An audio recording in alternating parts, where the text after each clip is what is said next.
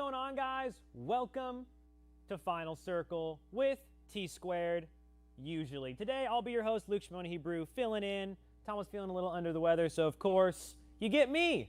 This is Final Circle, your weekly talk show. We fill you guys in on what's going on in Apex Legends. Not just with SeriesE, but everything else as well. Of course, we got to start with SeriesE. What is it? SeriesE is an open invitational where anybody can sign up and compete for their chance to represent one of our incredible brands. Of course, many you might have recognized Rockstar Week, makes sense. Rice Krispies Treats, Cheez-Its, Intel, Razer, you might have heard of a couple of these brands before. You can compete under one of these brands by just competing every single week and doing good. It's as simple as that, guys. You gotta be one of those top teams and you will enter for your chance to earn $750 a month and of course, like I mentioned, represent one of these top tier brands. And okay, you say every week, Luke, when does it actually happen? Again, more great questions coming from chat. Appreciate you guys. Every single Tuesday and Wednesday. On Tuesday, of course, that's our open days where you at home can sign up and compete against our currently signed 9 SeriesE teams, which means there's only 11 open slots in that lobby. First come, first serve. Signups go live every single Wednesday during Pro Night, so make sure you guys tune in and sign up. Speaking of which, good transition, straight into Wednesday. Pro Night, that means our 9 currently signed SeriesE teams are competing against the best of the best that both North America and EU have to offer. Now, we talked about Tuesday a little bit, as you can see here on the screen. These are the teams that compete on Tuesday. You'll recognize some of these team names, right? You got, Team Intel, Team Pringles, of course, Team Rockstar Week. But there's more than just that. These are the open teams. Anybody can play. You got to see SYD there, GAN, whatever it might be. Anybody can sign up and compete, earn those weekly points, and have a chance to be signed moving into the following season. But it was a pretty good Tuesday. I'd say we had some really great teams. Let's take a quick look at how the action went. The idea was to use utility to force the two teams into one another while taking the high ground. I like this play from Applejacks. It would have been funny if he threw down the jump pad. Never mind, let's go ahead and talk about the fight. Oh, he still has the hammer points. I just realized that as they get the 2 knocks. But Pop-Tarts does answer back. That's going to mean Rockstar are able to come in to clean this one up. And they take almost no damage for that. But they were not able to try and get one player out of position. At some point, Team Cheez-It, Team Intel, they have to make their way on out. Team Intel going for the peak, and they get the knock on to 6 instantly here. Team Pringles climbing on over. And it looks like Team Cheez-It are able to play the high ground long enough here as Intel survived long enough to hit top 2. But it's all about Team Cheez-It to try and finish this one off. But it looks like Rakinishu's doing a great job of keeping that area scanned for now. Here comes the EMP from Team Lonely Fans, and it does connect. Prodigy Aces goes down. This is their opportunity. If they can get barrels in, they can absolutely punish now. As you can see, Team Cheez-It trying their best to recover. NPL are trying to punish them now, and they will go ahead and peek down at the right time. Bambino's on top of him, but that's a full connect out from that PK from Joey Blackout. They get the knock, and they finish off Bambino and Dracos, but it's going to be a 3v2 now. Almost blind as Joey Blackout still has the bat up. Lonely Fans above them, dropping down to try and finish them off, pitching them, but oh my goodness, they've got the PKs to try and finish it. It's going to come down to Rakinishu. He was able to steal the high ground. He's able to hit for flash. It's down to a 1v1. He's got the PK. He connects for the red. He's doing so much damage, but he just needs to finish him off, hitting for the 8th there. Oh my goodness, Rakinishu! That Bloodhound not able to get the knock onto him, but did a lot of damage. But Metro going out, he gets peeked by the man on the roof. That's going to be NPL. It's a 1-for-1 exchange, but see inside the truck is going to be in, so that's going to be their point where they fall back to, and they have a couple players out in the open here. That's going to be Helljumper going down, and this full-on 3-on-3 right now with an EMP in their hands with a Caustic in the late game, but instead 6 basically toying with them. And he can buy more time, right? If they do see him, oh my God. Crypto! What are you doing? Okay, he's been spotted. Q. Oh, Flight finally gets him, but here it is now.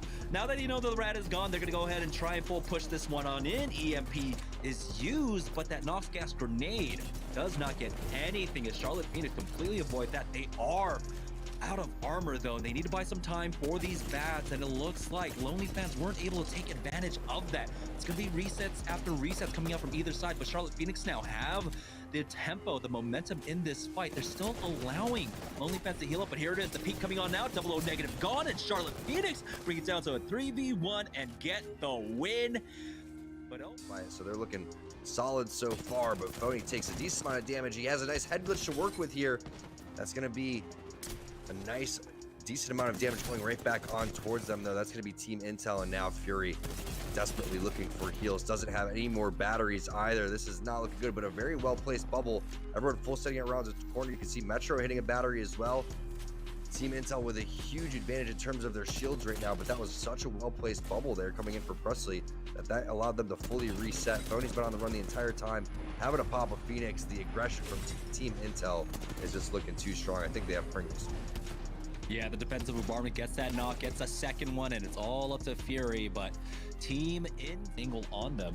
Looks like the black hole was used, but there is a huge nade coming out from Prodigy Aces, taking out Thule. Now Razor down to a duo. The bubble's been used as well. Team Intel have pushed out into it throughout all of this. Pop-Tarts are in a fight on the low ground now as Prodigy Aces is able to take out Team Razor, but will they be able to take out Team Intel coming in? They've got the armor swaps. The push out is here. Prodigy Aces almost getting the knock onto one, but it's going to be Rakanishi to fall first. Nelsino picks up 6. It's going to be a 2v2 now, but Nelsino falls, and it's Team Cheese It to win out this fight. They're here on the high ground. They need to recover. That team is still stuck on the low. We'll see if Pop-Tarts can come in for the third party, and they do. Lucas gets the kill onto Nelsino, and now Pop-Tarts looking to finish it off in game number 6. What a great turn. And there you have it, guys. Of course, it is Rockstar Week, but that did not stop the Kellogg's teams from coming out on top. Team Cheez-It sliding in that final game to come out on top of Charlotte Phoenix. Of course, Charlotte Phoenix, an absolute powerhouse on our open days that has now been signed to start competing in our pro days. So that way, you know, we got to balance that a little bit. We can't have the non-SeriesE teams on the top of the leaderboard. Come on, like, what are we doing, right? But of course, like I mentioned, the Kellogg's teams, Cheez-It, Pringles, Pop-Tarts, all such standout performances. Can't leave my boys Intel. They had a great week as well, able to grab that 5th place spots. Moving over to our cumulative leaderboard for every single Tuesday. These are the open teams that you see compete like we just talked about. You would normally see Charlotte Phoenix's team on there, but of course they got picked up, which means they're no longer on the open team rosters, and which is why they're now going to start competing on Wednesday as of this upcoming week. Now, we do have Lonely Fans, another very popular open team that we've seen showing up all the time, and they're crushing the leaderboard right now. 202 points, with the next closest with the Croissant Warriors at 117. Looking pretty good for the Lonely Fans to be grabbing that top slot as we kind of get closer and closer to Season 3. But that's just Tuesdays. As we move into Wednesdays, of course, it's Pro Night. This is where you'll see some of those team rosters that you recognize a little bit more, right? You got the CLGs, the TSMs, the Team Liquids, etc., and of course a little bit of spice from the EU side. Usually we'd have Cooler. Cooler has been disbanded, but we still have Nasky and the boys competing under their new brand, or I guess their new name, as they await a new sponsor to come and scoop them up. So if you're an EU partner looking for some teams, I have a recommendation.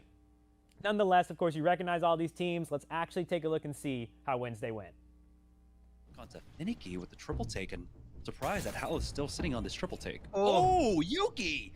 Punishing CLG Albralele with Team Liquid instantly finishing off Max as well. I have not seen a third-party thirst that fast in quite some time. Yeah, I can't believe he got thirsted. I thought they'd be able to get the res for free, but they were just ready for it. Like I said, high ground, everybody wants high ground, and they're going to continuously fight for this. Well, they're going to commit. They're committing. Kraber, close range, gets the headshot. Oh my god, 2 dead. 3, as it looks like GYD are ready to try and make a push in. No one has traded as Imperial. Hal does get the armor swap off as well. It's a 1-for-1 exchange. Retzi for Hal down to a 2v2. That means GYD are ready to come in, poised for the third party, but Dell has fallen. It's all up to this last 2v2, I believe. They're trying to finish him off. No, it's a 1v2. Nasky, Yuki, and Dell are able to come in for the third party, clean up that as well. So this is going to be difficult. Oh, we do have the black hole going in. It looks like this push onto Team Pop-Tarts for now, but the bubble is there for Stomps. He holds the door. Lucas is dropped down low. Stomps drops down to a white armor, but will they be able to get the trade? It's Team Cheez-It going for the full push. GYD now coming in and getting involved for the third party as now Sino is able to trade for now as Team Pringles were able to push up top. It's just a huge massacre up top. GYD get finished off. Now Pringles are on the other side of the third party here. left. Another squad makes their way on in. Team Pringles with no armor socks playing on the outside. TSM making their way into the office building, forcing on the fighting to the low ground here as Imperial Hal gets a knock onto Fury. Dazo and company will pick off 303, and Snipedown turns around to finish off Pringles. We are now down to the final 3 squads. Once Gas comes in, jump far side of zone, throw bubble. Here it is. Yep, takes the engagement. They can't lose. They can't wait till bubble fight. They'll lose that. Almost gets cracked. Yeah, there it is. The bubble going instantly down with that black hole, and really, that was all that they had left at this point. And I believe Reps is still holding on to that defensive bombardment. Oh, they got the first knock. Dazo to go down. TSM now in a 3v2. K-Swinny and Horizon just waiting on the low here. As TSM, they know that they were able to get the knock. They're not going to punish quite yet. The scan comes out, catches that they're going for the res, doing some decent damage. They'll be able to secure that kill and the win. TS of this one. Port out for Kupski to try and get them into position, but they have to be careful. You can see the Octane pad being a little bit of a nuisance, and he's going straight in. Try to get an abduct quite possibly. He goes for the kidnap, but he does not succeed in that one. A good effort out for Kupski here. Has to be careful. He's taking a lot of damage to the ring. Finicky goes down as NPL picked this one up. CLG have made their way to the high ground. Saucer picks up 3, and CLG will finish this one off. Oh, there's the rat. Rat's gone. Saucer gets a knock on Draco, so push actually backfires and CLG gets out. So it's still just a stalemate theoretically, but free knock. Backslon's still on the god spot. And we got TSM actually going in for the pinch, and so NPL are caught out in between them. Snipedown took a lot of damage from up top, and Reps goes down. That's going to allow CLG to try and come in for the cleanup. We're going to see. I don't believe they have totem, so it's going to be a straight up 3v3 no totem. And a lot of cooldowns are down though from either side. CLG don't have their defensive bombardment as well, and so no strong utility ultimate for them. It's going to come down to Saucerer with these scans, with that Beast of the Hunt. But it's TSM. It's all about trying to buy that time. If they can get that totem up, that's going to be an additional 50 HP to work off of here. They're now sliding in, but throughout all of that, there's no cover for their rotate. CLG get that first knock, and it looks like it will be back-to-backs unless... Nope, CLG gives them an indication of where this ring is going, and so they can try and shadow them for now. We have a team hard committing onto the cars here, and you can see Reps doing a lot of damage, gets the knock onto Horizon. Dazo and K-Swinny on the other side of this one. We'll see if Imperial Hal throws down that jump pad, and he does. They are on full push mode. So they've got them pinned down inside the truck. Dazo gets re-knocked, excuse me, Horizon gets re-knocked, and K-Swinny will fall rotate, but again, it's the high ground position. It's the crossfire being set up for Team Rockstar.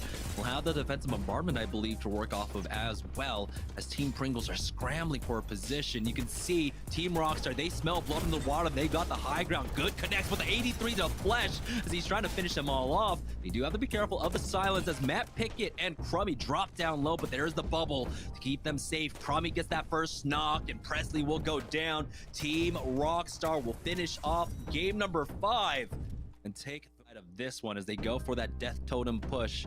K-Swinny now will go ahead and cross the river of lava. Here it is. There's no one here. Actually, he's just going to go ahead and full send this one as by himself. Gets one. Goes in with Craver. Oh. Okay. Well, gets him back. It's Revenant. You know, you can get away with that. TSM could end this with fast, and I think CLG honestly was able to secure second too. No matter what, they do well. They get the full 3 wipe and push up to take the spot. Reps does go out. TSM's out of the game, I believe. No matter what, secured it. This could be like a fight for second. I think Pringles did it. I think what was it, Pony or Presley? Here's the full push out by the final player, but it's going to be underrated to take. There you have it. That was pro night for Rockstar Week. And now I keep saying Wednesday because it's always on Wednesday. We had to move because of the whole GLL shenanigans, but that's all good. It was actually Friday. Still, Rockstar Week. That's what's important. And of course, no surprise after looking at that roster, who would you think would come out on top? TSM. And right behind them, CLG. These two, one of the oldest rivalries in history. These guys going back and forth throughout the entire day. Even that final game, I think you guys might have seen it. with TSM attempting to land on CLG. CLG hard pivoting and just going to TSM's normal landing spot, almost a swap there. Gotta love to see that. That was definitely some adaptation that we saw from CLG the previous week, as a very similar scenario happened with TSM landing directly on top of them during that final game. Underrated, another team that we saw come out near the top of the leaderboard today. We don't usually see them competing too often, so it was great to have them fill in for today's show and have such a strong performance. And of course, Team Pringles and Nestle Pure Life being the top Series E teams, making it into that left side of that leaderboard with pretty standout performances as well. As I know, especially MPL had I think one of the players had like an 8 or 9 kill game. I don't remember, but it was epic. Moving into our overall leaderboard for our Series E teams, this is the cumulative points for Tuesday and Wednesday combined to really just see which one of our Series E teams is coming out on top throughout the current season. And as you can see, it's Pringles. You got Pringles up there holding a pretty strong lead against Pop-Tarts, not too crazy. So Pop-Tarts, Cheez-Its, and Apple Jacks all really holding on to those top 4 slots.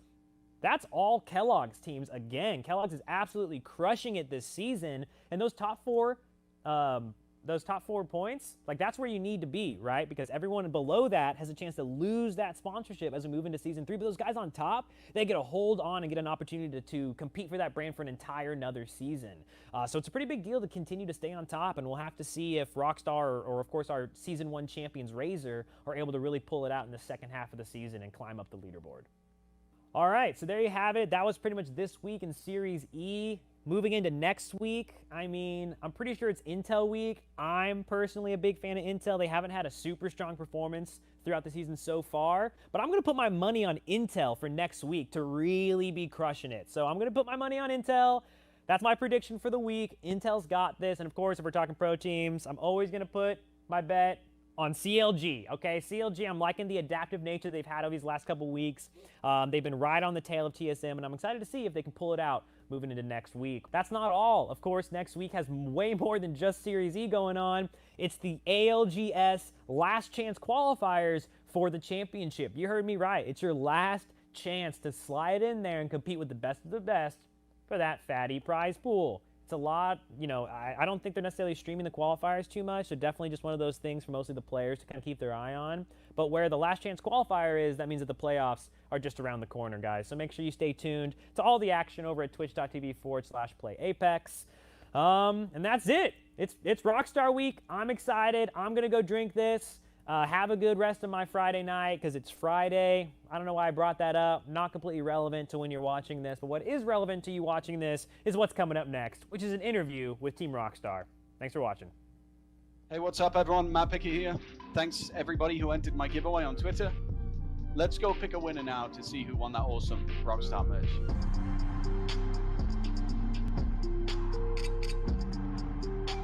W! Congratulations! Esports Arena will have your Rockstar care package sent out to you soon.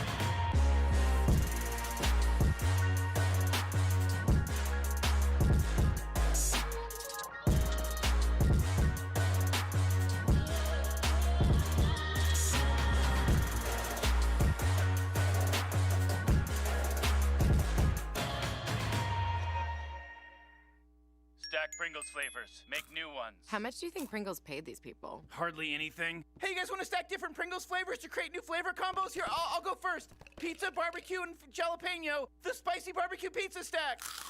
Get him! Grandpa, what's going on? Pringles. We're trapped in a Pringles commercial. They must have taken us in our sleep. How can we get out? We can't, Summer. They warned me this would happen and I didn't listen. Stack Pringles, make endless new flavors. Stacking Pringles to make new flavors. Make endless new flavors. Barbecue, wavy, and sour cream and onion equals a 3-layer dip stack. Thanks everyone for entering my Rockstar giveaway. Let's find out who won. Let's go! Congrats on winning your Rockstar care package. It'll be sent to you soon.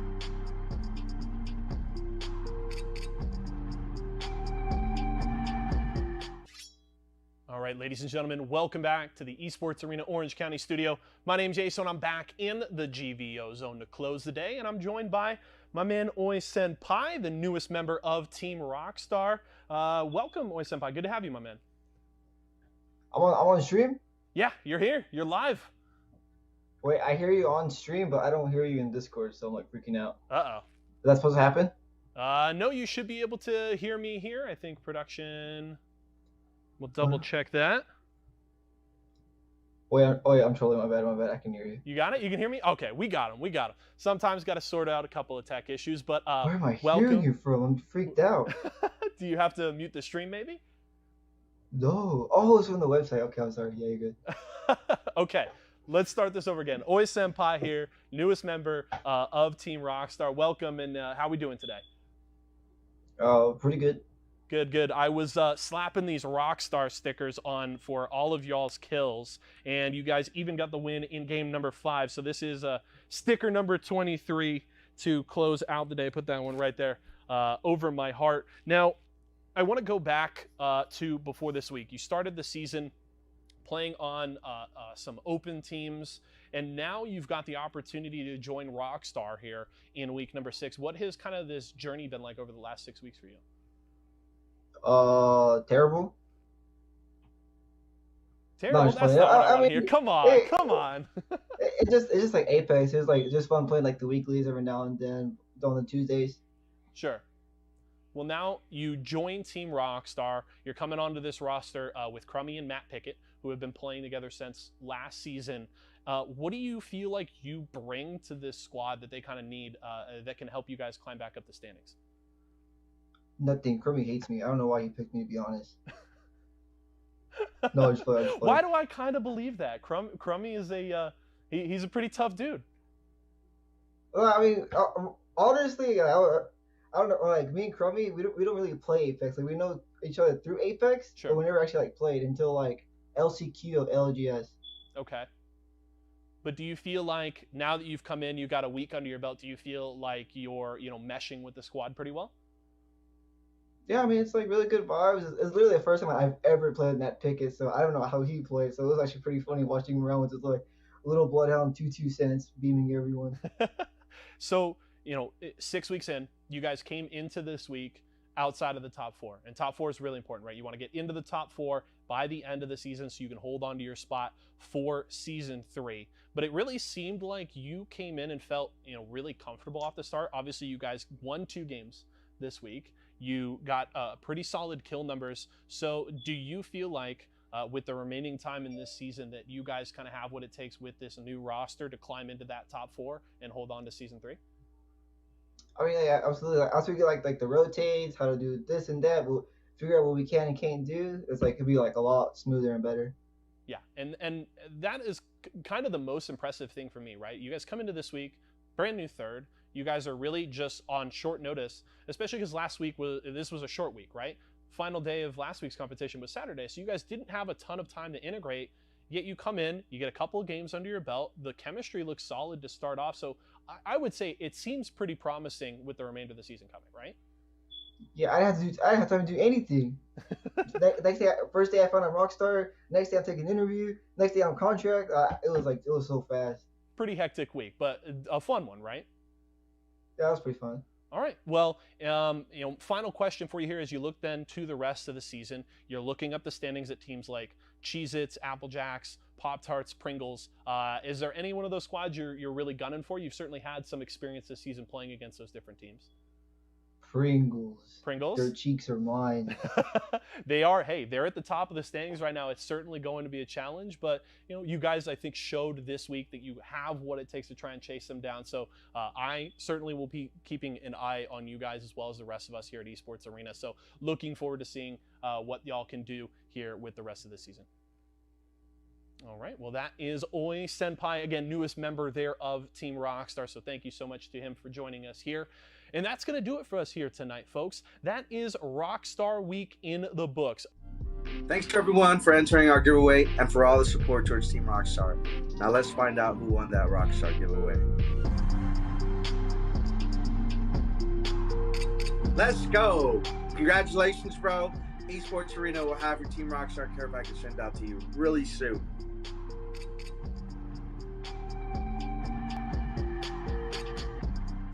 All right, guys, now with it being Rockstar Week, we had the opportunity to take a deep dive into Team Rockstar's action in week number 5. Let's start with game 1 of Open Night. Team Rockstar start off the game with their usual drop on Countdown, and then a quick rotation to the southwest over to Lava Fissure, where we see a bit of a scuffle with one of our open teams. And we see Matt Pickett here controlling the high ground, using this Hemlock, trying to put a bit of pressure on this open squad, able to break shields here. No kills coming through for Team Rockstar, but at the very least able to gain control of the area and bully this open team out of Lava Fissure. After taking control of Lava Fissure, we see Team Rockstar moving west through Train Yard into Fragment West and then Fragment East, where they meet up with Team Intel. And here we see Team Rockstar pushing up onto Team Intel. Beast of the Hunt comes out here from Crummy, and he wants the push. The Volt comes out, gets the quick knock there onto 6, and then just absolutely shreds through Metro to go. And even Pickett here with almost no health, feeling really strong, probably finishes off Metro. Tech able to close out Panders there, and that is the full squad wipe, and Intel's game is done. After getting that wipe on Team Intel, Team Rockstar then slowly work their way north as the zone begins to close on Survey Camp and Epicenter. And as they encroach on Epicenter, we get a fight with one of our open teams. So we see Team Rockstar here on the outside edge of Epicenter, backed up against the zone, and Matt Pickett going down early is going to cause some trouble. The portal there from Tech trying to assist in the rotation, maybe reset this fight, but a lot of damage from the zone is going to make things difficult. And this open squad with control of the high ground really has Team Rockstar backed into a corner. We see Tech here does go for the res on Matt Pickett, but that is the signal for the open team to go for the push. Crummy trying to get out as much damage as he can here with this Volt, but the 2v1 doesn't go in his favor. Gets taken down, and Tech immediately opts to get out of the area and go for some placement points. And now we see Tech just trying to survive. The Edge chasing him along with the rest of these teams on the north side of Epicenter. He goes down, and that does end game 1 of Open Night for Team Rockstar. The next game we're going to look at here is game number 4. The typical countdown drop here for Team Rockstar. And then they look to move their way south, where they spot Team Razor over at Staging. Now on board here with Matt Pickett, switching over to the Gibraltar here later in the day, as opposed to the Octane. Throwing out some shots to keep Team Razor at bay. Now he and Crummy looking to rotate to the Beacon to get some more information. And then Tech doing more of the same. Throwing out these shots at range with the L-Star, just to keep Team Razor out of the area. And thanks to that posturing there from Rockstar, they're obviously able to get that information and safely rotate south to Thermal Station. But little do they know, Team Applejacks is already down here waiting. Now Team Rockstar in a tough position, trying to hold down this building, but Tech has already been taken down by Team Applejacks. And now Crummy and Matt Pickett in the 2v3 as the Gibraltar shield comes down from the enemy squad. Bit of damage there for Pickett, and he looks to push down to the bottom of the stairs with this Spitfire. Gets out some damage, but a good push there from Aves and that Eva 8. Able to get the knock on Pickett. Now Crummy in a really tough spot here. He looks for a flank here and is able to get some damage and break shields, but a third party from Mooney is going to cause a lot of trouble. Crummy able to at least thirst a kill onto Volders there, but gets taken out, which will end Team Rockstar's game. Now into game 6 of the day for Team Rockstar. The standard countdown drop, but a little bit of a switch up in that early rotation as they meet an open team in Train Yard.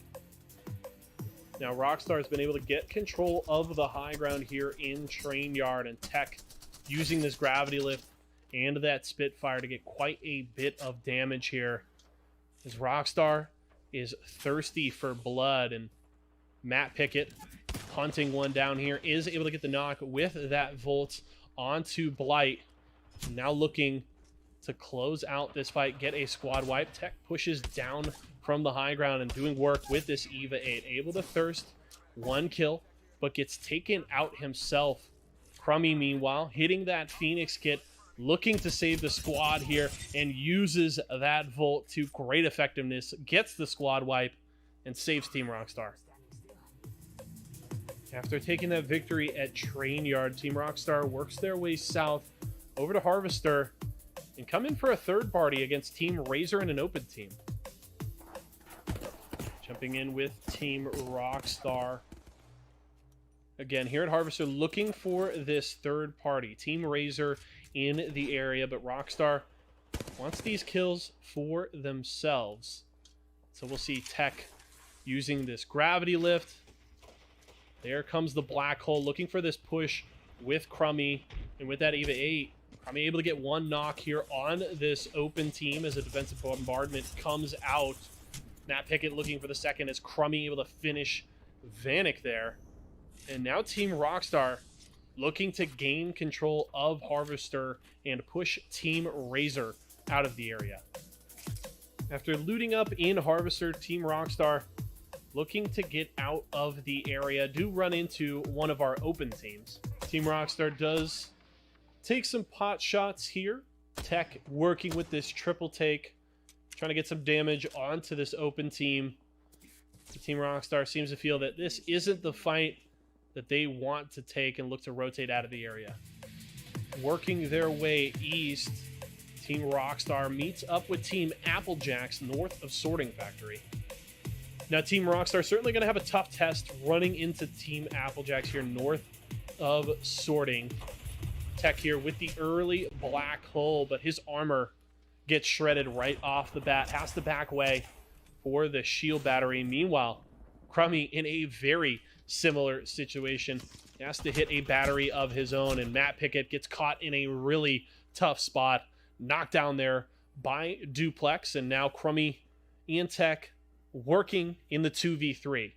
Tech and Crummy now pushing, looking to hunt someone down on the high ground here, but Tech getting caught from behind. Some good damage from the Eva 8, but it's not enough as Aves takes him down and able to thirst for the kill. Now Crummy with this red armor in the 1v3. He wants to get some damage here, and as he pushes down the stairs, he thinks he can do something. But in this 1v3, doesn't matter how fast you are on this Octane, they're going to chase you down. Aves able to finish it off, and that ends Rockstar's night. All right, that was an interesting look at the action from Open Night, but let's shift gears here and look at what Team Rockstar did the next day on Pro Day. We kick off Rockstar's Pro Night with game number 1 in a standard countdown drop. Crummy and Pickett working without Tech this time around, so a very quiet early game for them. They end up east of Sorting and run into Team Razor and Team Pop-Tarts. Rockstar here with 2 players. Great shots from Matt Pickett on this Volt. Able to get the quick knock there onto Lucas. And Pop-Tart's in a tough spot, caught between Team Rockstar and Team Razor. Mr. Hakulo able to knock down Stomps, which finishes off Team Pop-Tarts.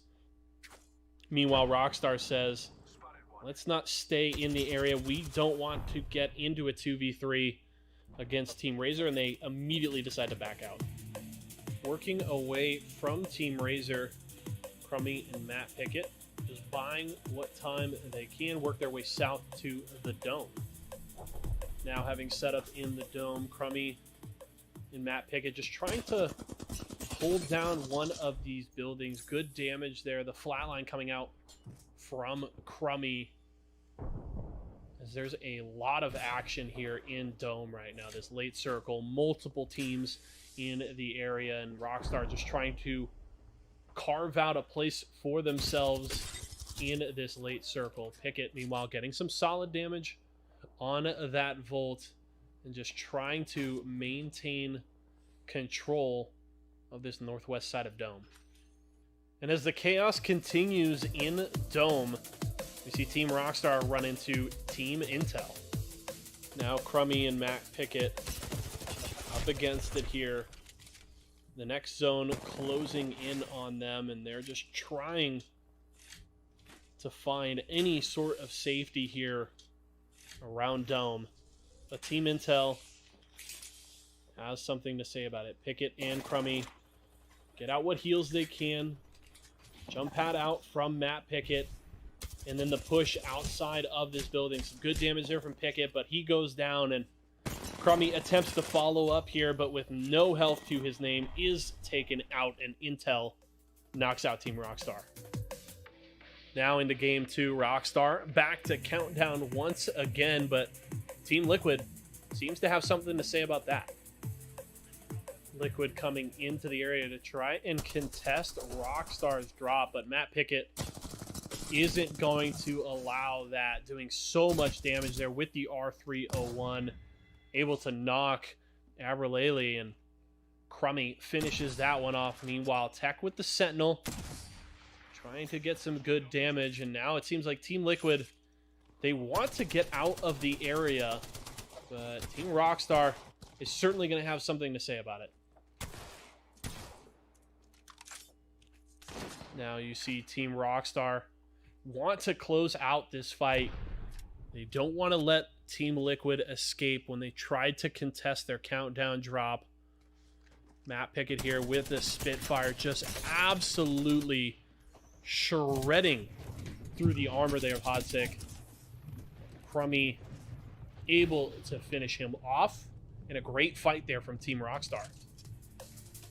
After winning that initial fight against Team Liquid, Rockstar start to work their way south into the circle and look to jump in on a third party here with Rice Krispies Treats and Third Impact.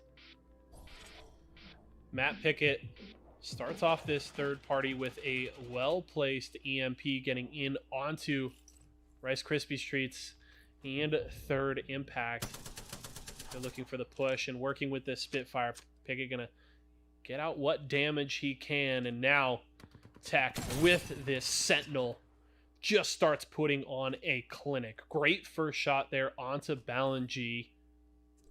And now looking to hunt down Morris. Crummy's on his way in. Long range once again with the Sentinel.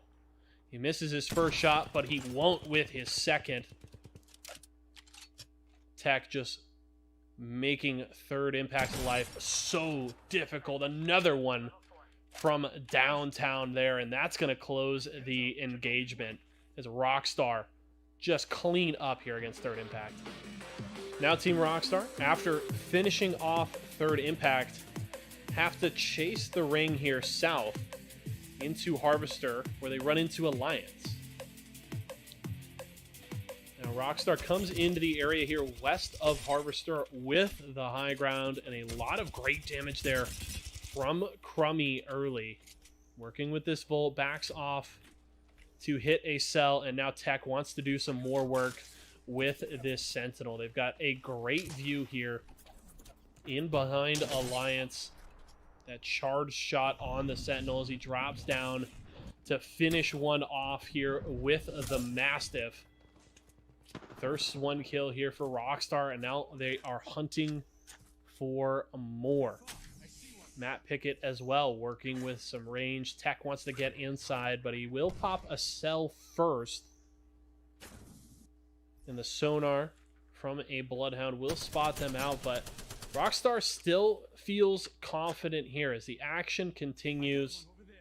they've got a great view of this side of Harvester and just continue to hold down the area. After that fight, Team Rockstar elects to move further into Harvester, where they run into Lonely Fans, another one of our open teams.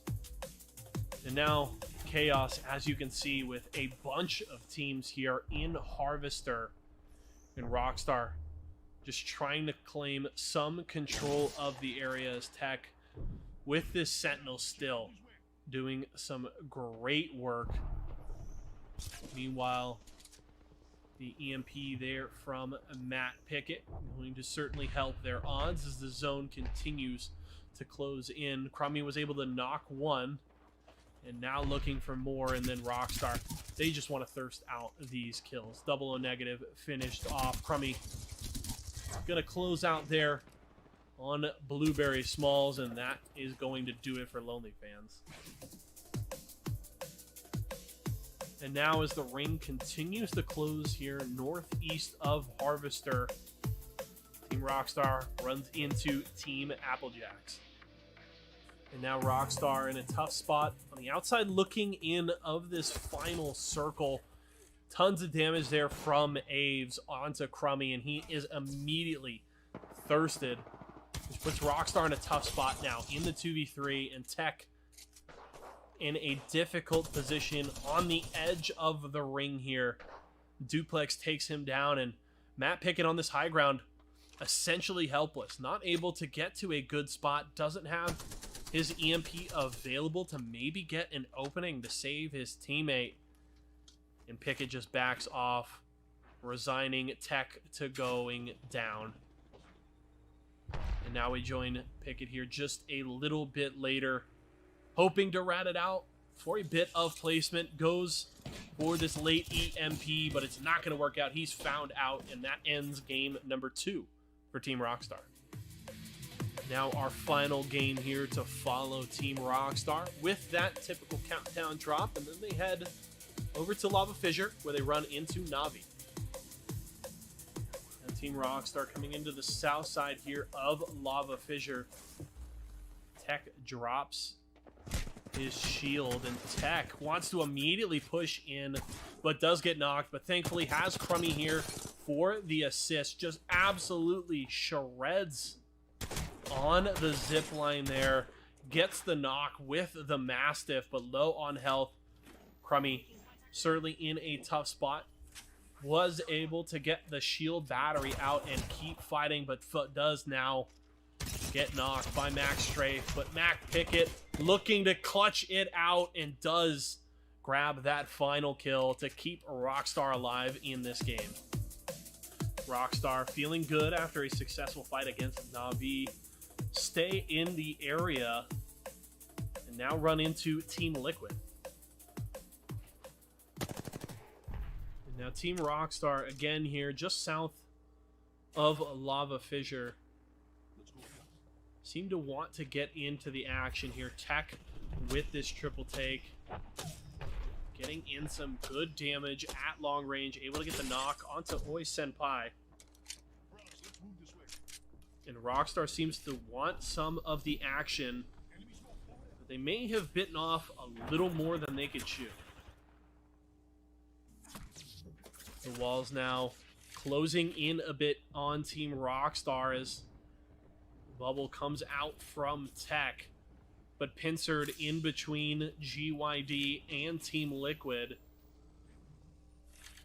It looks like Rockstar is in serious trouble. Lots of damage onto Tech. He does go down there. Now just Pickett and Crummy trying to hold on, but without a Gibraltar shield, they quickly fall. Liquid finishes them off, and that ends game 3 for Team Rockstar. All right, a lot of awesome stuff there from Team Rockstar in week number 5. Hope you guys enjoyed breaking down all of the action as much as we did. But that's going to do it for us here at Final Circle. Make sure to follow us on all of our socials. We're at Esports Arena on Twitter and Instagram, facebook.com/esportsarenausa. And don't forget to check out our newly revamped website over at esportsarena.com. And don't miss out on more Series E Apex Legends action kicking off this Tuesday at 4:30 p.m. Pacific. Have a good one, guys.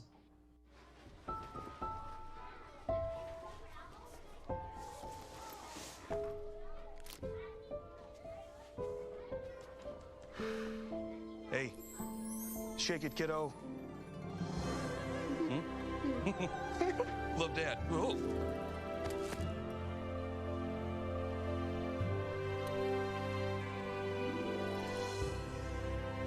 I've got this. Kellogg's Rice Krispies Treats. A little love when it's needed. It's Kellogg's, Fruit Loops, Apple Jacks, Corn Pops, Tiger Paws. They're Jumbo. Jumbo snacks, snack time heroes. Gonna take them on the go. Eat your cereal, magnified, showing up for snacking time. Jumbo snacks, snack time heroes. Gonna take them on the go. It's Jumbo. It's your snacking. It's Jumbo snacks. Cheez-It snapped. How's it taste? It's so thin, crispy, and cheesy. And I just want to keep eating it. And eating it. They love them. Snapped. So good we may run out of cheese. Imagine you love frosting and filling. I do love frosting and filling. Oh, well, imagine if there was a way to enjoy that delicious goodness anywhere, anytime, out of the toaster, out of the box, out of one of those baggy thingies, with nothing but a thin layer of foil between you and... Pasta. Yes, Curtis. This is a commercial about pasta. I love it. Frosting and filling for your pasta. I like pesto.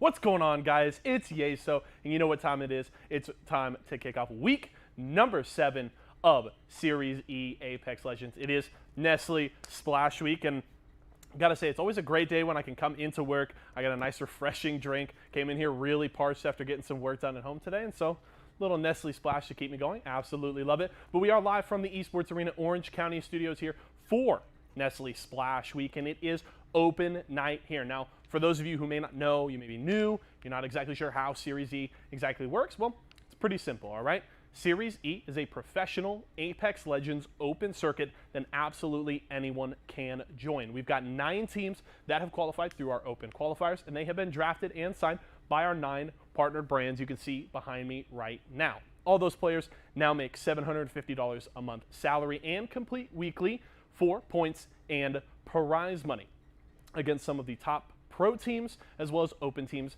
every Tuesday night. Now, if that sounds good to you and you want a shot at being one of our future Series E pros, make sure to head over to matcherino.com for your shot at esports greatness. Now, it is week number 7. We're kicking off open night here. Let's go back to last week and talk about the action that we saw. Our winners last week were Team Cheez-Its on Tuesday night with an impressive comeback victory in the final game of the day to top Charlotte Phoenix. And they looked really strong. They've been a bit inconsistent this season, but still sitting in 3rd place, so the guys can feel pretty good.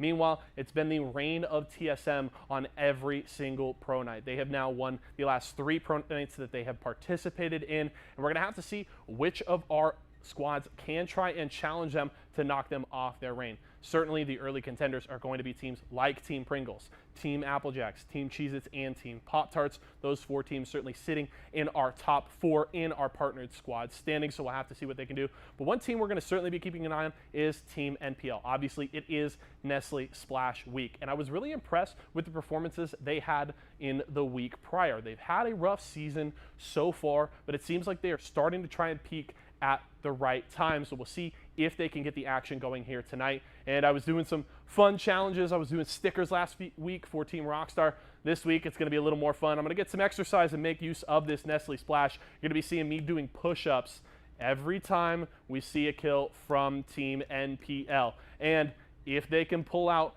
a win on either tonight or tomorrow night, that's an overall win. You're going to see me getting a little wet out here. So we'll have a little fun with it, folks. But as we wrap the start of the show here, it is time for some of y'all's favorite segment of the day. It is Deal or Steal, and I got Pretty Bond Girl over in the GVO zone, so let's go see what's up.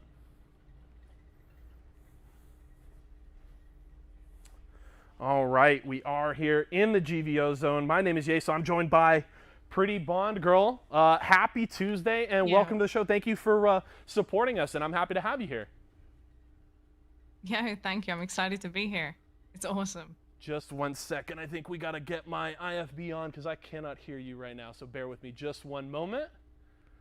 We'll get that on here. Okay. There we go. That should be good. Sorry. One more time. Yeah, thank you. Excited to have you and welcome to the show. Thank you. I'm excited to be here. It's going to be awesome. All right. Well, I'm going to break it down for you and for the folks at home just how things are going to shake out, okay? I got a range of great prizes from all of our partners in 20 Apex crates, okay? We're going to start the show. You're going to take one of those Apex crates, hold onto it. Then we're going to run through a few rounds where you will eliminate crates off the board. After each one of those rounds, I will have a deal for you. You can either take that deal and walk home with the prize I offer, or you can go for a steal and keep playing the game. If we get all the way down to the end, you reject all of my deals, then we will crack open your crate, see what's inside, and that'll be the prize you get home. Make sense? That makes perfect sense. Okay, well, let's get the game up on the board here, you folks at home. If you want to get in on the show yourself, make sure you subscribe to us here on Twitch and follow us on all of our socials, Instagram, Twitter, Facebook, and all that good stuff. But let's get things going right now. I got a range of prizes. I got some snack packs, some Nestle Splash, Apex coins, Esports Arena swag, some Razer stuff, even an Xbox Series X up there. So let's see what Pretty Bond Girl wants to go home with today. You got to pick your crate to hold on to here at the start. What's your choice? Okay. You see, I was going to choose 13, but today I thought because I'm born on July 4th, I'm going to pick number 4. You know what? Another July birthday. I'm a July 10th, so you love to see it. So let's go with number 4. 13's been one that's burned a lot of people on the show so far, so I think you were right to steer away. So we're going to hold on to number 4 right now. First round, we got to knock 9 crates off. So just starting one by one, let's crack these puppies open. Where are we going? Okay, then we have to go for 13 just to see what I would have got. Okay, number 13. Let's see what's inside. We're starting spicy here. What do we got? It is the Razer backpack. Oh, that one's going to sting. One of those purple tears off the rip. Oh, no. Okay. Okay. There's still plenty of swag on the board. That one's going to sting a little bit, but there's nowhere to go but up right now, right? For sure. Nothing can get worse than this. There we go. Okay. What's your next choice? Let's go for number 2. Number 2, back up. I'm feeling number 2. To that top row. We're feeling lucky. In chat, if you guys have any input on any of these crates, make sure to throw them in chat. It is a Pringles snack pack. Okay. Okay. You know, we could always feels use some good. Pringles Feels in our good. life, Nice to get a gray out of there. Yeah. Okay. 2 and 13 off the board. Which one's speaking to you now? Okay. 18 feels really, really gray, so I'm gonna go 18. 18 sounded a little sus. Let's see what's inside number for sure. 18. And it's going to be the Razer Black Widow V3 wireless keyboard. I hope you didn't need a new keyboard, because that one is off the table. Oh, wow. Wow. Okay. So maybe I should just do the opposite of what I feel. Right? Maybe I should just do that. Maybe, Chat, help her out a little bit. You know, throw some crates. If you guys are, if you guys are feeling something, throw it in chat. We got 3 knocked off. We got to do 6 more. Oh my god. I'm gonna go with 7. 7. This is the one. This is the gray one. It can't be bad. Okay. Number 7. Let's see what we got inside. It's a SeriesE jersey of your choice. Not a bad Okay, prize, but okay. you still have another shot at one of those. So that could be a For lot sure. worse. Okay, 2, 7, 13, 18. Which one do we got next? Let's go for 20. 20 is feeling sus, but then again, I thought the 18 was feeling sus. And Number 20. Let's open that one up. It's the Walmart $50 gift card. I hope you didn't need some extra cash today. wow. Wow. Bit of a rough Okay. start here. You know, for Naughty We're Moroku last struggling. week, it worked out really well. He just put on all this Rockstar gear and pulled out his drink, and then, you know, his luck started to roll with him. So I don't know if you got any swag back there, some Nestle stuff, but we gotta switch things up. We gotta switch up our luck here. Been a bit of a rough go for the start. We got 4 Alright. more to knock off the board this round. Okay. Okay. I need some good vibes here. So number 5. Yep. Number 5 is going to be the good vibe. This is the GVO zone, so I'm sending only good vibes your way. Don't worry. Okay. Here we go. I'm on your side. It is the Rockstar pack. Okay. Okay. Okay. Okay. Not a bad prize, but Okay. you want to get those white tiers off the board early. Okay. 3 more to go. We've eliminated the Pringles pack, the Rockstar, a jersey, a keyboard, a backpack, and the Walmart gift card. Wow. Okay. Let's go for 15. 15 again feels sus. So Number maybe it's the 15. Xbox, you know? Row number 4 burned you to start the show. Will it do it again? Inside number 15, it's the Pop-Tarts pack, the one that eluded Zach Mazer a couple weeks Okay. ago. See, this is a good recovery. There's a good recovery. We've had a couple of rough, Okay, it's going rough well. steps here, but I think you're back in the game. I think you've got your Yeah, feet under you we're here. bringing it back. Yeah. Okay, 2 more. We got 7 knocked Okay. off. 2 more, and then I'll have a Okay. deal for you. Okay. 8. 8 feels good. Number 8 feels good. right below It feels good. crate number 4 that you chose to start the day. The 8th one that we're opening, and it is an esports arena mystery Okay. box. Okay. There's Yeah. another one of those, so I'm There not too is. sad. And I'd love to send you some esports arena swag, so we still got a shot. Yeah, for sure. I would love some, so it would be Okay. great. All right, 8 off the board, 1 more, and then Okay. I got a deal for you. What are we thinking? Number 1. Number 1. Number 1. All right, all the way at that top left corner. Can we keep that luck rolling? We hit some Please white don't be it. tiers here late in the first round. It's another one, the Nestle Okay. Splash Water My Pack. heart's making me nervous. Okay, all right. Bit of a recovery. It was a rough start, but I think we're back in the game here. We got 9 off the board with a couple of those Okay. purple tiers. My first deal here isn't going to be amazing, but I still got a little something nice for you. I got 2150 Apex coins. Okay, now this is my first deal. Mhm. I still will have, if we continue that far, 2 more possible deals for you. You can either take this one here, or you say steal. We keep playing. You see if either you get another better deal later, or if what is in your crate is a good prize. So deal, we're done. Steal, we keep playing. I'm not going for it, so steal. I'm Steal. gonna play. Okay. Yeah. I like it. I like the confidence. You're feeling like we still got something good on the board here. So Yeah, exactly. this time around, we got to knock off 6 more crates. We got to bust open. Oh, 6 feels like too many. Well, it's better. It's better than 9, and I think you've built a little momentum here. Okay, a couple of rough steps in the early Yes. round, but you hit the Nestle Splash, you hit the Pringles, you hit the Pop-Tarts. So I think we're moving in the right direction. So what's your first choice? We're gonna go for number 11. I'm not Number feeling it. 11. So Not feeling number 11. Let's see what's inside. Is it another white tier prize? It is the Cheez-Its pack. There we go. That is how it you wanna lagged for a start. little bit, and I swear I thought it was the console. Nope, that Xbox Series X still up there on the board, still available, and who knows, it Okay.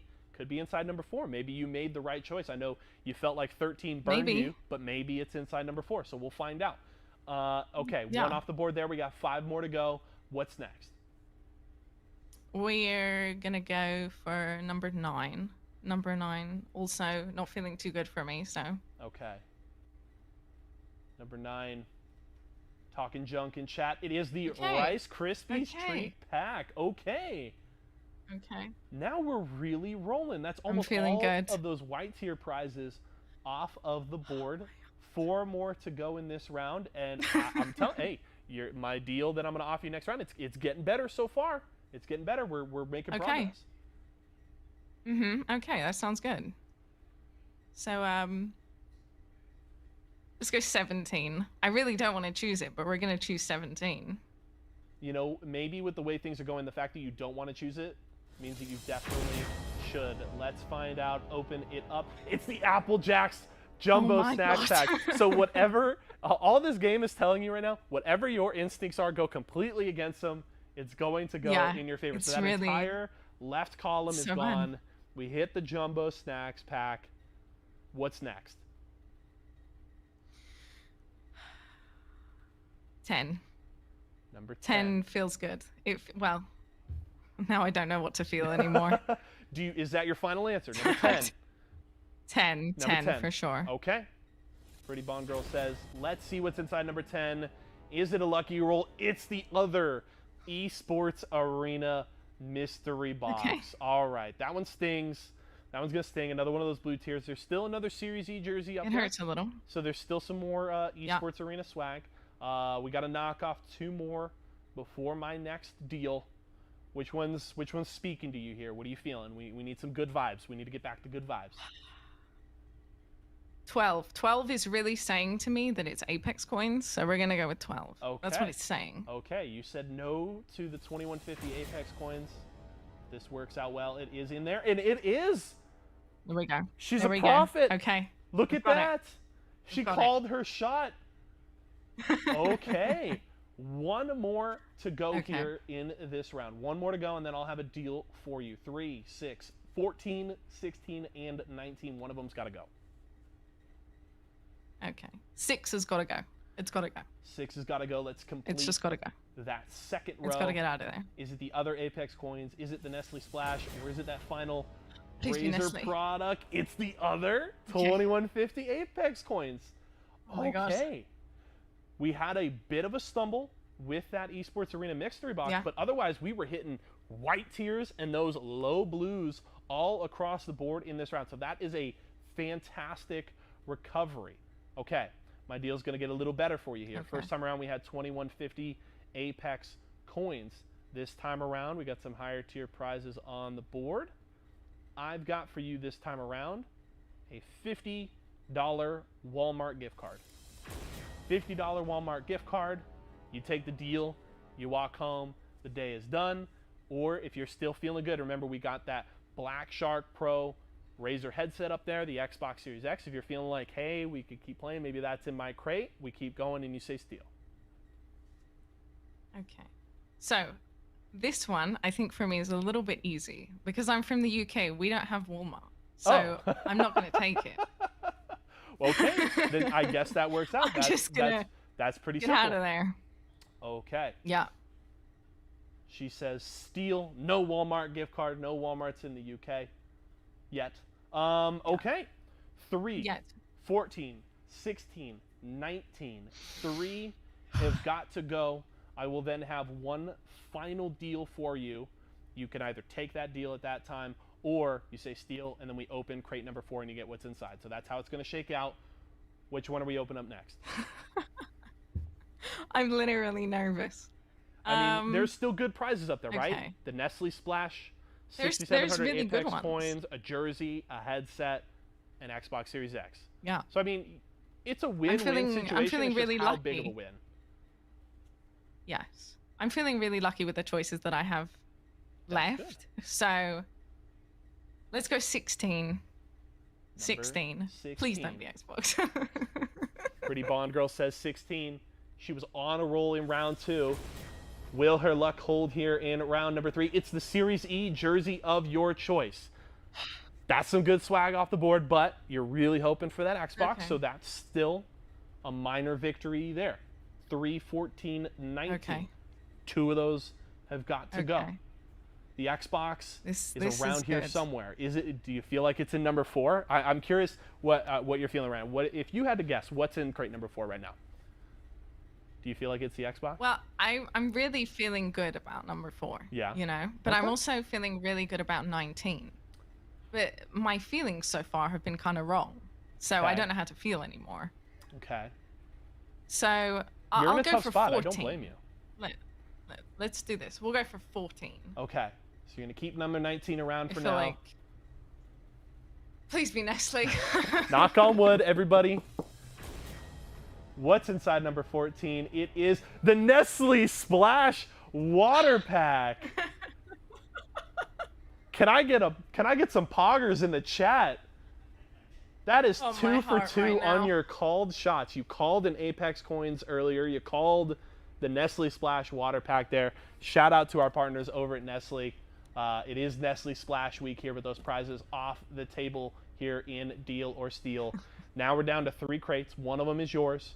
Number 3 or number 19. Last one to crack open here before my deal. What do you think? You said you were feeling good about 19. is Does that mean we just stress. default to 3? This is stress. I I don't know how to think anymore. Hey, I feel it too, because I want y'all to win. I want y'all to go home with a good prize. I mean, it's a win-win situation, but I want everybody to go home happy. It's feeling good. So because I feel good about 19, I'm gonna trust my instincts on this one. So I'm just gonna eliminate 3. And if the Xbox is in there, I'm never gonna forgive myself. So that's it. We're gonna go for. Okay, well, number 3. We'll go for number 3. Let's open it up. Let's see what is don't inside. really It wanna is look the Xbox Series X. She was so close. So close. Okay. I hate number 19. I hate it. Let's That's take a it. breath. Let's take a breath here. Bit of a reset. We got 2 crates on the board. It's number 4, number 19. Okay. One of those crates has got 6,700 Apex coins in it.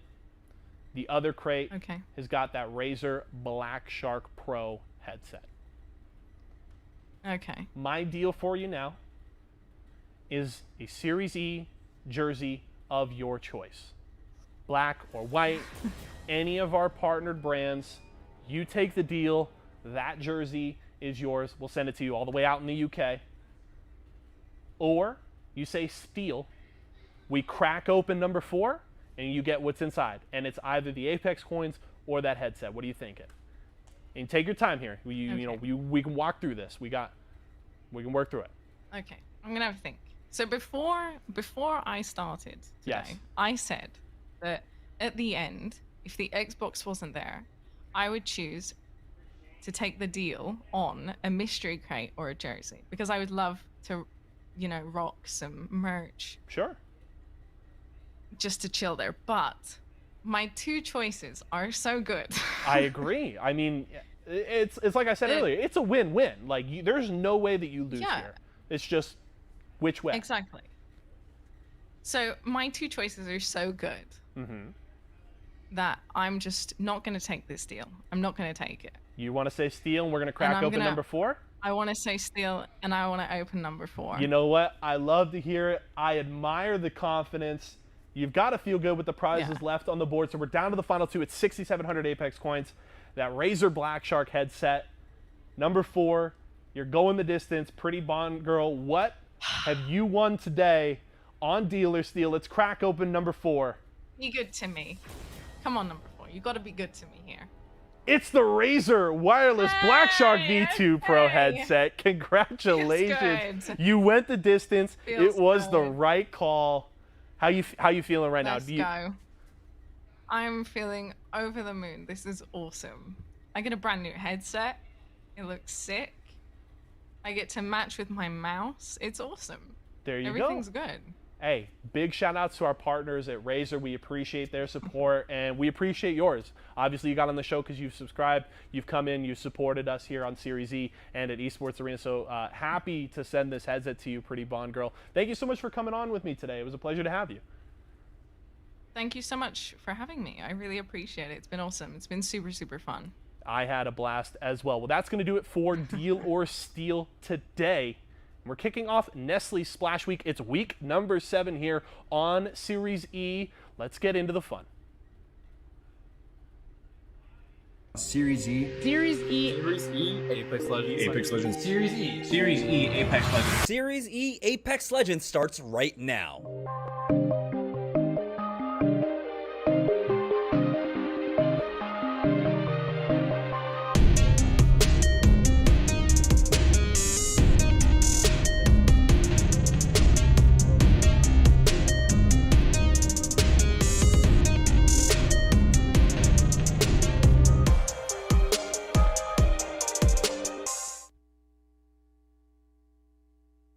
All right, welcome everybody to Series E. We just watched Pretty Mon Girl win some awesome loot over there and during Deal or Steal. And if you want your chance at winning, make sure, of course, that this is a sub-only game that you can enter if you are sub to the channel. Anyhow, I'm Jamerson, and joining me today, got a very special guest. We got Gabe Isman, has taken a bit of a competitive break, but this man, he's been through it all. Gabe, welcome to the show.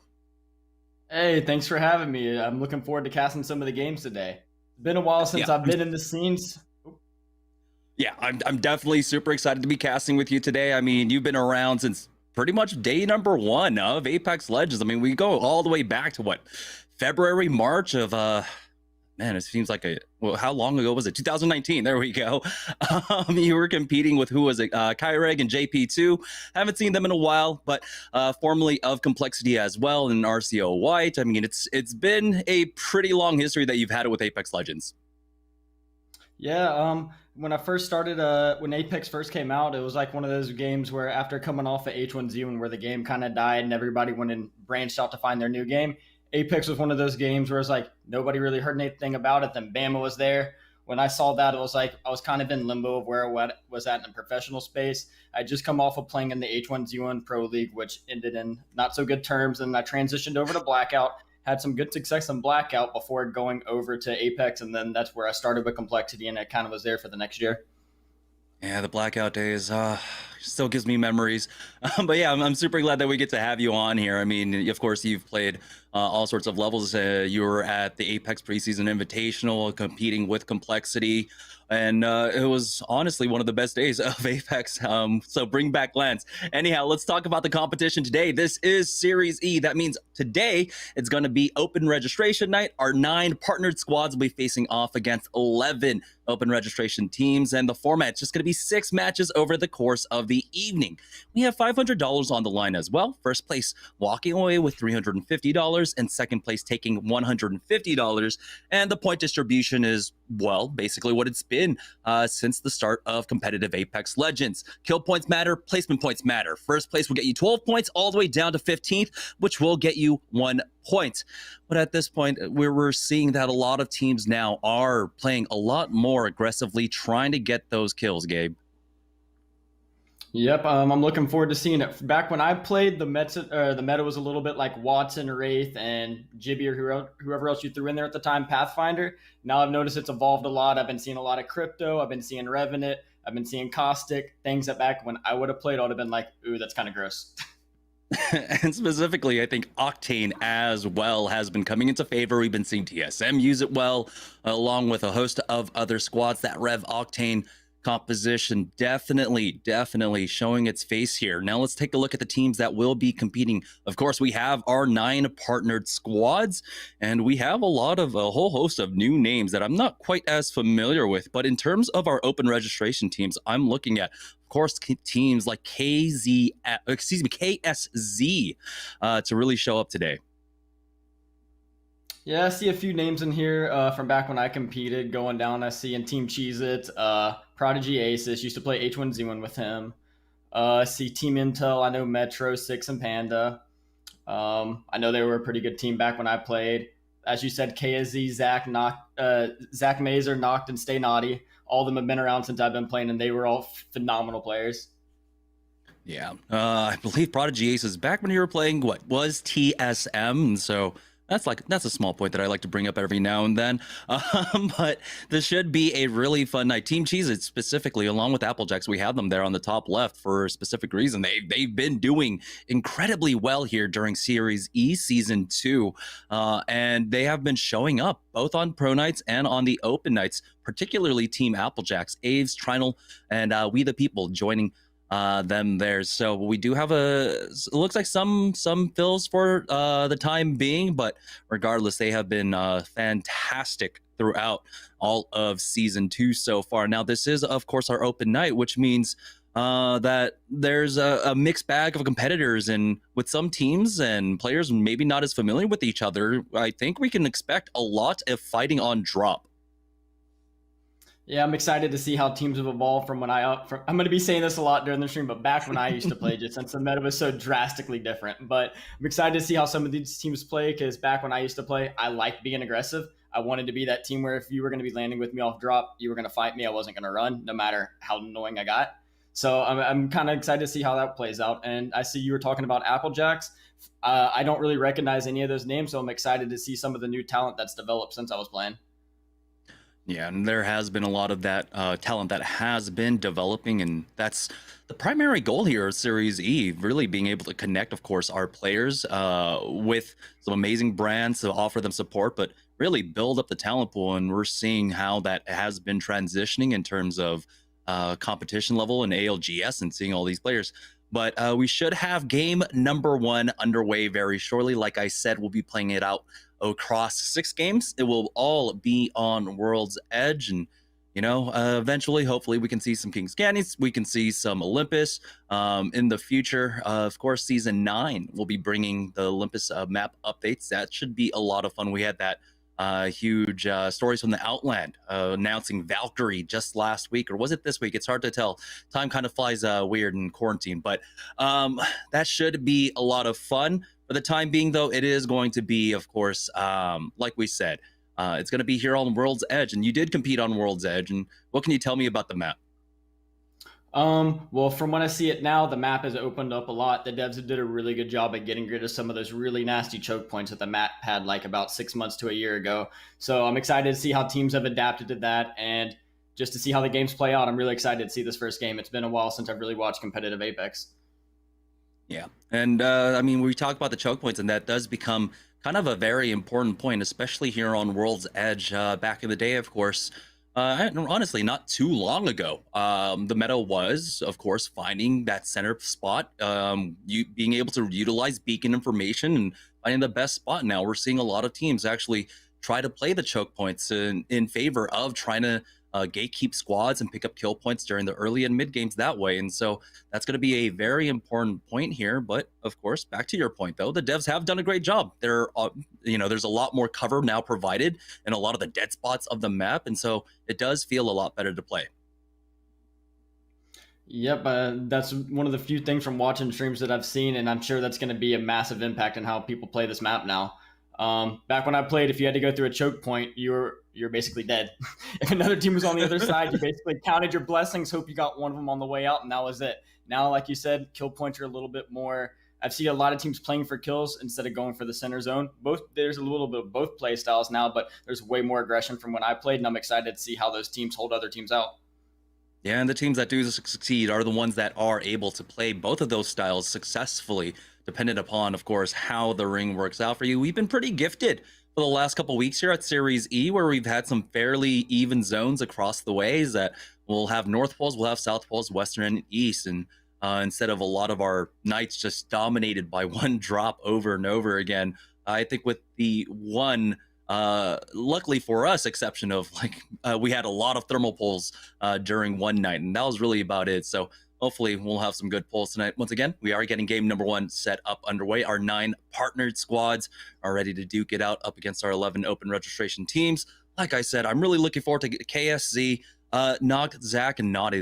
They've been playing for a while as well. I mean, basically since the start of all of Apex Legends. And so it must be great to be able to see that, these players still have a career within Apex Legends going back almost 2 years. But it looks like we are ready, heading into game number 1, and we're starting it off with Nestle Pure Life. And it looks like we do have a fairly even split. The drop ship just going across the center of the map here, but joining on board with NPL, they're a squad that has been finding it difficult week from week, having to change up their drops and not having that kind of consistency when you drop.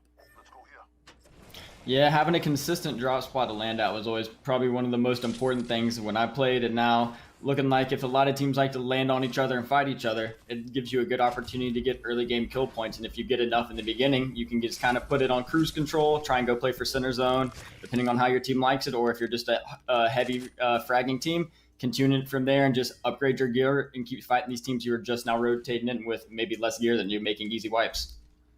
And speaking of gear so far, Nestle, they do have the double white armor, is looking to upgrade that one. Luckily for them, Ronnie was able to pick up the blue, and we'll see how quickly they can get out of Harvester here. We do have the ring pulling down, and it will be going over towards Sorting Factory. A number of changes have been made there. It does look like teams are going to be fighting off drop. Lava City, along with the tree, being contested right now, along with the team over here at Geyser. Team Pop-Tarts, no stranger to being challenged over here by Geyser, and they've already started it all off with that first knock. Impulse has to be careful as he's dropped down to about 5 HP, but he will survive. We've got 2 teams out already fighting off the drop, as it looks like Team Razor were in a fight themselves. Yeah, Team Pop-Tarts cleaning up real quick there. Now we're over to Applejacks. It looks like D-Cop, Aves, and Rollers are in a fight. Rollers has the Havoc right now. I know those are one of the strong guns in the games. All the LMGs like the Spitfire are the guns to play.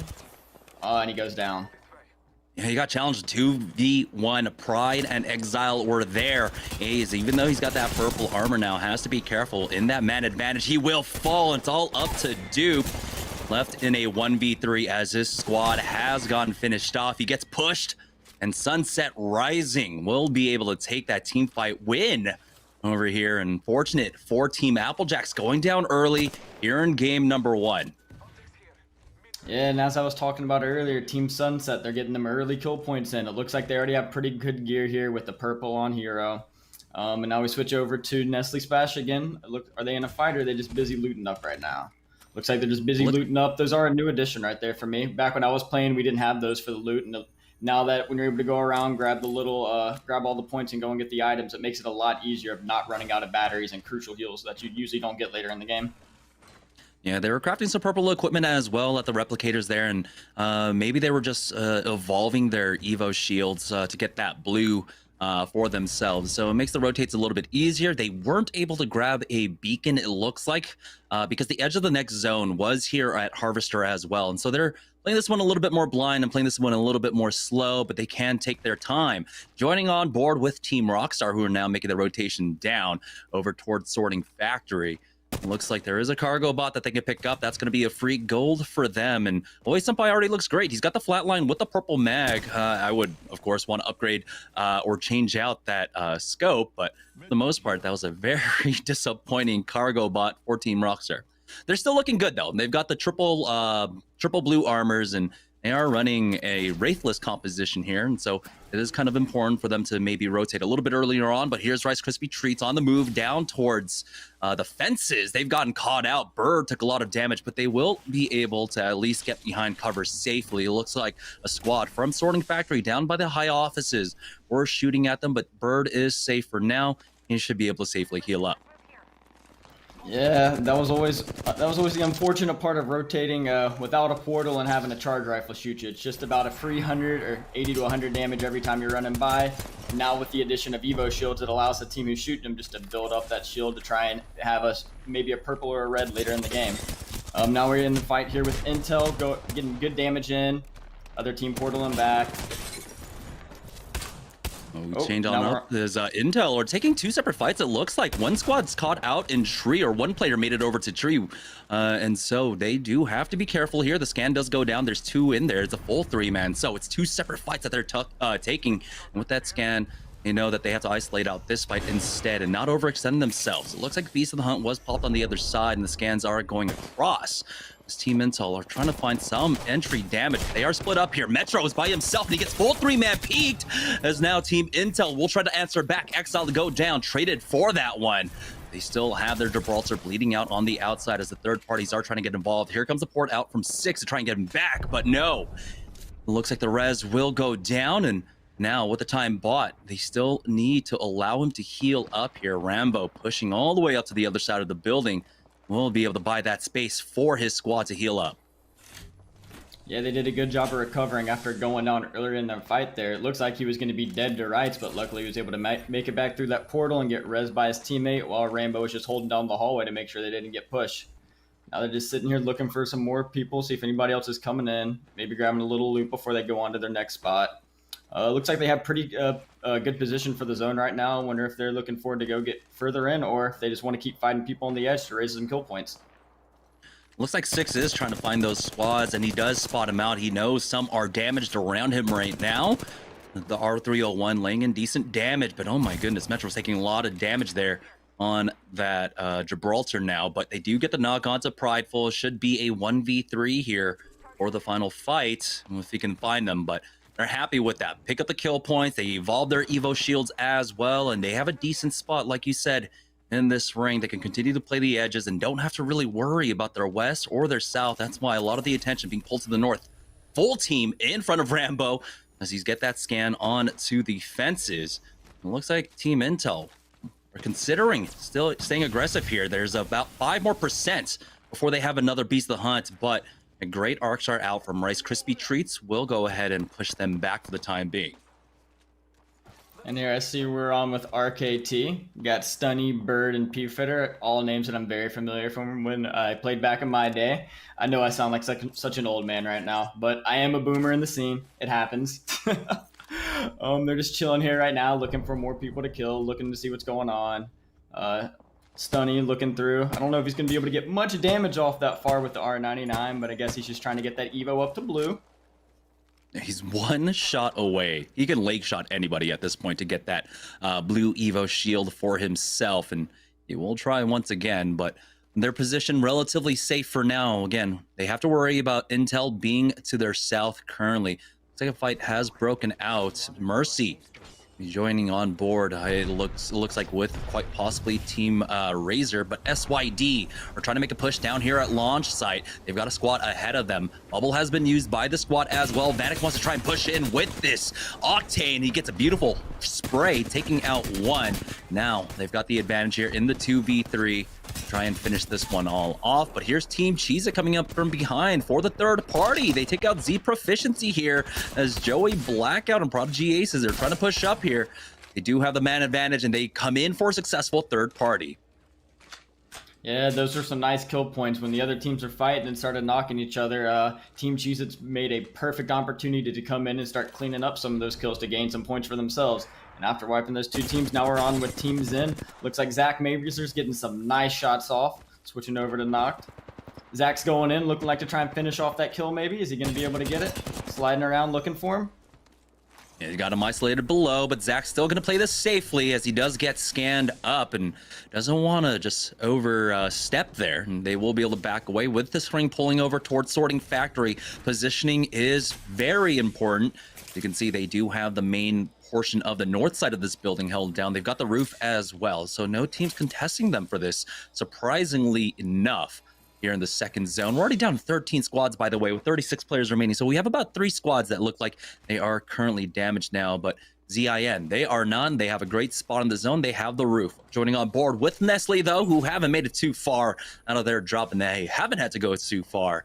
As you can see, the ring continued to pull away, so they want that option to maybe move into Sorting Factory eventually. Yeah, it looks like that's what they're planning on doing. It looks like they're kind of just hanging out, waiting for the zone to come in a little bit more before they try and make their push. They're in a pretty good position to pick people off around the outsides, but zone's still a little big, so no one's going to be making their way into them right now unless they're just really feeling the fight. Now we got a team over here inside of Sorting. They're in a really good spot inside the banana. Over here, it looks like they have another team they're engaging with, breaking both the doors. This way they can't hide behind them. Are they going to try and make a push, or is a team going to come in from behind them if they sit here for too long?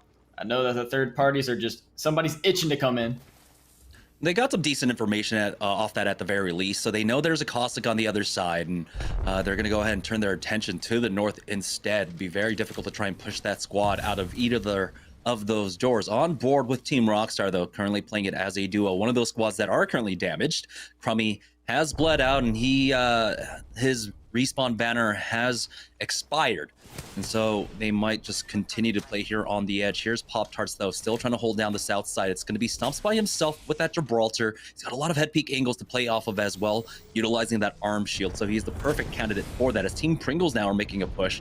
They're on top of the office buildings here. Their equipment already looks fantastic as well. Phony, Fury, and Oppressed all sitting on purple armors, and in a great spot to try and continue to evolve those. They've got the charge rifle in the hands of Fury, spotting one out in the open. Got a good burst with that 50. And there it is, an almost full connect there as it hits that 62, but no critical damage, but still very good progress towards that red Evo shield. And they will go ahead and turn their attention now towards the northern side. You can see it's all about just poking away with these guns. All these teams around them are so lucky that they don't have a second scope on that gun, or they would just be deadly fire to everyone. And here we got Team Intel in coming up, cleaning Bird, P-Fitter, and Stunny. Sad to see my homeboy go down. Rest in peace, P-Fitter. Always been a bot. Not really, though. Looks like he's over here looting, getting him some goods for the stream. And we got it looks like Team Intel found the timing on this push. We saw them earlier eyeing this position before to try and push them out.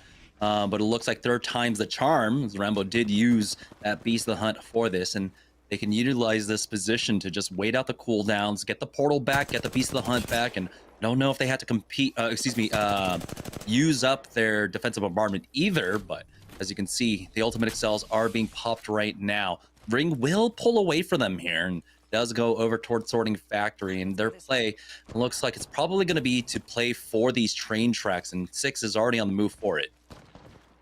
Yeah, they need to hurry up and try and get in before all these sniper rifles get set up just a little bit further in and they only have them to focus. This is the bad part about being stuck far out of the zone and trying to play for kills, is when it pulls away and you have to try and make it through all these snipers that just put you down every time you're showing any skin.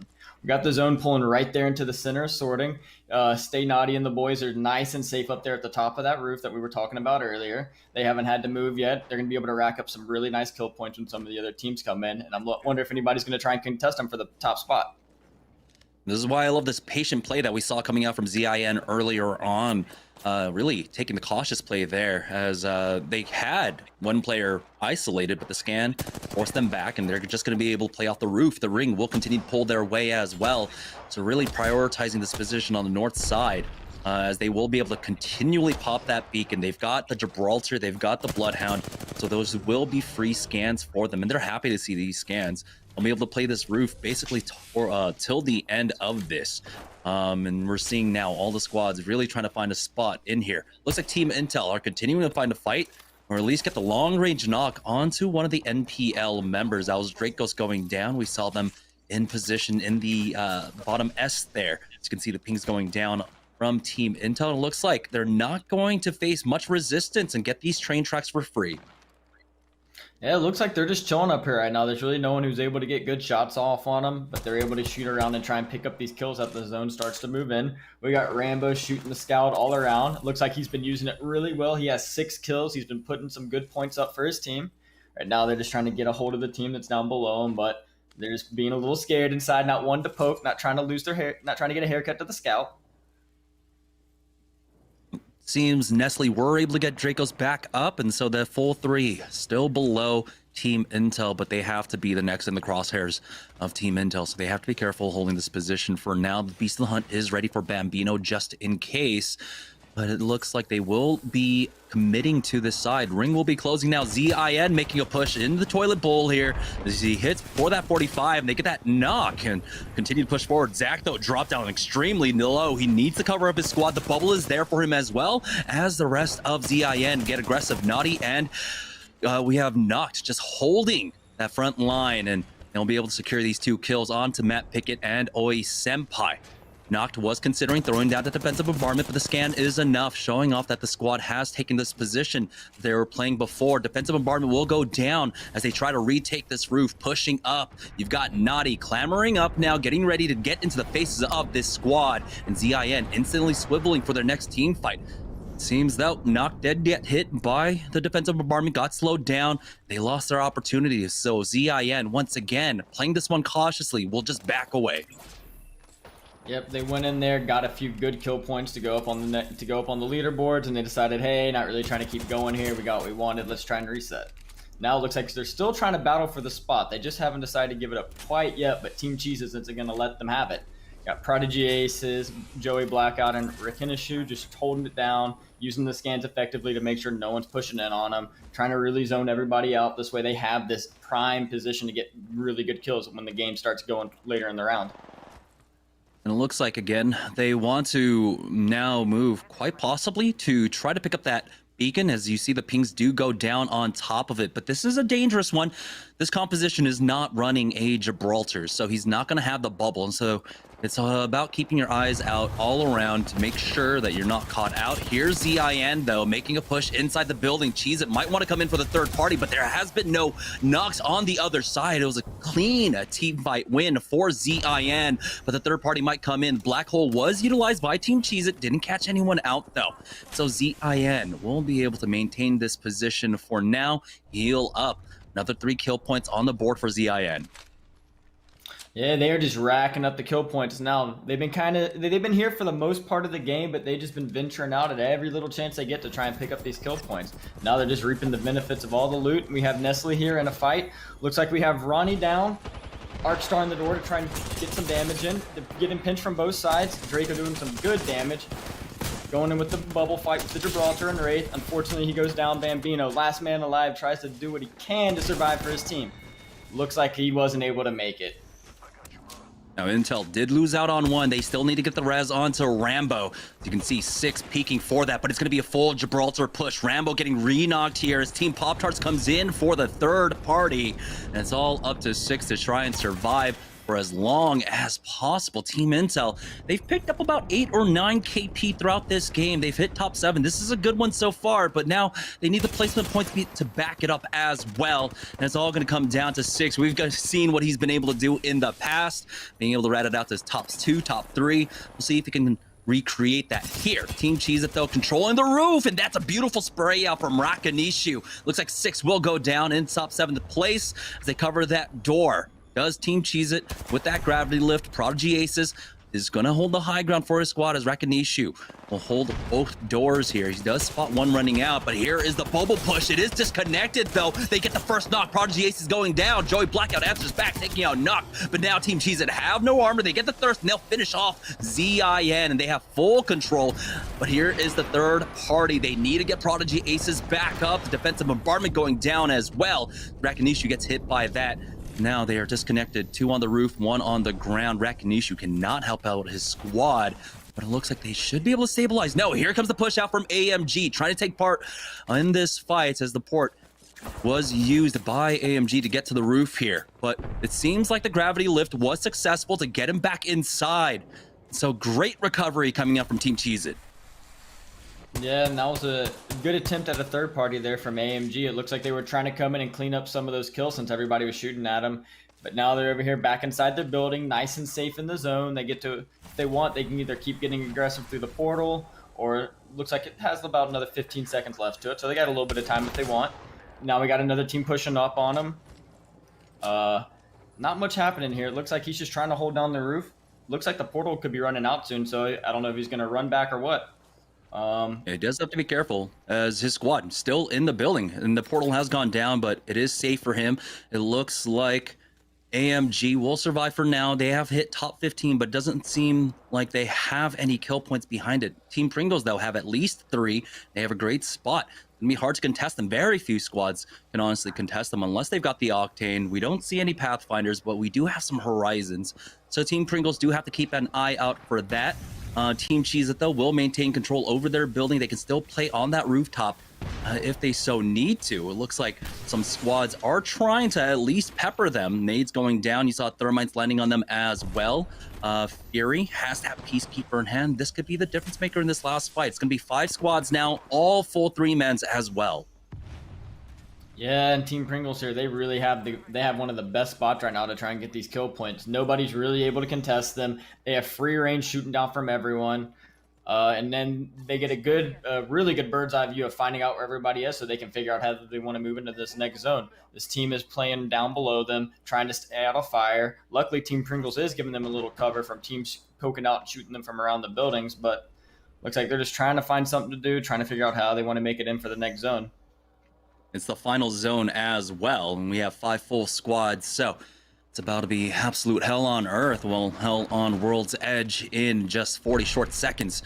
Pop-Tart's getting forced out of cover there as Narcstar was committed, but Lucas knows that he can just go ahead and dodge that one. And we have a Crypto here for the late game, so Crypto Caustic is in play. a lot of utility that can go down for this final fight, especially when it comes to all the Gibraltars in here as well. Their shields will get just completely deleted by that, and you can just try and throw in that Nox gas grenade for a lot of damage. It looks like the crypto composition isn't running a caustic though, but they will have the Gibraltar. We'll see if they have the defensive bombardment to combo it with. Yeah, I wonder if anybody's going to shoot down the drone this way. They can't throw off the EMP. I know some of these Gibraltar teams have got to want to use their ult and they have their shields, but if they don't get rid of it, it's just going to make it so it won't be any good. Right now, they're just kind of getting kept stuck in there by Pringles. I'm excited to see how he plans to use this PK as soon as the zone closes in. That being one of the best guns in the game, being able to put people down in 2 shots, he may be able to make some really good kill points as the zone comes in. It looks like they also got the Spitfire just ready to lay it down on everybody coming in, getting some really good shots off on his gold armor. They have the jump pad set up as well, preemptively, if they need to use it. Beautiful shots coming out, but it's going to be Prodigy Aces to pick up that first knock, taking out I'm Sailing Bubble Fight AMG up against the squad here, but it seems Joey Blackout wins out on his Pop-Tarts versus AMG on the low ground, and AMG went out that one, but they do lose out on one here, so it's going to be a 3v3v2 in the end. We do have the Black Hole going down on Team Pringles, and we know that Team Cheez-It, we're the only ones that could challenge them, but they've already lost out on 2. Team Pringles were able to swap down that push. Fury takes a lot of damage, but he's still alive throughout all of this. Bouncing around to another high ground, will have an opportunity to heal up here. As we have Prodigy Aces going down, it should be Team Pringles to close this one all up. As AMG get finished off, Fury jumps on in, and now they are ready to close it out. Team Pringles will take the win here in game number 1. Yeah, that was a really good win for him. Going into late game there, they had definitely had one of the best spots in the game to just be able to rain, fire down, and pick up those kill points. They were able to utilize that jump pad really nice to make it over to the other container. This way they could sit up top just a little bit longer and shoot down. They were able to get some pretty good chip damage off with the PK by charging it up and shooting at long range, using it as a little bit of a sniper since that gun's always kind of been one. Nothing's changed much, you know, so using the gun to its meta. Yeah, congratulations, Team Pringles, taking game number 1, but we saw a number of other squads as well being able to frag out. And so I'm excited to take a look at the leaderboard, but before we do that, we're going to take a short break, and when we get back, we'll have game number 2 of Series E after this. What's up, guys? It's Bambino. I know you guys see me do the back-to-back bottle flip last time, so this time I'm going to try to do a back-to-back again.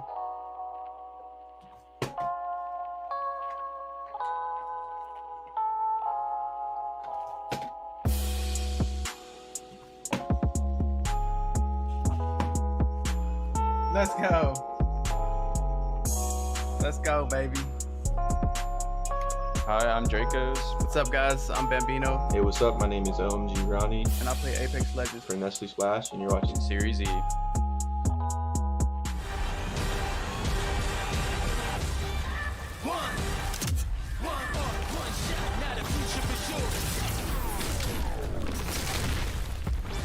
Verses coming daily under pressure. Working on applying the scheme. The true sound trademark is at the edge of your dreams. I'm talking. Yeah. One shot, now the future is yours.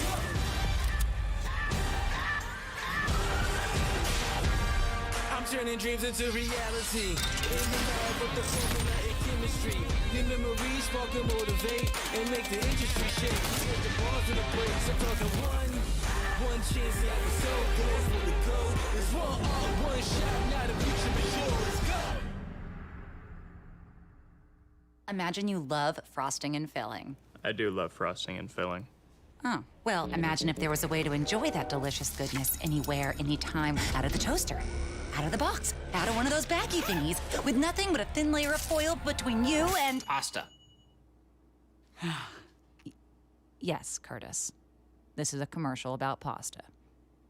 I love it. Frosting and filling for your pasta. I like pesto. I wasn't born in the spotlight. Nah.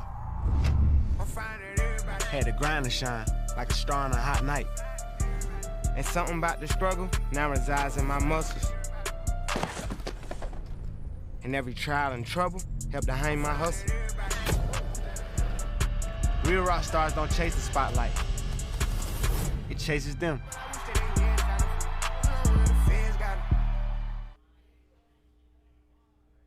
All right, what's going on, everybody? Yay, so back here in the Esports Arena, Orange County studio with one game in the books. It is Nestle Splash Week here, and we've kicked off open night with a win from one of our partner squads. It was Team Pringles taking the first game of the day. And I did mention at the top of the broadcast, quarantine is, I've added a couple of LBs, so I'm really looking towards Team Nestle. Help me get a workout here, my guys. I got to get some push-ups in. I got to work on that upper body. So, get some kills. I can use the workout. It'll, I got that Nestle Splash to hydrate me. So, challenge out to the boys. Frag out. Let's see it. I'm rooting for you guys. I think you guys got it this week. But Team Pringles does take the first game of the day. You did see Rakanishu and Team Cheeses there in the top two, so a good performance from them. See if they can go for back-to-back open nights, but let's check out our post-game stats after one, and there it is. It's Phony leading the way for Team Pringles. 7 kills there for the Pringles captain, and Presley with over 2,400 damage. Pringles has been really kind of the most consistent team throughout this season. They had about one rough week in week number 4, but they have really rebounded strong. They've been in contention almost every single night, so we love to see it. We'll have to see if Team Pringles can keep it rolling. We got 5 more games to go. We're going to a short break, but game 2 when we return.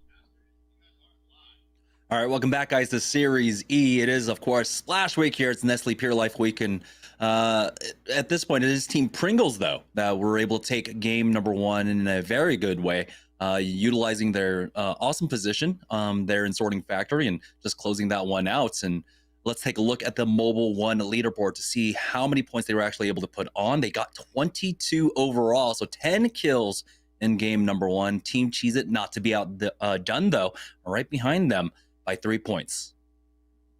Yeah, Team Pringles were able to get that win off of playing that high ground. They were able to utilize it really well there, and they were able to come out on top. But close behind was Team Cheez-Its. And like I said, back in the day, used to play with Prodigy Aces. No surprise seeing him still dominate the leaderboards, and no matter any game he plays, even from back when he was playing with TSM, he's still up there at the top.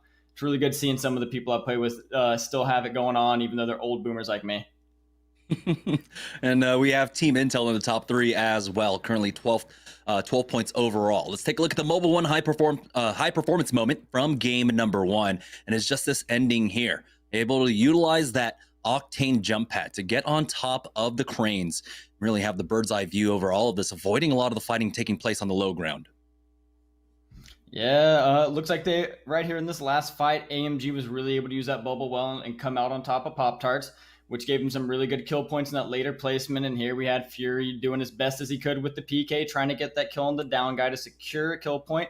But right now he's just hanging around, bouncing around while the bombardments are coming in, trying to stay alive, making it over to the next grain.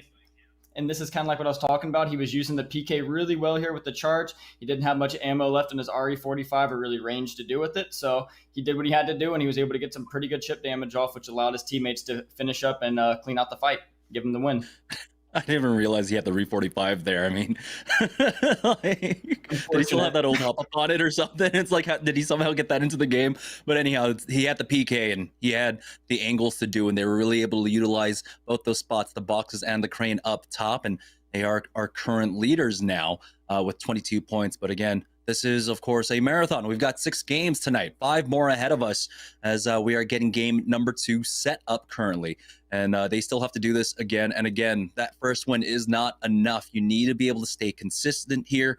And if we're going to be talking about consistency, Team Cheez-It is definitely one of those squads that have been consistent week in, week out, performing extremely well. They did get challenged off drop. I believe there was a squad that did 50-50 them over at Lava City. I don't think it's resulted in a fight, but that will be something that we have to keep an eye on, as there were a number of 50-50s at the beginning of the game, and that can really throw a wrench in your game plan when you get challenged off drop. Yep, and especially some of these teams who are further on the leaderboard now. I don't know if some of them are a little bit more wanting to get in there and fight off spawn now, but whether or not they want to go and try and take out a top team to lessen the gap between them and the first place teams, or maybe they want to go and find another team who they're a little bit more confident in fighting. I know some of these teams have their favorite land spots, so some teams avoid them, others don't, but I wonder what's going to go on, because some of these teams are going to have some pretty good starts to the games if they want to make up some of those points, if they're not able to stay consistent throughout all 6 games. Here we are heading into game number 2 on board with Team Pringles, who are our leaders in the lobby with 22 points. Team Cheez-It right behind them, 19. They've got the hot spot here at Sorting Factory as well. Already sitting on triple blues, getting upgrades, double blue backpacks as well. So their loot already looking fantastic. Yeah, that's what you always like to see. Land, get all the really good loot quickly. This way you can decide, hey, if we have good enough gear to be able to fight this early on in the game, maybe go and try and find some teams with some wide armors that you know that you already have the advantage on, and just try and go and get some early kill points and maybe take some of their supplies to fill the gap where you stop looting. But here looks like we have Team Applejack just holding it down right here, right now. Looks like there may be another team throwing down that Bloodhound scan to try and find it. Try not to die here. Peeking through the windows, getting good damage off with that RE45. He's double light ammo. He has to be careful. He has to conserve just a little bit so he doesn't run out. But I know this is early on, so these teams don't have all the ammo in the world, and they can't just go in there all willy-nilly spraying their guns like crazy. Yeah, and they did lose out on this 50-50 in game number 1, but this time around they want to try and turn it around as Rolders tries to go in, but he takes a lot of damage as the full peek out from the 3-man with that bubble. They got the knock as Hero picks that one up onto Rolders, and now Team Applejacks have to just bail off of this one. You can see Aves backing away with that jump pad dupe with almost no HP as well, has about 60 total with that white armor, and he's gonna bounce away, but we have a third party. No, never mind. GG. Oh yeah, we do have a third party actually showing up here. Do they know what they're getting themselves into? Exile gets that knock, and now they've lost out on one. We do have that gravity lift being utilized as well as the fourth party comes in from behind launch site. As Z Proficiency comes in to pick that one up. It's Onyx Gaming that are trying to take advantage here.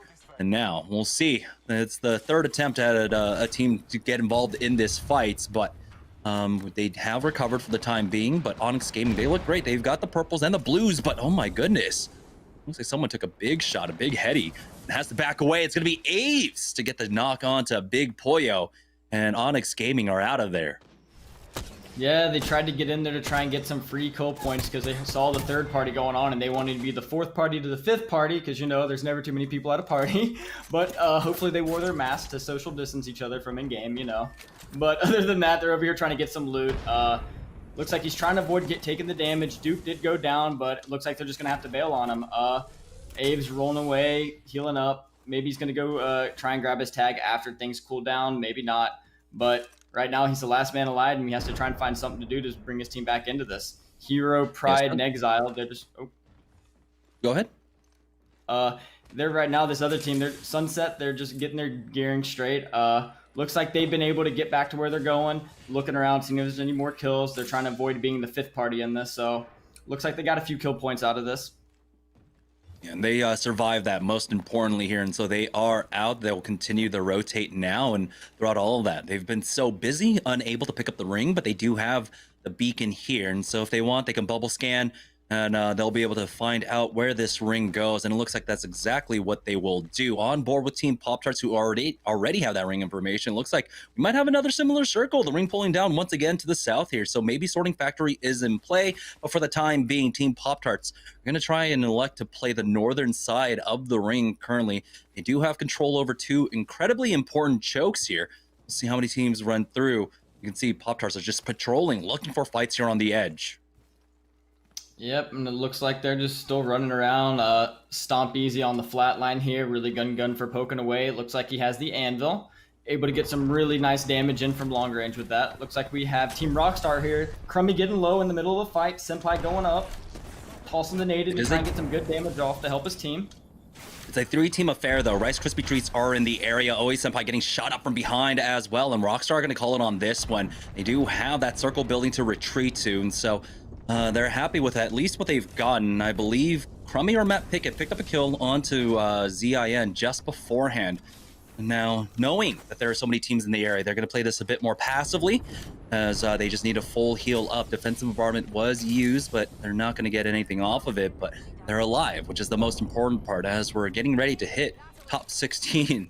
Hit for one there, surprisingly enough. I don't know with what. And so now Rockstar want a second chance at this push. They see the port out as well. They're trying to spot out this team. The scan, unsuccessful.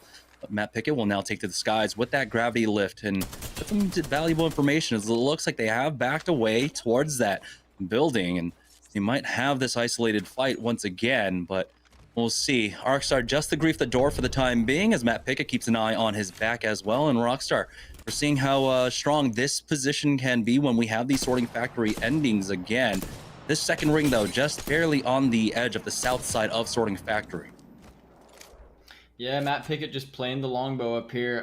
They were in these fights trying to get them kills, but now they're just kind of going back now that everything's calmed down, trying to get loot, trying to replenish some of the stuff that they lost, picking up those kills and being in the middle of those third parties. They do have this really good position that we saw from last game that allowed some of the teams to make it really late in the game and pick up some really good kill points. They do have good guns for playing on top. It looks like they got the Volt, looks like they got the longbow for some kills, and they're just kind of taking their time, seeing what's going on, not really committing to anything right off the bat. They could go and push into the team who went inside the building, but looks like they're just going to take it easy and just maybe try and get some of the their levels up on their Evo shields. Yeah, you can see Oi Senpai even greeting for that red Evo as well. I believe he's got a charge rifle shooting out shots towards teams over in Geyser right now. Wants that red Evo before he pops a bat at the very least, and gonna hand over some additional loot for each other. That might just be the Phoenix kit to get him healed up. Here's Team Intel, though, on the north side. No name at Sorting Factory right now. They did get into, I believe, some small skirmishes. Did see some knocks, but don't know if they were able to confirm on any kills. They have a full squad ahead of them inside the Dorito building, and that might be their next target. We've seen Intel in game number 1 really try to buy their time for these pushes, and they know how difficult this push alone can be. You saw Rambo keeping an eye on that choke to the north, which I believe we had Team Pop-Tarts patrolling around. So they are playing this one cautiously.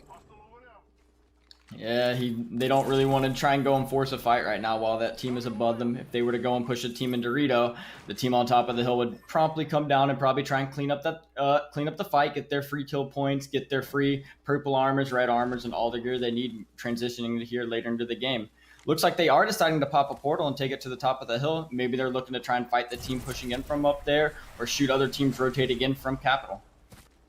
There's an attempt to team fire onto Rambo as he was waiting for that port, but they will have control over this choke for the time being. As you can see with the outlines, Team Pop-Tarts on the other side. Rambo's been spotted out, and you can see Metro has to be careful. The head glitch is being utilized by either side, as right now Team Intel having a difficult time trying to deal with this. Now, never mind, it's actually Nestle Pure Life that's up here. So, of course, leaves us to question, where is Team Pop-Tarts right now about all of this? And they might be poised to come in for the third party, as the fight over the choke is a very important one around all of this. We still have 1 minute and 40 seconds left, so a lot of posturing right now, as Nestle are just going to avoid this one and move their way over to Geyser. Yeah, wonder if looks like they're pointing out some teams down in Geyser right now. Looks like no matter which direction they go, there's a little bit of a fight that they're not able to avoid. And here we have Team Pop-Tarts. We've been talking about them. It looks like they were over towards Fragment, and now they're making their way back up top of the hill to try and move into the zone. But unfortunately, they're getting charge rifled in the back here, and it forced StompEasy to throw down his bubble. So now when they try to make it further up the mountain, they're not going to have any cover, and they're just going to have to make it. Unless Lucas wants to burn a portal, which it looks like he has decided to do, but they are going with the wider app. Looks like they are not trying to take that top choke fight. And here we have and you can see why. Once again, fighting off another squad here at the choke, and Team Pop-Tarts are electing, like you said, move over to Harvester instead, avoid this choke. They saw a lot of fighting, especially because of the presence of the team behind them, now making their way up the hill. So Team Intel gonna have to be careful holding down this spot.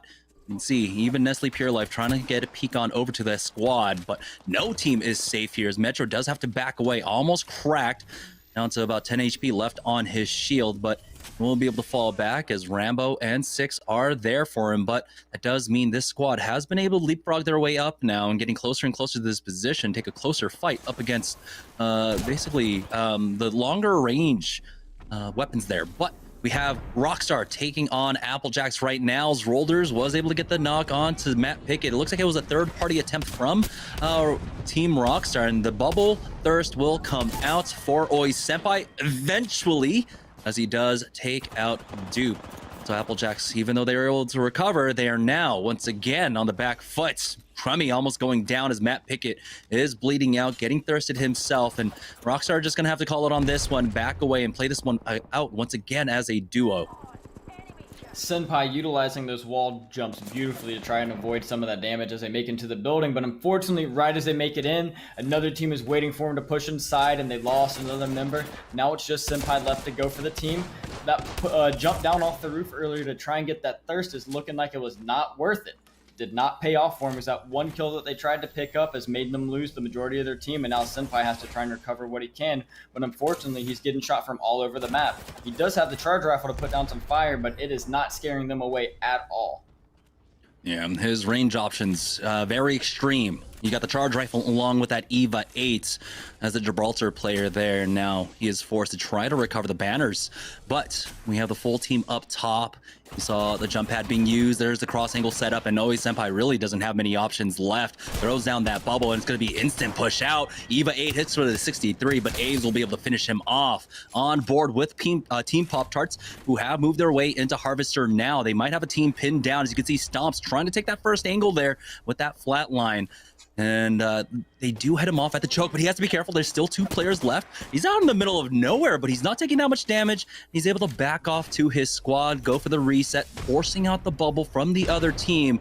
They are almost committed onto this side now. Pop-Tarts with Lucas trying to push into the choke now. That team has been able to back away. You see the scans going down as well, but that will not stop Lucas. That nade will, though, at least put a pause to that push. Defensive bombardment going down. They have the bubble, and they will be safe for now, but as that defensive bombardment does dissipate, you can see Pop-Tarts ready to go in for the full-on push. They go for the peak. They get the first knock. Exile to go down. Now they've got 1 pin to the left, 1 pin to the right behind the truck. Lucas is the only one that's taking that much damage until, oh my goodness, Rice Krispie Treats coming in for the third party here. They're able to pick up those kills. We'll see if they continue this push, though. They have plenty of time to work with. Yeah, RKT over here just picking up on these kills right now. Really fortunate that that third party came in from behind to make that fight a lot easier. But now we have, like I said, RKT, they get to just reap the benefits of this. They get to loot to their heart desires, get everything they need to be able to push into the next zone. And now I wonder if they're just going to be going for hard fights. Now they don't have to worry about anything. We're back onto Intel over here, throwing the bombardment down to the north. It looks like the other teams are just trying to make it into zone, and Intel holding this prime position to gatekeep everyone and just pick up on those kill points, especially with the perfect gun like the Scout.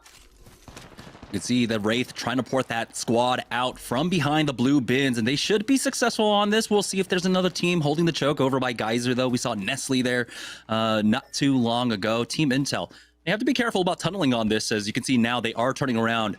They did ping out the position that they want to hold. Don't know if there's a squad in there, and there is at least 1 player for the time being. And so they have them running away, and so they do have a safe spot to try and play, but there's another squad as well. And so now Team Intel, they have to actually be quite worried about this spot, as they can get pinched during the choke. Now, though, Team Razor trying to make their way into the Geyser currently. They have taken some damage, but Zara Tricky was able to get the first knock. Unfortunate for Mercy, peeking at the wrong time. Is forced to bat up, but they've got the initial knock, and now they'll be able to secure the thirst onto the Gibraltar and continue this push onto the rest of this squad. They have to clean this one up as efficiently as possible. As you can see, another squad is coming in for the third party behind them. The pinch, they lose out on 1 kill as NPL of the team coming in for the third party. Zeratrick, he takes a lot of damage. They don't have the bubble for the time being. But it looks like that team is occupied by someone else, by those thirsts, and so that's going to buy them some time to go for the full reset. Yep, it looks like Nestle did try to go in there to get some kills down if they could, but it looks like they decided to pull back, and it's just not worth it. Maybe they're going to wait a little bit longer to see what the other team does, maybe get them when they have to rotate in. Now we're back on Team Intel. It looks like 6 is down in the fight. Rambo really, really low, popping that med kit. Metro doing what he can to keep his team in line, giving Rambo cover to pick 6 up, trying to get their third man back. Going to be given some nice cover far, but then we got an Arc Star coming in, landing perfectly. 6 makes it away, doesn't go down. Metro over here trying to loot up. 6 really, really low, and his teammates just giving him cover so he can heal back up and get it back to a nice 3v3. It was very fortunate. It looked like 6 still had his Q to be able to dodge out on that damage, or he was going to get re-knocked there. But Team Intel were able to weather the storm. We were talking about, of course, teams in position here, teams pushing up that choke. They're going to have a difficult time getting back in. It was a little bit worrisome, but they do survive for now. Team Nestle, though, still playing over here at Geyser. They got one knock onto Zara Tricky. It's Team Razor on the other side, as now they will be able to push in with that bubble, get the knock, and finish off Team Razor. Nestle Pure Life holding down the eastern side of this zone, but we do see this is still going to be a difficult rotate for them. They will be able to utilize that jump pad if they want to try and push for the high ground here, but the chances of them getting gate kept are quite high. Yeah, right now the only place it's really looking like for them to go would be for that high ground, unless they want to just get caught out in the rope and by the rock down to the south. There's really not going to be any cover once that zone moves in, so maybe if they want to push up early and find other spots. We have Duke shooting the charge rifle here and sorting, trying to get some damage off, trying to get his teammates some room to go make some kills. Abe's just looking around, making sure nobody's flanking on him. Looks like they are going to have to push a little bit in. They're probably going to make a push over for the second floor of the sorting factory. Now we're on here with Stunny Bird and P-Fitter. Just shooting down from above, trying to get those kills. They have perfect ring information as well, able to utilize the beacon on top of sorting factory here, and so we know this is going to end up on the low ground, and they will have some high ground to play off of. It looks like the jungle gym is in for them, just to their northeast. We'll see if they can gain that position for free. We do have a crypto drone running around now, and Team Intel are happy playing off their spot. This is the high ground that they were able to win out, just camping the port for the time being, waiting for the rest of the squad to move in. NPL are going to have to deal with Team Intel in just a moment, but it looks like 6 decides that he'd much rather just play the compound that they were able to win in the fight before. Yeah, I guess they're worried about another team coming up from behind him and pinching him. They decide it's just not worth taking the top of that hill right now. But here we got RKT getting challenged from the team below, trying to take the prime position from him. They probably have one of the best spots in the game right now to just try and pick up kill points going into the late game. They have basically free shots and absolutely no way of dying. There is that team down stuck below them, but now that the zone's moved in, they are going to have to take a little bit of damage if they want to get up top and contest them. Now that the zone has moved in a little bit more, they're having to kind of crouch around and be a little bit more cautious about where they're peeking. We have Team Cheez-Its just hanging out down below. They're still in the zone here for the next zone, so they don't have to worry about moving just yet, but they will need to for the next one. Everybody just healing up, trying to stay full, trying not to take too much damage so no one tries to kill them. Team Pringles pushing onto Intel, and they do get a 1-for-1 exchange here, as Rambo needs this armor swap desperately. He's about to lose out on 6, and they're going to swap positions. Rambo is full HP with that Red Evil shield, but the knock shield doing so much, blocking so much of his damage now. Both of them cracked, and they do get pushed. Prodigy Aces comes in for the third party. No, never mind. No, he's into a fight with AMG right now. Team Pringles trying their best to survive, but MPL find the third party timing. Here they are with that push right on top of them, and now they have the God spot here with the platform to play off of. You can see the squad still playing on top of Sorting Factory right now. We're down to 5 squads, 14 players remaining. As you can see, teams currently coexisting over by that jungle gym, but they won't be for long. Yeah, going into this next zone, NPL is going to have probably the best position to pick up on these kill points now. They came in there, picked a perfect time. They're having another great chance to third party these teams over here. Tossing the third bites in to try and get that burn and steal a few kills by somebody running through it. Looks like we got Fruit Ninja going down to Bambino. Joey Blackout last alive, trying to play this revive shield to not go down. Getting that thirst to try and get one more KP before dying. Beautifully playing on this res shield, keep him from going down, able to get the battery off. Both of his teammates are providing excellent cover. It looks like the other team above is now starting to get shot from other teams around the map, giving Joey Blackout just a little bit more time to survive and try and keep his team in here. Wonder if he's going to try and get back in now that he's full HP, or if he's just going to let these teams fight it out and just rat a little bit. Longest 12 seconds of his life. It's going to be a full commit onto them as well. Rice Krispie Treats are just waiting this one out. As you can see, they're full healing themselves with that reset. And they will be able to just play this one passively for the time being. Most of the teams are right over here. All three, I believe, just stacked up on top of each other with NPL looking off from a distance. Ping going down from RKT as well. Really showing off that they know where they are. It's Onyx Gaming playing on the low ground, but they are currently as a duo the only damaged team amongst the full squads left in this lobby. And now with 50 seconds left to go, we're on board with Team Cheese at Joey Blackout, living to try and rat this one out on the Tomcat rat cam. Now commits to the low. No, hasn't dropped down quite yet, so he can try to walk in with this one. He has been spotted out by NPL, though. Does not have his Q. He will fall as AMG are finishing up team fights as well. But there's RKT dropping down, finishing off Big Poyo, finishing off Z Proficiency. Now they're getting pushed, but they have the armor swaps throughout all of this. It's NPL trying to push the issue, losing out on two. It's all up to Ronnie now. He only got one knock onto Stunny here. And now he's pushed up to the sky by the jump pad. He still needs to heal up, and he was considering popping that bat, Red Evo, and that will give him an additional 25 HP. But here it is, the final fight. Ronnie, I believe, and left in a 1v1, dropping down to the low. The res might have gone off as well, and now Ronnie might be finding this one out. No, the res has not been used.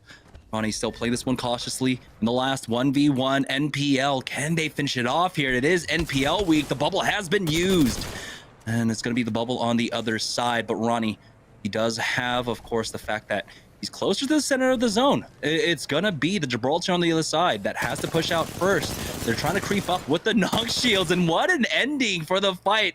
This is still a team fight as they are slowly creeping up on him now. Both Gibraltars almost similar HP, but here's the push out. He's got the EVA 8. He's about to run out of HP, and it's going to be Nestle Pure Life.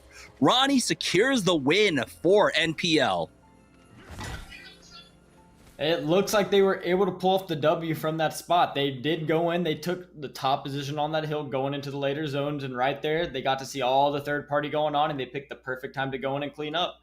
Luckily, they were able to come out on top in that 1v1. It did get down a little close, but the better Gibraltar and the better Life Shield won. It was a really good Yeah, thing. it was a little bit scary there. I mean, seeing the procession of the phalanxes moving up, you know, Spartans, who are we, throwing up their shields and trying to charge forward. But that is going to be NPL taking game number 2 of the evening. We're going to take a short break, and when we get back, we'll have game number 3 of the half right after this.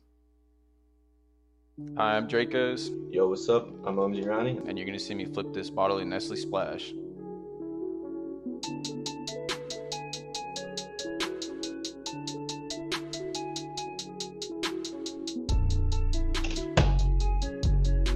It's that easy. It's that easy. Just needed one sip more. Get the perfect formula there. Hi, I'm Dracos. What's up, guys? I'm Bambino. Hey, what's up? My name is OMG Ronnie. And I play Apex Legends for Nestle Splash, and you're watching SeriesE. What's up, guys? It's your boy Bambino. I like thirsting my enemies, but I also like staying hydrated with Nestle Splash. Team fight win for them. They're trying to stick the res at least, but take a look. Bambino slides in. He gets the re-knock onto Zimby. It's going to come down to a 3v2 once again. That gravity lift doing almost nothing for this squad. Agni will fall. It's really good. 100% recommended.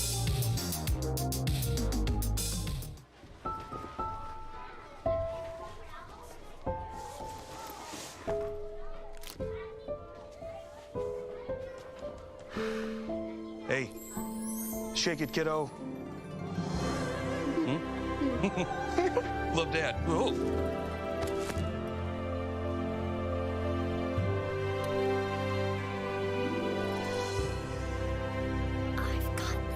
Kellogg's Rice Krispies Treats. A little love when it's needed. It's Kellogg's, Fruit Loops, Apple Jacks, Corn Pops, Tiger Paws. They're Jumbo. Jumbo snacks, snack time heroes. Gonna take them on the go.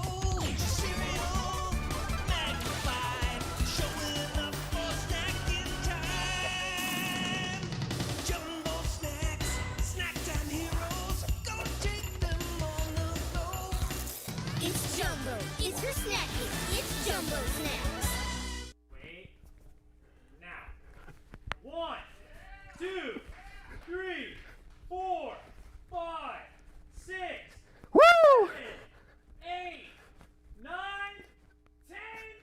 we go, baby.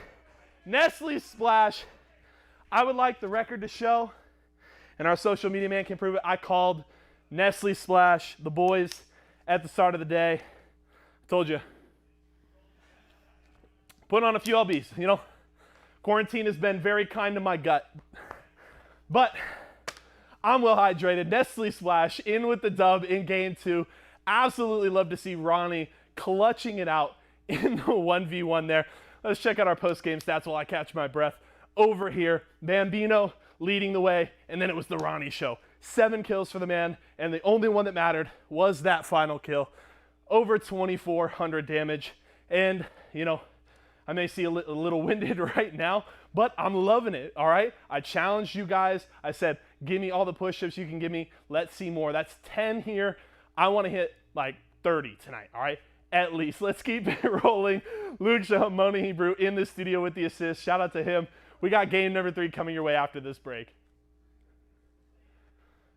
Stack Pringles flavors. Make new ones. How much do you think Pringles paid these people? Hardly anything. Hey, you guys want to stack different Pringles flavors to create new flavor combos? Here, I'll go first. Pizza, barbecue, and jalapeno. The spicy barbecue pizza stack. Get him! Grandpa, what's going on? Pringles. We're trapped in a Pringles commercial. They must have taken us in our sleep. How can we get out? We can't, Summer. They warned me this would happen, and I didn't listen. Stack Pringles. Make endless new flavors. Stacking Pringles to make new flavors. Make endless new flavors. Barbecue, wavy, and sour cream and onion equals a 3-layer dip stack.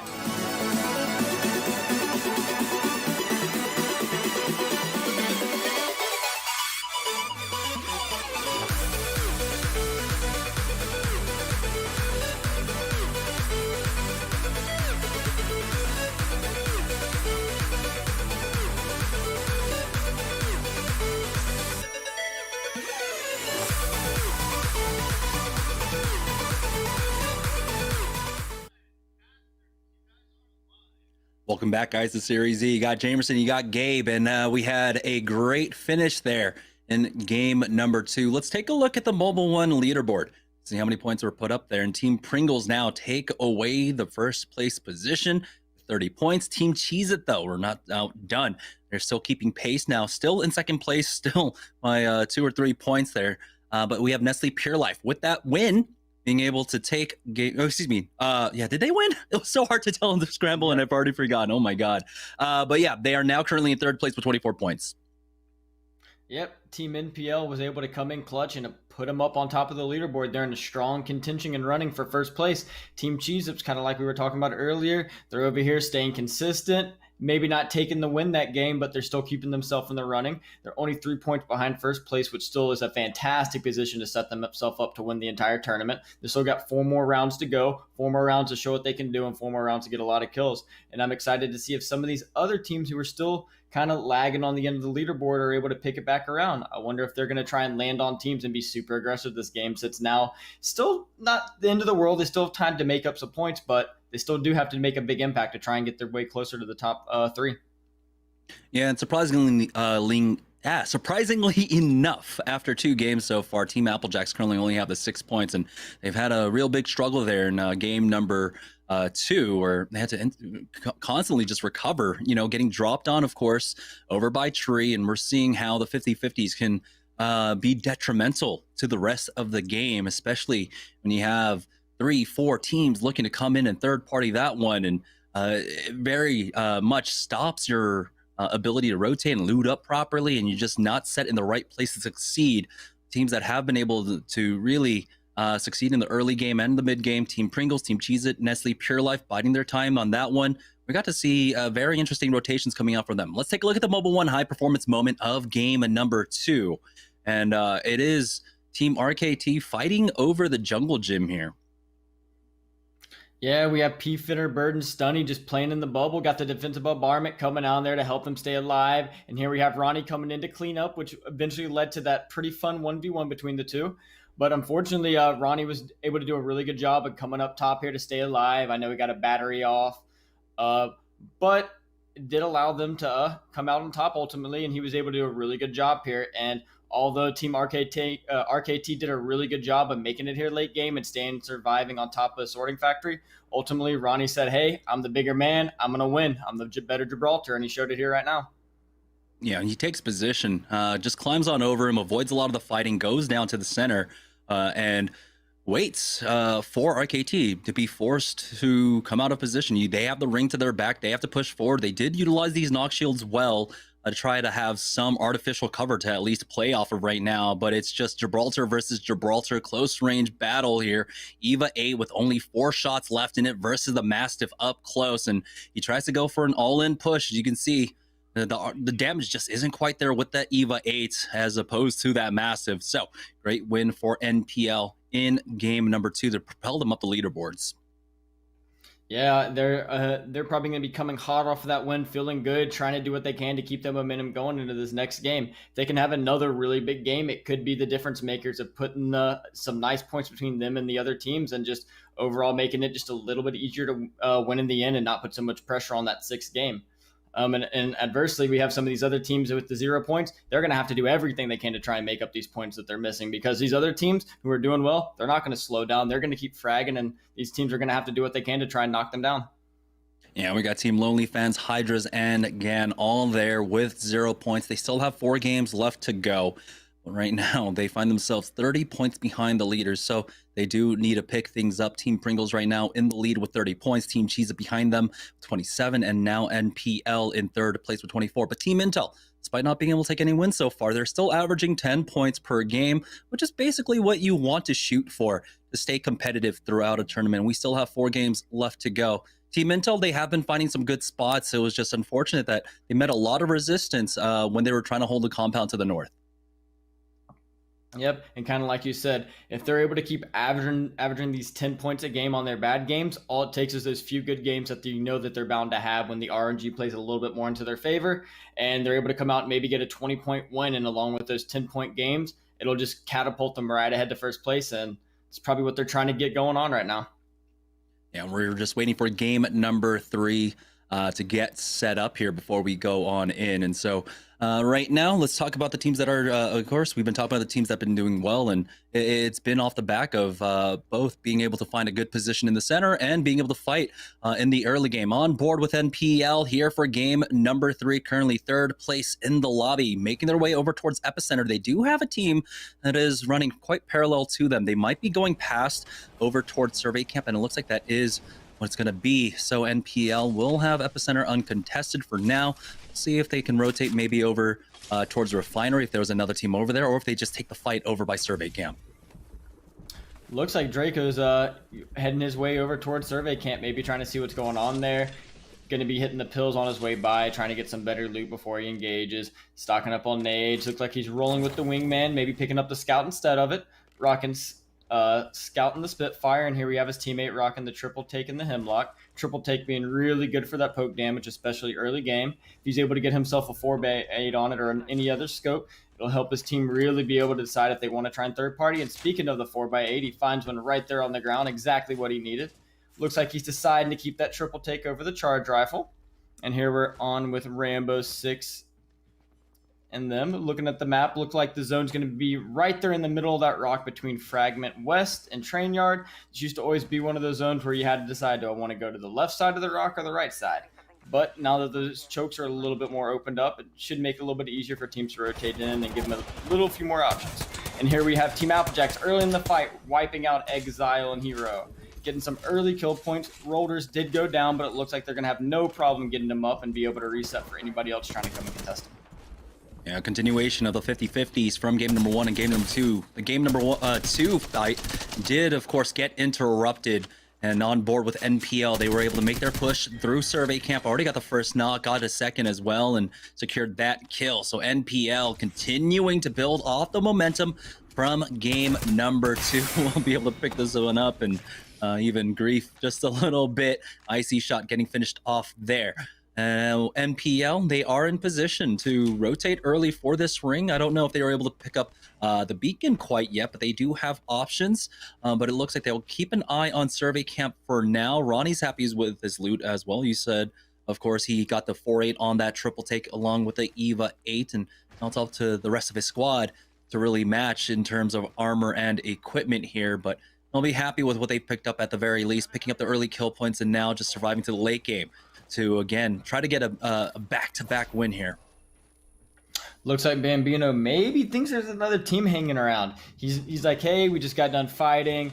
I know other teams are around here, making sure his team's not going to get pushed on and just basically just lose out on their game from being a little I'm getting tongue twisted like crazy here, but trying not to get pinched from behind so they don't lose their advantage. And now we're on here with Rockstar fighting the team inside the train tunnel, trying to get some good shots off. They do have pretty good position for the zone. I wonder if they decided if they were going to want to stay on the right or the left side.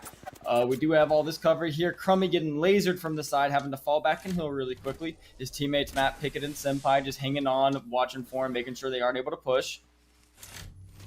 Yeah, and this is going to be a difficult fight for them because even if they had the defensive bombardment, that's largely just negated by the fact that they're fighting all in cover, all under that tunnel there, and just continuing to eye this. And it is important to note that, like you said, this circle, it's ending on either side of this ring. Controlling the choke can be important because it leaves you that option to try and go either left or right, but now they do have to commit to a side and can opt to play the choke to the north instead, which is exactly what they're doing now, moving out of here. We're already down to 16 squads, by the way, and it was Team Rice Krispie Treats that are playing inside the tunnel.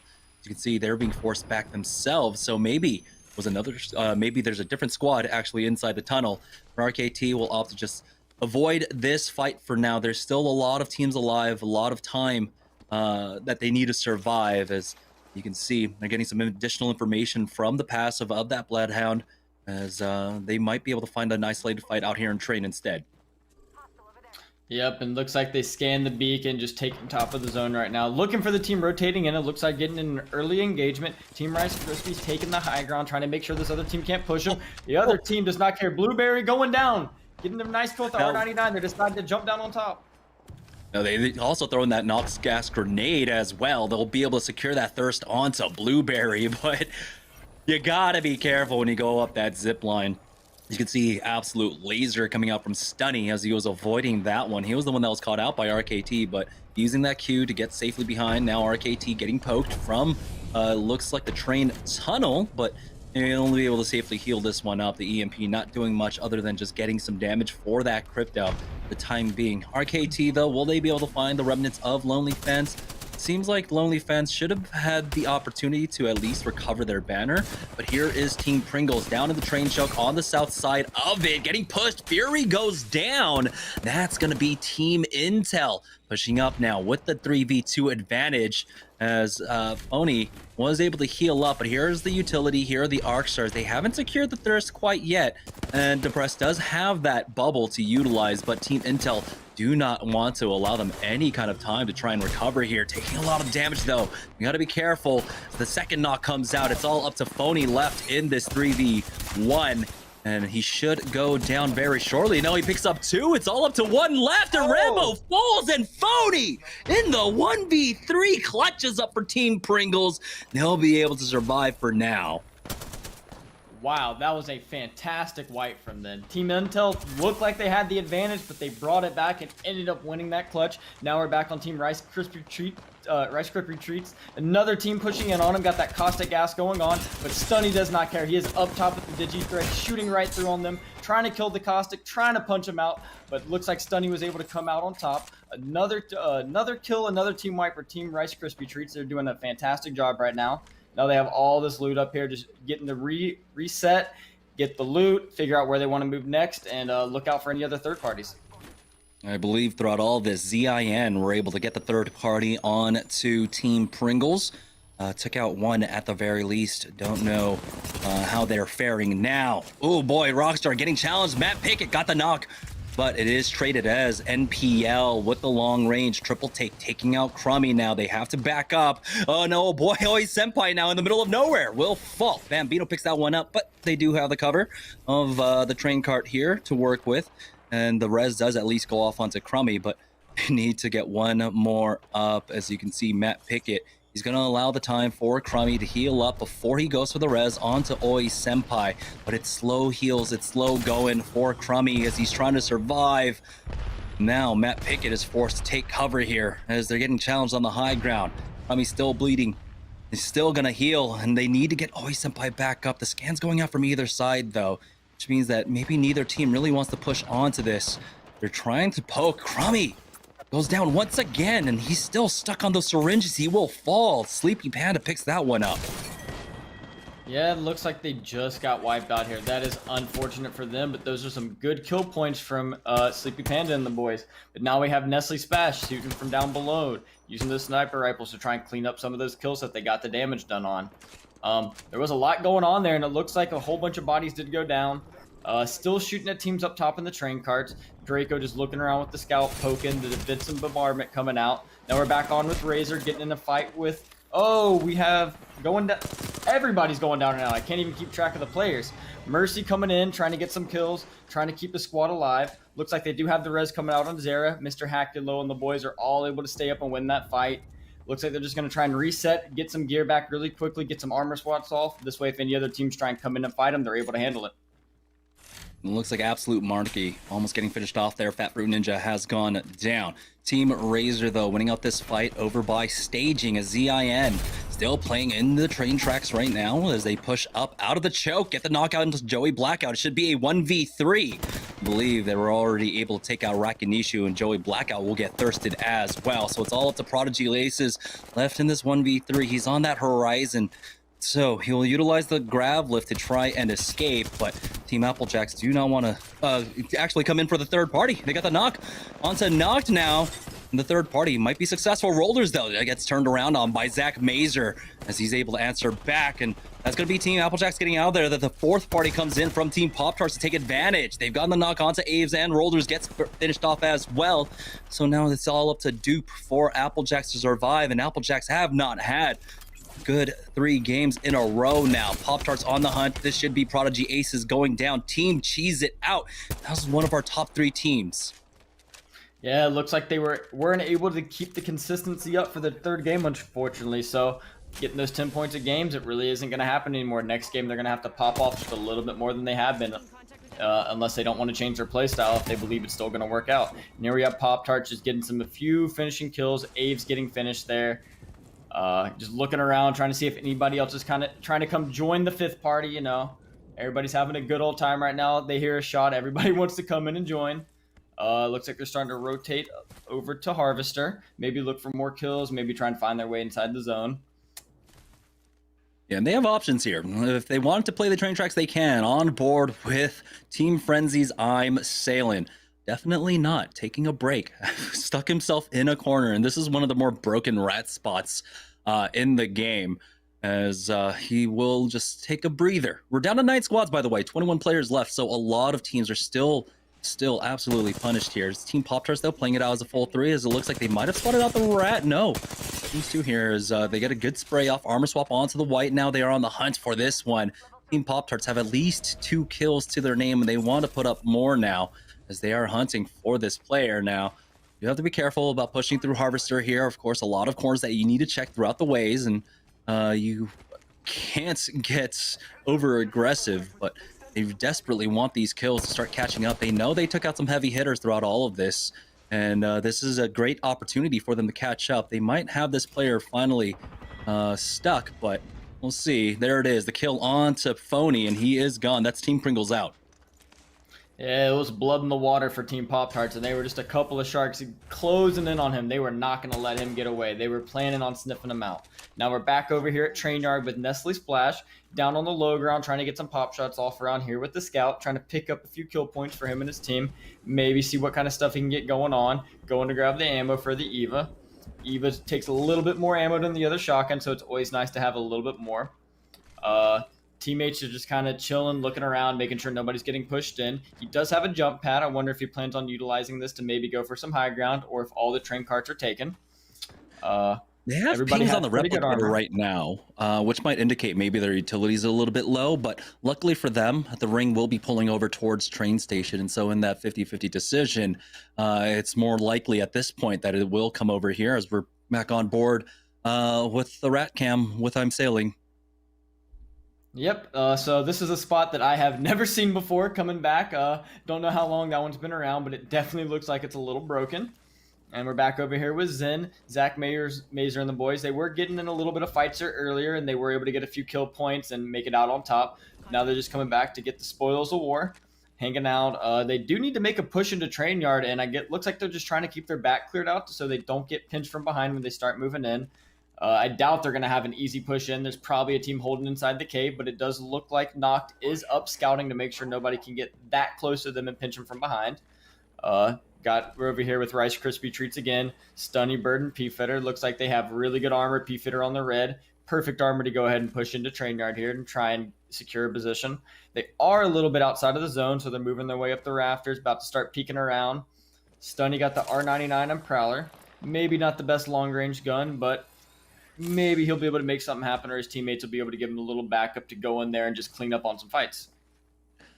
Yeah, he's 108 damage away from having that red Evo as well, so they are in an excellent position here for the late game right now. 30 more seconds before this ring starts closing, and so this is one of the faster paced matches here in game number 3. As a lot of teams are starting to feel that pressure now, especially like we said, we had 3 teams that were on the bottom of the leaderboard with no kills, no points whatsoever. Had to find an opportunity to try and catch up, and that's how you do it, by fragging out. But ZIN, definitely a squad.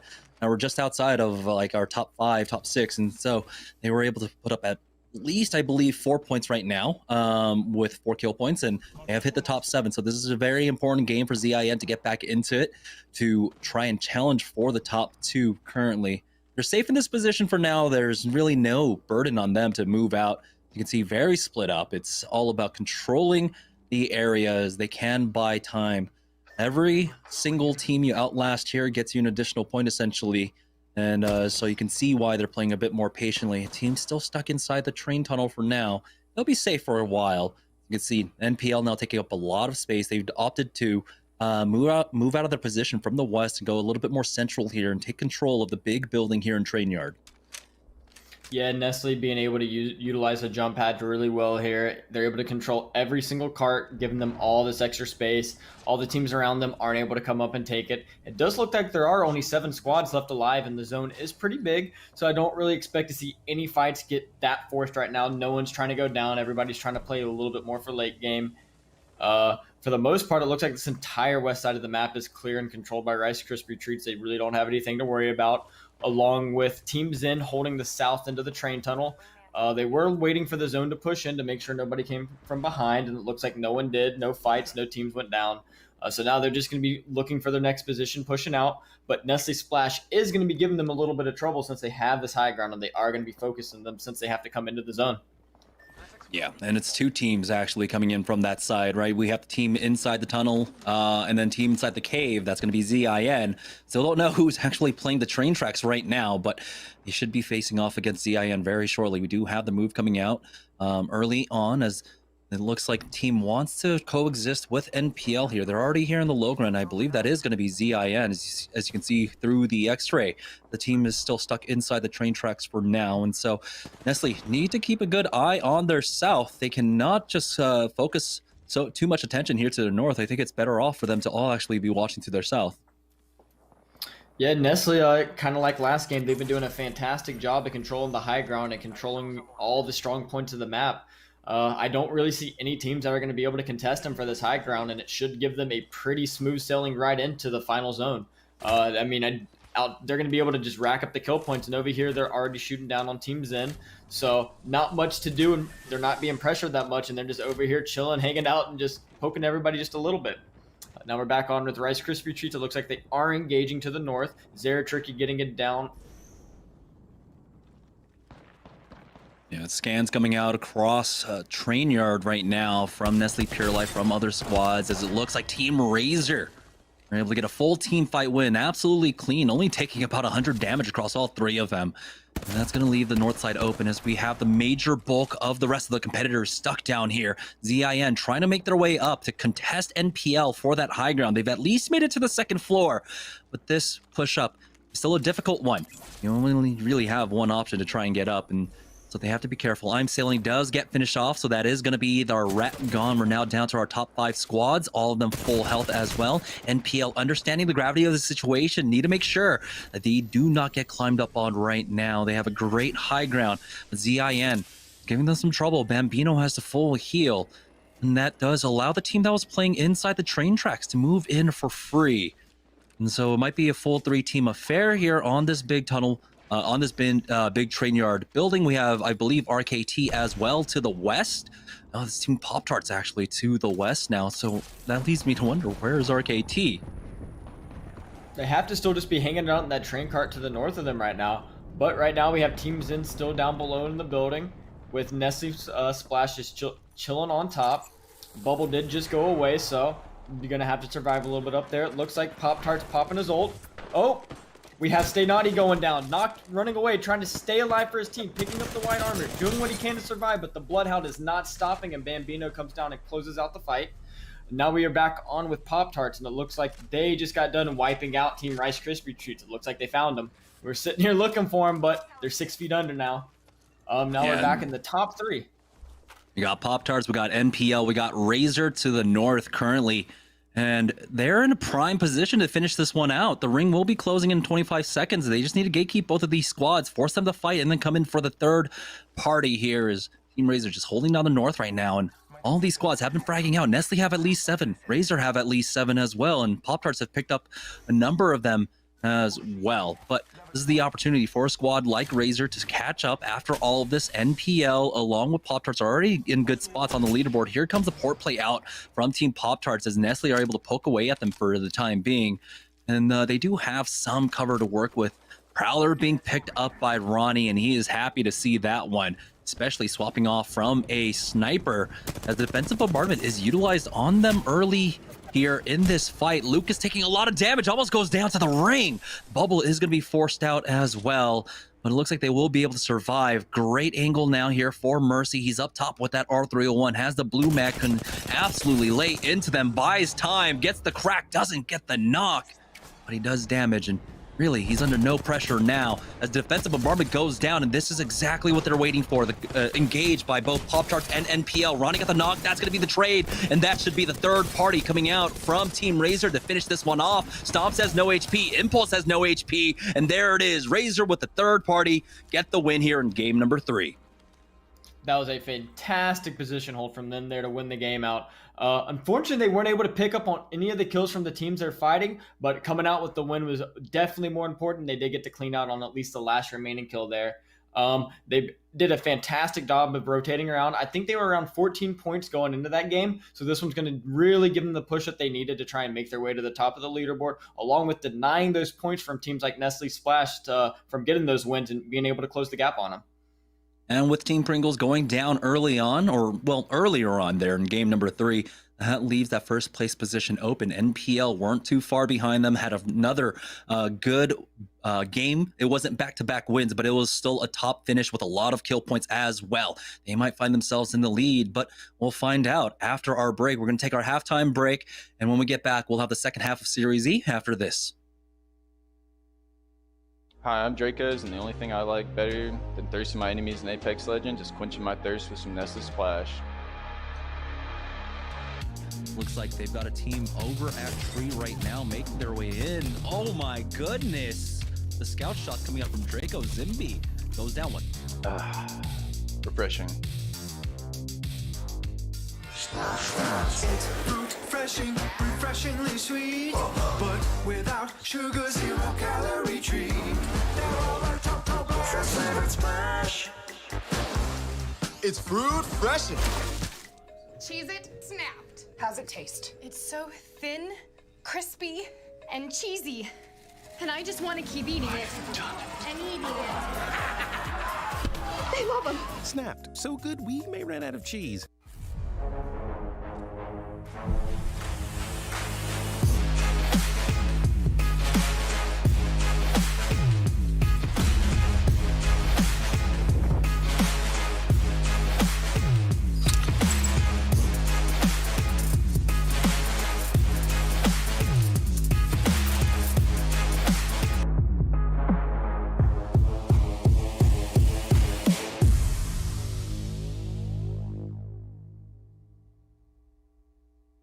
Hey, my name is Girani, and I may be thirsty for some KP, but I'm even more thirsty for some Nestle Splash. Ronnie with the scans, keeping Sentinels at bay. Trying to push up and punish this. As you can see, Camp pulling off that res now. Ronnie, he's got the cross angle set. Refreshing.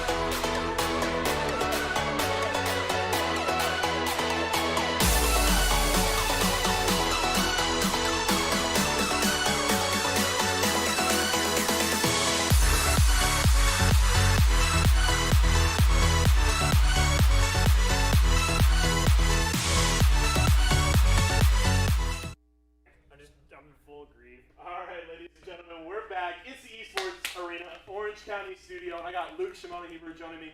And we got a little work to get in. We got 9 more push-ups. Nestle getting it done so far. Let's get it. You ready? This one's a little added pressure, boys. Oh, yeah. Okay. Ready? Some Nestle Splash. I'm now ready. Go. Let's go. 1, 2, 3, 4, 5, 6. Oh, I'm losing it. 8, 9, baby. 10 for one. We For did an extra one. yeah, we did an extra one. They got to win, so they can have an extra one. There we go. It's Splash Week, baby. Thank you. Luke, get a little hydration here. Welcome to halftime, ladies and gentlemen. Look at this man. Chug. He's putting it down.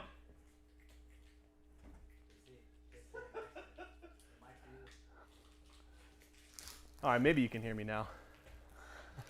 I'm so focused on the gains. That was the problem. All right, we're back. It's the Esports Arena Orange County Studio. Yeso here. Shout out to Shimona there, joining me for some push-ups for Nestle Splash. We're through 3 games. Let's check out our stats here. Oh, we got the stats through 3 games, and it's Team Razor in the lead. And the interesting point, this is Season 1 Razor. With Charlotte Phoenix not playing on our Tuesday nights anymore, we got the OG lineup. Mercy only subbing in for Team Razor. They've looked really strong as they're tricky, leading the way on the damage charts, over 4,800 for him. Phony with 13 kills so far. It's been a strong day. NPL trying to chase them down. We'll have to see how things shake out in the second half. But I'm now heading over to the Splash Zone to join CEO and founder Tyler Endress. Let's check it out. Welcome to the Splash Zone. You guys haven't noticed? Yes. Nestle Pure Life is now Nestle Splash. Nestle Splash Zone. That's what we're doing. You were slightly out of breath there. What's with delicious. What's with the See, perspiration? I told you. Quarantine has been good to the gut, you know? A few extra LBs on there, right? Anybody doing 10 push-ups, I don't care who you are, right? You're going to be slightly out of breath after doing 10 push-ups. But, you know, I grabbed one of these Nestle Splashes. This pineapple mango is really good. So that actually is, really that's good. what they're saying is like their flavor of choice, the pineapple mango. That does sound pretty good. Wild berry, to me, would probably be my favorite flavor. I haven't tried them. We just got these in today. So I'm a big fan. I'm excited to try it. I'm excited that I'm going to get to have these in the studio every day. Yeah, so. That's huge. Shout out to Nestle and NPL, Team NPL, Team Splash now. Pulling out the win in Game 2, that was pretty sick. Yeah, we were definitely really hype in And actually studio. get what? They got second place? Second or third place? Second or third, yeah. They got top we'll 3 in that last We'll game. find out leaderboard, obviously, after halftime. But 19 kills through 3 games is really good so they're, from the team. Why is it that Nestle Pure Life, I don't know if you watched last season. You probably didn't because we're actually on board for second season. Nestle Pure Life, during their week last week, crushed it as well. Like, they were the only team to win on Pro Night. In their sponsored week. All last season. And so just whenever it's their week, these guys answer the call. Yeah. It's crazy. And, I mean, I think it's easy to count them out. You can look at them, and we will actually check out our Mobile One leaderboard here in a moment. But sitting at the bottom of the standings coming into this week. But I was impressed. I think they actually had a really solid week last week. Yeah. I think they're coming in with momentum. And I knew about that they had taken the only team to take their Pro Day during their sponsor week last week. So I felt like the stars may have aligned here. It's been a really good start through 3 games, so I'm feeling pretty good about them. So last time they said, let's all drink a bottle of Nestle Pure Life before the tournament. And they did that, and then they won. So, like, I don't know if they did that this time. We were like, all right, guys, it's our week again. Let's do this. Let's see if it goes with the momentum here, and they can actually pull it out the win. But they're playing really great tonight. They're doing terribly before. Why are you pointing that way, Luke? I'm gonna select. He asked if that was me on the screen. You're getting double Tyler, double the fun. Yeah. You know. But one of the things we did want to do in this halftime, we talked a lot about the stats, and we do have plenty of games to continue to break down through the day. But Tyler wanted to come in, and we wanted to highlight some stuff for you guys because we get First of all, yes, I do always want to come in on the screen. Yes. I like having screen time. However, I was asked to do this Yeah. Okay. I Yes, mean, I you're know. the boss. You get whatever screen time you want. They're like, oh, right? Tyler, we don't get Tyler to... on screen. Yes, Tyler. Of course, he's gonna say yes. But we get a lot of questions about the stats, and we really wanted to show you guys because we really put a ton of work into our new Esports Arena website that we released last year, and it's really sick. And we're really proud of the entire stats profile we've been able to build for Series E. So we're going to check that out up here. If you guys head over What's to it right now? Everyone look at the website right now. Look at that. Look at that. Look at that, man. Draft day. He's gorgeous. He's got a coat on, the backwards hat. That's a look. That's a look. I think I invented that look. And actually, shout out to Chase from Microsoft who ended up tuning in. And he was like, dude, love the backwards hat, blazer on. That was sick. Yeah. So I got a shout out from Microsoft for that look. We're trailblazers. I kept it going. Yeah. Actually, the draft day number 2, I did my hair. So draft day number 3, we'll have to see what I got to pull out on that one. But, I do my hair every day, and I know you do. It's a lot of work. You do your nails. Yes, I do. I do my nails. Tyler said he was a really big fan. I came into the studio today and he goes, "Those look really cute." Then you completely misheard what I was saying. Anyway, you know what? Maybe I'm a little crazy. I don't know. Like I said, I came in today a little dehydrated. I hadn't gotten any Nestle Splash. Yeah, you got to get some Nestle Splash. Might have been what it was. Yeah. But let's check out our stats page here. You for click Series E. menu. You click menu, and you go to Series E. Click Series E. Right here at the top. Right there at the top. And you guys can all follow along at home. Go to esportsarena.com. Follow along at home, exactly. And look at that. So it is in order. Believe it or not, it actually is in order from left to bottom right of the teams that are in first to last place. And unfortunately, Nestle Pure Life, Nestle Splash are in 9th place. So they know that they have to turn it around. They probably waited till this week to turn it around. Yeah. So that's pretty cool. Late so bloomers. let's go ahead and click on our last place team. No offense, Nestle Pure Life. But the coolest thing is here, you see, we got all the players. We got their awesome profile photos that we have sketched up ourselves. Thank you, Bangladesh. And then if you look at all of the information that's underneath it, right, Dreidel, Bangladesh? Yeah, there you go. So, but it's cool. So you have Dracos with a total of 52 kills, Obey Ronnie with a total of 53 kills, and Bambino, a total of 38 kills that are going in on here. And we have the assists, we got total damage, and you can pull up any week, any day to find out how these guys played in those weeks. And you could also, can you not pull up season 1? That's not yet, right? No, it's not yet. That's not yet. So we will have a historical data on this as well. It's an ever-changing thing. Look at this. That's so sick, though. Player. You click on player, you can pull up any player you want. Go ahead, click for me, Strictly. Go ahead and click on Strictly. See what we got here. Because Strictly wasn't... Wait, why do we have Strictly on here? Oh, he was a sub. Okay, so if you sub for Nestle Pure... I like that. Thank you. If you sub for Nestle Pure Life or if you sub for any of these teams, you also get your stats on here as well. And apparently Strictly did pretty well. I mean, 11 kills, 621 damage. He had an assist, but, like, that's pretty good, no? Yeah. And Can you watch the highlights? Yeah. Yeah, so if you guys want to see the VODs, like you can go directly to the VODs of the day. Like Tyler was mentioning, you can go check the week, check the specific day, the specific player. You bring up these stats and you're like, wait, it looked like he had a great day on the 13th. Let's see what happened. You click on watch highlights. It's going to take you right to the VOD, right to the action that you are, in fact, looking for. And my favorite part of the website, too, is all these stats are live, by the way. So if you're watching the show and you're like, dang, Phony came in today with so many kills. I wonder how he's doing so far. And you check the website, it's going to update live as games go. That's cool. This is really cool stuff. If you're a player for Esports Arena, you want to see your stats right there. If you're a fan of any of these players and you want to see how they're doing on their stats, or if you want to be a fan and you want to buy the jerseys, buy the jerseys, you guys. They're sick. I know it's kind of it's weird representing like a brand like that, but you're actually representing these players. And to be honest, you buy this stuff, you support the merchandise of Esports Arena, it all just goes back into what we're doing. Exactly. I mean, we're paying these players to support. We're paying these players to play in Esports Arena. So if you buy our merch, that's what it does. And actually right now, Splash 15, you get 15% off this week on any and all merchandise on the website, shop.esportsarena.com or esportsarena.com, and click on shop. It takes you right there. You can buy this awesome jersey, white or black, whichever is the favorite one you want.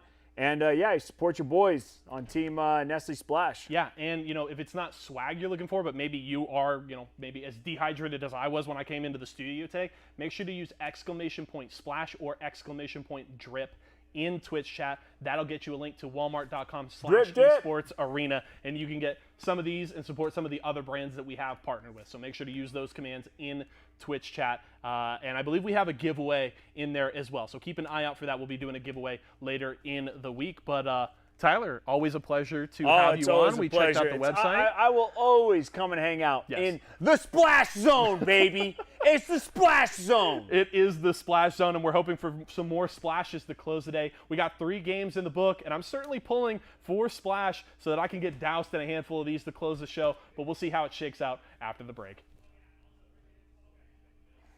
Hi, I'm Draco's. What's up, guys? It's your boy Bambino. Hey, my name is Gianni, and I'm about to try Nestle Splash flavored pineapple mango. And I'm gonna tell you, I'm a real big fan of pineapple and mango, so I'm gonna let you guys know.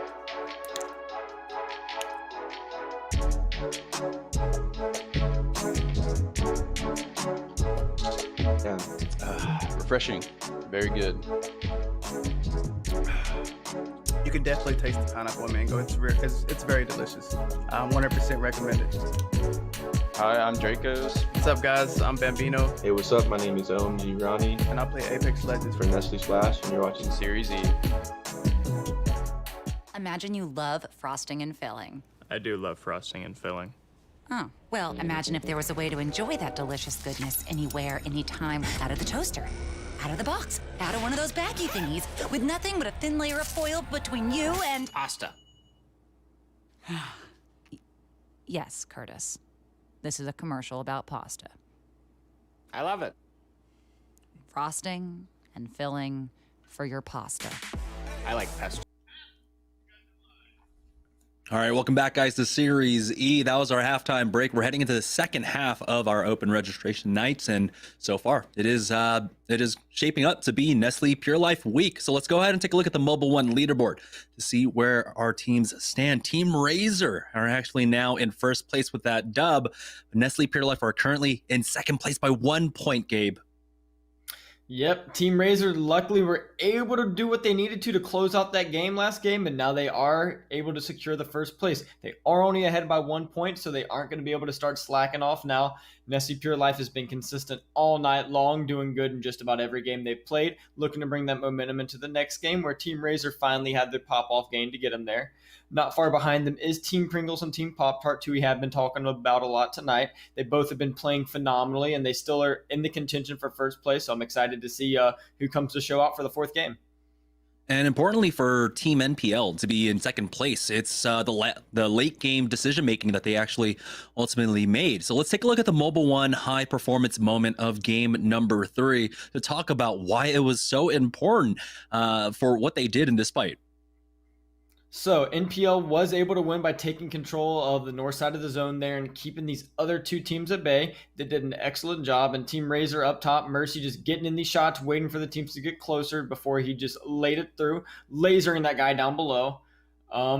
Surprisingly, Nestle Pure Life, for the majority of the game, they did have the best position, but they did not rotate quick enough, and Team Razor did capitalize on that, and it's what allowed them to win late game here. Right here, this is the important part is, they win out the team fights and stuff, and Team Razor do ultimately come in for that third party to get that win, so they do end up in first place, but by 1 point. NPL in the last 2 games have really stepped it up, took the dub in game number 2, had a really high finish there with a lot of kills in game number 3 as well, and it was a difficult one because they did get challenged in their spot, but they were able to push ZIN out and gain those kill points, which is important. It's not about just being able to find the center zone, but also fighting for your spot, getting those kill points in the early game as well, instead of just waiting and hoping that in the late game when you hit top 5 that you're able to pick up some along the way. So they have been proactive throughout these games. So now we're just waiting for game number 4 to get set up underway, but it's Team Razor currently now in the lead. They've been a little bit quiet, I would say, throughout our first 3 games. It was just that last one we didn't get to see much because so much action was taking place over there at the train yard, but we get to see why playing the edge can benefit you in the end. They had basically a free north. It was just completely uncontested for them. You saw them utilize the high ground extremely well and just wait for the two teams to fight.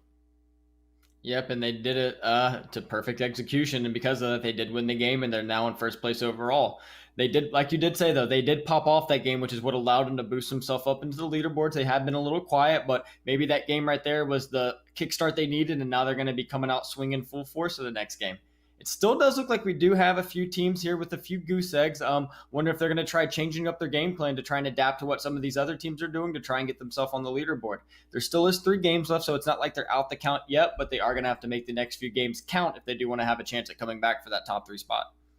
Yeah, and with 3 games left, we have 8 of our 9 partnered squads currently in the top 10. Team Rockstar, the only notable absence there, and they've been having some difficulty throughout the first 3 games. We'll see if they can change anything up, but here we go. Heading into game number 4, we're on board with Team Razor. It looks like the ping's going down. They'll be dropping over here quite possibly by staging to loot up, so changes coming out for them as... we're used to seeing them going over to Skyhook, and it looks like this might be the stretch for it. We'll see if they dip down.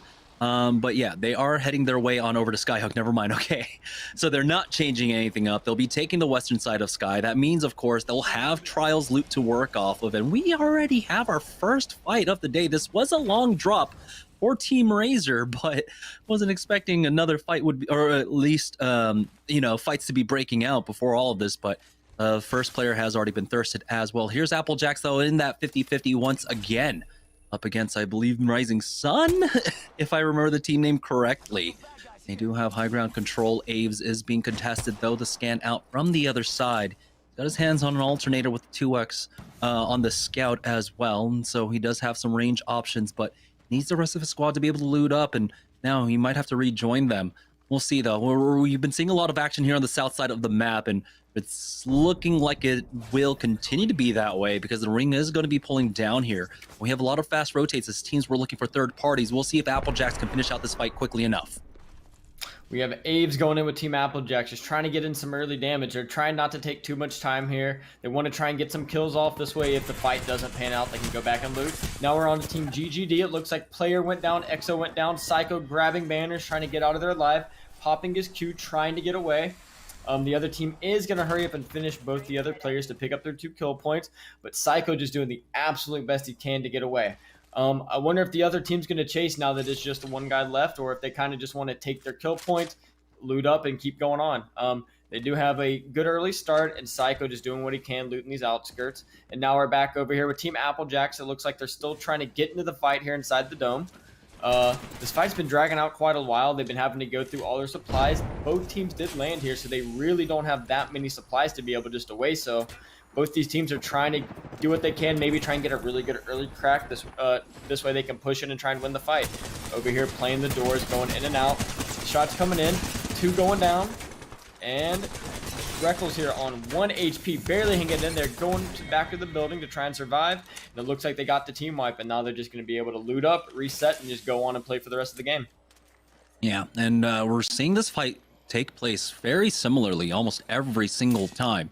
Applejacks take control of the roof, and then they eventually work their way down. This time around, it was a clean fight for them. We do have ring information. It's going to be pulling down to Sorting Factory again, but all eyes are going to be on launch site. We'll see those buildings possibly. This one pulls down towards Tree, but launch site is going to be everyone's focus for the time being. NPL, though, looking for a fight on the edge, moving their way through Epicenter. We saw them take a fight in, I believe, Survey Camp the game beforehand, and now they're rotating towards Refinery to try to find them. It's too low on the ground, already hit for a heady. Ronnie wants to find more, and he's got that Skull Piercer in play, but Dracos and Bambino are not ready to push quite yet, clearing out the angles, clearing out the office, as they are now making their way down.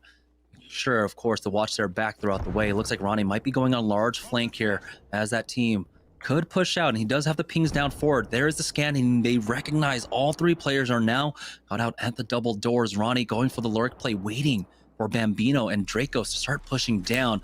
You gotta imagine they're using their utility. There it is, the Arc Stars going in. Team Pop-Tarts find themselves in a fight over here at No Name right now. They've got a team completely pinned down inside the large building. There's caustic gas to deal with, though, but they're making the full entry, and that's a shelf in the way, Impulse. I like the effort. But here we go, going in for the push. Now they get the first knock. There's a second one as well. In that MPL fight, though, It looks like Dracos was able to clutch up. Ronnie did go down, and they do pick up the 3 kills. So NPL keeping up the momentums from games number 2 and 3. Yep, doing a really good job there of just staying on the high ground, waiting for the perfect time to try and get some good damage off on the other team before making a push down.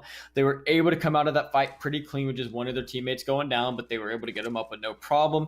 Now they're just going to hang out, loot up, get everything they can, get everything they need to be able to move on later into the game. I expect them to keep going for the position plays later in the game since that's what they've been doing so far.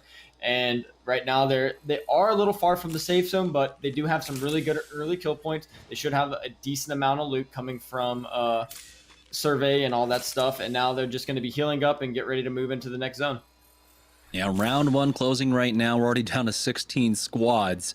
As Nestle Pure Life, they do have a lot of ground to make, but they should be able to get there relatively safely, especially because they cleared out a team that would be running behind them. So Epicenter cleared out, Refinery cleared out, Team Cheese It though, able to move from Lava City, taking this building over here by the north side of launch site. They have the ability to, of course, look out and look at teams rotating in from Sorting Factory, so this can be extremely potent position. Prodigy Aces, though, eyeing up the main office building here to see if there's any teams playing it, because that would be the optimal spot to play at. But for the time being, Prodigy Aces gets tagged big, and so he does have confirmation. There is a squad there. Yeah, he took a nice fat hit to the forehead to know, hey, maybe I shouldn't peek out here anymore. The other team punishing him for being a little bit greedy. And now we're on here with Rice Krispie Treats again. P-Fitter tossing that Arc Star into the room, trying to get some damage off, pushing the other team back. They do need to be careful, though, because although they are in a pretty isolated 1v1 now, team could come in from the north and then at pinch and put them in a pretty bad position. They do have to push up on a caustic, so they have to be really careful shooting out the bottoms of those barrels to not set off any traps. This way they can keep their vision nice and clear. They do have 3 purple armors, so it looks like they are really trying to get aggressive here and take an early game fight because they do know that they have the armor advantage. Although they haven't been able to see all the armors on the other team, starting off with 3 purples already is a pretty darn good start. And they have some arc stars to go below the door. Caustic barrel goes off, unfortunately, so they're going to have to sit here and wait. On to Team Intel now, throwing a few arc stars in with another fight. They do have 3 blue armors. Rainbow getting some good damage in. 1 clipping roll, just absolutely demolishing. But now they're doing the same thing to Jibby. Duke going down, and they're in a nice 3v1. And they're able to clean up the fight just like that. They have 3 free kill points. Oh, but he gets shot down through the window. It is a triple take, so we don't know the distance, but they have the fast res with that bubble almost into the re-knock. You can see Oni was trying to get the re-knock onto Rambo there, but MVP in that fight. Rambo does survive for now. They do have the position in tree. They'll be able to hold this for some time. Throughout all of this, though, I believe Razor might have gotten into a fight with NPL, and that's important. Our 2 highest placing teams, really, that are only separated by 1 point. Of Razor can get rid of NPL. That is 1 threat on the leaderboard that they're definitely aiming for, but nothing else coming up from that quite yet. So Team Intel will take their time here inside tree and just be able to hold this position for now. Of course, we're seeing a lot of focus going down over towards launch site and such, and you can see this is where Pringles were able to get that angle to try and third party that fight. The triple take of Phony was able to get that knock, but they are getting shot from behind as well, and they have to renew their focus. Here on board with Team Razor, looks like they do have Rockstar here in this fight. Matt Pickett does get taken out and is thirsted by Zara Tricky. Frag East, a lot of attention for some reason. A lot of teams rotating through here. We have to remember, when we were on board with Team Razor, they were over there by the western side of Skyhook, and so this is a very interesting rotation path for them. Yeah, and Team Rockstar here still just getting punished. I know they were the only team out of the top 9 for the sponsored teams, and it just looks like that same kind of pace is continuing here. We are on Team JN with Xanax, or X-Man-X, I'm sorry, going down to low HP, but it looks like they are trying to gate team inside of the zone, not having to take any of that damage. Goofy Gamer just trying to get some shots off with the R301. Team Razor always trying to kill, still trying to get some more kills here. They are in a really good position. I'm Sleepy just popping that battery to get up to full HP again, back over here by Tree. Looks like they are in a fight. Metro going down by Fruit Ninja. 2v2. It's a 1-for-1 exchange, though, so it's down to the 2v2. Lifty does get that armor swap, but Sleepy Panda, having to hold down the line by himself, does go down. He's going to get full pushed out, as 6 will be able to finish that one off. Team Intel survive another team fight, but they need to get the reses off. It looks like no third parties coming their way. So they will be able to stabilize. 3 kills at the very least. You can see 2, 4, 6, 1 assist as well. But we know they should have some more throughout all of this. And it's a full recovery now as Team Intel. It looks like they were the ones that were aggressing. They were the ones that pushed up here and were able to win this one out. So a good job on stabilizing there. Yeah, at least 4 kills. You can see 2 on Rambo now. 2 assists for him as well. Yeah, they're getting some really good kills there in the game. And now we are back on Team Cheez-Its. They are going to need to get a good game going here to try and get themselves back up on the leaderboard. We're on with Prodigy Aegis, getting some nice shots off at the flat line. Only able to connect for 20. Him and his teammates are pushing up right now, trying to get a better position on the other guy behind the rock. Rick and his shoot over here on the side, giving him some good cover with the Arc Stars and Wingman. But he is getting hit by the Charge Rifle, which is just a little bit better at this range. It looks like Joey does get a knock on Zach Mazer. Just over here getting nice long-range shots off. He is fantastic with that gun. Looks like the defensive bombardment comes out. Rakinishu is getting hit, but he isn't taking too much damage. Just kind of hanging out by the stairs, making sure, scanning their back, making sure no one's coming from behind. He did catch a Wraith trying to flank them, but he did make him have to queue away, getting them in a better position. They are starting to fall back a little bit. Starting to get shot from across the map by these sniper rifles. Now they're just making a nice push down to the buildings, getting a few chip damage off. He did see that guy has a white armor. Maybe they'll heal up and try and push, but it looks like they are choosing not to, but instead they're getting in a fight with the other team up the hill. They are stuck between 3 different teams now, so I wonder what they're going to do to try and survive here. Yeah, you have to imagine ZIN have already gotten that res off as well. RG Aces with a nice angle. Get some decent damage off, forcing out the bubble at the very least here, but now they're going to go ahead and return their attention to their back. You can see one spotted out on that scan. Team Intel are not slowing down, finding another fight here on that choke leading up. But it looks like ZIN have answered back. Joey Blackout has gone down. Now it's Team Cheez-It on the back foot here as Prodigy Aces is forced to back off. He was 1 damage away from getting that purple Evo for himself. Rakinishu might try and pop this res, and there's no angle from the other side, and so he will be able to get Joey Blackout back into this, but Prodigy Aces is in trouble. He needs to heal up, and it looks like he only has slow heals. Finally, though, popping that med kit, they are reconnected. Here's Team Pop-Tarts. They are one of the squads that are trying to come in for the 3rd party throughout all of this. So yeah, one of the teams really present. Of course, with now all these squads here playing on the southeast side, this is definitely not something we generally see a lot of. ZIN on the other side of this one. Pop-Tarts are stuck now, but they do have a lot of angles to really work off of here. As you can see the cover, but Stomps will go ahead and back off to the rest of his squad. And he's forced to heal up with that bat. And so we're down to 12 squads, 35 players remaining. 1 squad currently playing this one out as a duo. Yeah, Pop-Tarts is just trying to do what they can to stay alive. There's really not that many teams around him, but every time they peek up, there's somebody shooting him from a nice little side angle with the sniper, or somebody having a nice little head glitch on him. Team Zen is still just hanging in there. It looks like Team Cheez-Its is still in the middle of that pinch, still hanging on. Luckily, they, like you said, they were able to get their teammate up, and they are back to 3 players. Now they're just trying to find their way out of these fights, looking a little bit north to make sure there's nobody here pushing in on them, and also trying to just give a little suppressing fire. Impulse deciding to move down. Looks like they're deciding to rotate, trying to get out of there. They aren't too happy with that position. Now we're on here with Rice Krispie Treats, just running around in Sorting Factory, still in the same position as they were earlier. It looked like they elected not to move. They are probably going to want to push out here shortly, or they are going to start getting stuck inside, and these teams are just going to collapse on them. They are engaging in a fight. Stunny taking a little bit of damage here. P-Fitter popping the Bloodhound ult, trying to get some vision. P-Fitter going in, tossing the Arc Stars, trying to get a stick off. They haven't taken too much damage yet, but looks like both teams are just kind of in a stalemate. They're both trying to see which team's going to make the first mistake, or who's going to allow them more damage to happen. Yeah, it's scans for scans, keeping both teams at bay right now. RKT still worried about their west as well. Team coming in from, or excuse me, east as well. A team coming in from Banana. Team Razor trying to look for an entry here, but they don't have to commit quite yet. And as you can see, they know that they have to worry as well about third parties for now, so they're just backing off from this one. There's just too much time elapsed. Too many teams could be in the area. They don't have a full grasp of what the battleground looks like right now. Dracos with NPL. They did find out one and were able to secure that kill as well. So it looks like MPL were able to recover at the very least. I believe last we saw them, or well, last I saw them on the map, they were over at Harvester there.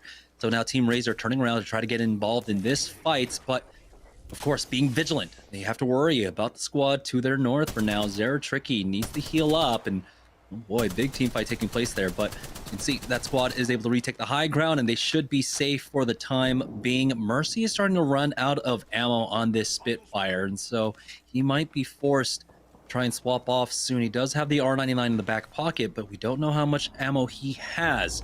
Noct is able to take out Team Intel, and so Team Intel are out. ZIN are still alive, and we've hit our top 10. Yeah, we do. Kind of like you said, Mercy here, he's on that Spitfire. The gun is fantastic because it has so many bullets and allows for so much damage output, but the only counter to the Spitfire is running out of ammo, and unfortunately he is getting there. They were doing a pretty good job at holding off that team to the northwest. They elected to pull out of the building and go hold off that north side so nobody could come in from behind. Now they don't have to worry about getting third party, and they're able to take the free shots on the teams over here. Team Pringles just hanging out on top. They do have really good armor. Does have that Scout Mastiff. Just looking around. Pringles looking to go down. Pretty neat spot. Looking for a team. Seeing him rotate down below. Getting some really good damage off. Now he's decided to pull out the triple take to try and finish the kills. The other team is jump padding away. Ooh, missing a few of those shots, unfortunately, but he's able to make up with it there. Trying to get to that red shield. Looks like they're just hanging out. Not really much going on. Just trying to stay alive. Throwing down that good jump pad to try and get them back up on top. Excellent use of his utility. Depressy debating on if he wants to use that bombardment, but it looks like he chooses not to. Now deciding to toss it down. The other team is coming in with the jump pad. Depressy throws down the bubble. Throws the arc star to try and keep Fury alive. Fury hanging in there. Phony is going to push out now, pushing into the bubble, goes for the melee of all things, but he will fall. Team Razor on top of them, already with 2 knocks, is all up to Depressly, but he does not answer back. That's a clean win for Team Razor, and they're able to instantly reset here. Still need to heal up, but the armor swaps will definitely help them out. And so Team Pringles getting punished. Team Razor really able to figure out what the hell is going on there. It looks like NPL, ZIN, and a couple other squads, though, in a fight here on the eastern side. We, of course, saw the ring pulling up to the northeast side of launch site now as ZIN are making their way on in. It's Zach Mazer playing the front line here, watching their back. As you can see, eyes are on the inside of launch site proper. And are they going to commit to the south side, or will they just play the corner? It looks like they'll play the pocket for the time being. It's difficult to try and push into this building, but they will have that Beast the Hunt ready to go very shortly, I believe. Another 20 or 25% off. RKT, though, still playing inside the office. They can retreat over to the banana, so they'll have increased coverage there, but there is a team actually challenge them for it. Scan for scan as P-Fitter now has to heal up, and Stunny and Bird are ready to push. There is the bubble push out from RKT, but that squad has already backed away. Might have elected to actually push out and go for rooftop control. No, it's 2 separate squads now. So RKT have at least worked their way on in, and they don't have to worry about their back. Yep, now that the zone moves in, they are clear from the north, and they don't have to worry about it. It's just going to be between them, the team in Banana, and anybody else from the south, but they don't really have to worry about the south since they do have other teams covering outside. It's kind of no man's land. We're back over here with Zen in a really good position now that the zone's moved in from behind. They don't have to worry about watching their back, and they do just have free reign at shooting everybody on the side of the map. They have excellent position. It looks like they are trying to get a little bit of pop shots off on the team inside of the building. Maybe if they can get a knock, they'll decide to commit on that fight and clear out the rest of the zone, giving them a nice push for the rest of the game. Knock the market down there, maybe see someone. Yeah, the caustic is slowing them down. They've had eyes of trying to infiltrate and get into that building. They haven't been able to do so for now. And the doors are off, so that does mean ZIN will be able to get some free shots off, and that team might get pinched shortly. The team that was playing over in the main office building of Northside Launch is on the other side of this, but I think the teams can coexist for now. As you can see, ZIN perfectly happy to just play out the outside here, but these barrels, the only things that are really slowing them down, and we do have, looks like Noct is a bit disjointed from the rest of the squad, as he's keeping an eye on the low ground here. As you can see now, renewed focus onto the north hand side. A lot of the squads here in Sorting Factory are going to be forced to move, and ZIN don't want to miss out on these kill points. Yeah, Zach over here with the wingman and Peacekeeper. He has the skull piercer, so he's getting these nice long range shots, hitting that nice 79-45. Team Razor still hanging on top of the roof, had it coming off that fantastic game last game and being in first place. They're still trying to keep that lead and bring that momentum here into the late game, and they do have a phenomenal armors to make that happen. They are starting to move up. They are going to be getting pushed out here in the open, but they do have the jump pad to allow them to get a little bit closer, but they land on top of another team, throwing down the bubble to take the fight. Zara Tricky going in. 2 people really low HP. Hacula going down. Mercy going down. It's just Zara Tricky. And unfortunately, it does looks like Team Zen was able to win that fight, but they're already getting third party. Team RK team coming in. It's Pop-Tarts dropping down on them, and Pop-Tarts are low. They'll have the armor swaps. Does ZIN push off of this? Doesn't look like they will. We'll favor to try and stay on the high ground there. Here's the push down with the port as well, as Impulse takes a lot of damage. He's still alive for the time being with the Beast of the Hunt going. He'll throw down the scan, force Stomps to go for that peak. And they force that squad away. That is their loot. Pop-Tarts survive throughout all of this.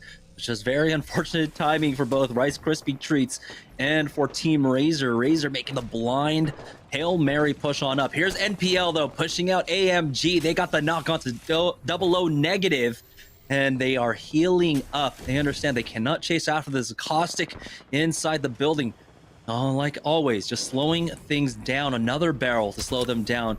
ZIN are trying to pinch them here, but it looks like no, they're focusing on Pop-Tarts that are below them, allowing this fight to take place. Nestle took a lot of damage as Ronnie got a knock onto Blueberry Smalls. It's Lonely Fans trying to push out. Ronnie by himself once again clutches this one up, but ZIN with a full push on out as they know that Pop-Tarts are stuck on the low. They know they've taken down one, and this is just going to be ZIN dotting the I's, crossing the T's, finish this one off. Zach has plenty of ammo left in that PK as the scan comes out from Team Pop-Tarts. Here's the full-on push from that zip line. They're getting challenged as ZIN answer 1 for 2. ZIN on the verge of taking game number 4, and they will. That was a fantastic closing game from Zen. They did a fantastic job of holding out that south side of the zone while they were in there and not letting any of those teams come from behind, letting the zone push in. Every time the zone was moving in, they were starting to just look for the people that they could pick off, getting really good kills on Team Rice Krispie Treat and Razor. And ultimately, they were able to win out that game. Team Nestle was following their same strategy. They kept that high ground, kept that really good positioning for late game, but unfortunately, they just were not able to close this one out. But they do have another consistent placing, keeping them there at the top of the leaderboard. Yeah, third great game in a row. We saw Team Razor going down before them as well. Equal amounts of fighting from either side, so we don't know exactly who's going to be in the lead after all of this. So let's take a short break, and when we get back, we'll have game number 5 of Series E after this. All right, guys, let's push up to this rock right here. We're in zone right here. On me, on me, on me. I have my ult. I have a jump pad. It's the last 2 teams. We gotta make sure we do this right if we want to get the dub. All right, be ready to throw. Be ready to throw. Draco, make sure to pop the dog when we go in. Make sure to pop the dog when we go in. All right, go, go, go, go, go, go. Bubble up on this. Come on, throw your bubble. Let's go. You ready, guys? Did you see this give? You see this give us on the bubble? Shoot him. Just pop in the bat. 120. I knocked one. Race is last one. Last one. 50 on the Wraith. There you go, boys. Let's go, baby. Let's go. Welcome to the splash zone. Need to cool off with some Nestle Splash after that win. Hi, I'm Dracos. What's up, guys? I'm Bambino. Hey, what's up? My name is OMG Ronnie. And I play Apex Legends for Nestle Splash, and you're watching Series E. Hey, my name is OMG Ronnie, and I may be thirsty for some KP, but I'm even more thirsty for some Nestle Splash. Up, Ronnie with the scans, keeping Sentinels at bay. Trying to push up and punish this, as you can see, the camp pulling off that res now. Ronnie, he's got the cross angle set. Refresh.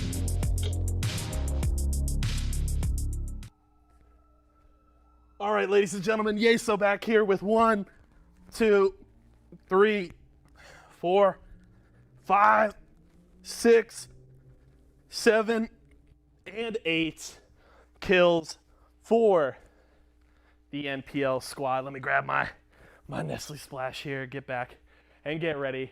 That's 4 games in the books. Oh, I think Luke needs to get some more push-ups in.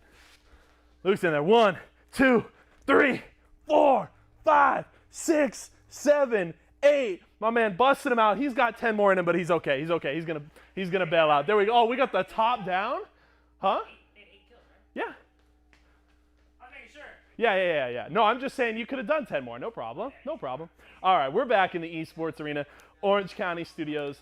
Yeso. We got 4 games in the books, and that one was a spicy finish. ZIN able to take the win. NPL still looking really strong. Team Razor getting there late. very close fights. Let's check out our post-game stats after 4. And it's Zach Mazer, my man. He was on Dealer Steel, a ways back. Good dude, looking really strong, leading the way for ZIN, and Stay Naughty, popping off 7 kills, almost 2,000 damage. We'll see if maybe they're a late challenger for the top spot here tonight. It's going to be a tight race. We'll have to check that Mobile One leaderboard when we come back from this break.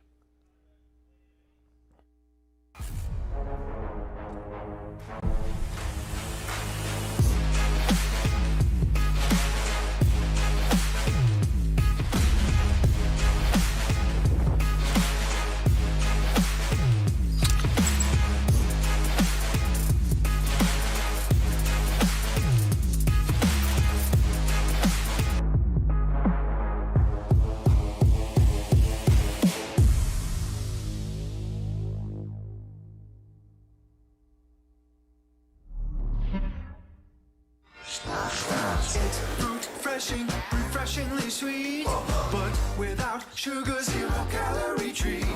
They're all our top flavored splash.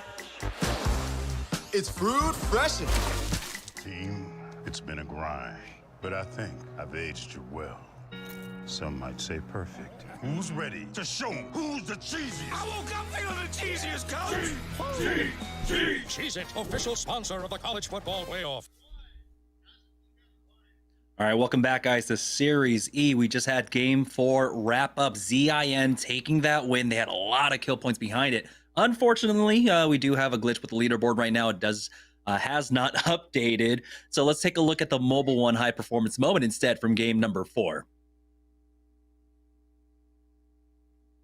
We're going here with Nestle Splash right off the rip. We did see them here late game. They were able to get this kill onto Blueberry and finish wiping this team.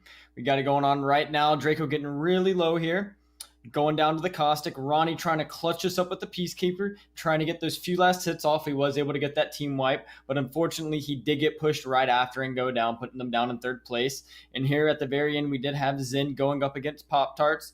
Zach did a really good job here going up and getting this initial damage with the Peacekeeper right as they come up the zip line. Stomp being the first one to come up and get meet face-to-face by it. Zach going down, but luckily they were able to get the 1-for-1 trade and win this 2v1 at the end to ultimately come out on top. Zen showing really good kills and really good rotations throughout this game. And of course, they did face a number of adversity. Like we saw Cheez-It trying to gatekeep them there. The knock came down from Cheez-It as well, but ZIN recovered. We're able to get them back up, fight it out as a full 3, and we're able to hold it down there on the north side of launch, ultimately taking that win. But a very important team fight win there we saw during the Mobile One high performance moment. NPL getting the team fight win, getting the +3, but also because of that, they put themselves in top 3, got themselves an additional 2 points. So small things do amount to big reward in the end for them. That's 5 additional points that they got there. There are, I believe, 1 point down from Team Razor heading into that game, but they should easily have the lead now up against them. They might be the leaders, so we'll find out. Though, unfortunately, like I said, we've got a little bit of an issue with our leaderboard, so we can't show that off quite yet, as we are getting game number 5 set up right now. We have 2 games left to go. Now, time is running out for a lot of the other teams in this lobby, Gabe. Yeah, some of these teams who are now towards the end of the leaderboard, they're no longer really able to take that conservative approach of like, hey, maybe we had 1 or 2 bad games. Let's keep our same play style because we know that we're going to do good, high kill, consistent scoring games. But now if it's not really up there getting that 50, 60 point gap between the top leaders, they need to. They're going to have to go out, land on somebody, maybe land center zone, get them really highly populated spots, get a lot of kills and try and win the games. Otherwise, they're just not going to be able to make it up and catch up with the rest of the teams. Yeah, it has to be like 30-point games, which are very few and very rare in these lobbies. And so with how everyone's been fragging out, it's very difficult at this point to try and pick up those kills. I mean, we're seeing teams being aggressive all game long. Team Intel definitely being one of them. And this should still be a decent game for them. We saw them get into maybe 2-3 big fights in game number 4. And so they should be maintaining almost that 10-point per game average. But we're still waiting for that big pop-off game. Consistency is great, but you still need a win or second place with a lot of kills behind it if you want to take the dub across a 6-game set.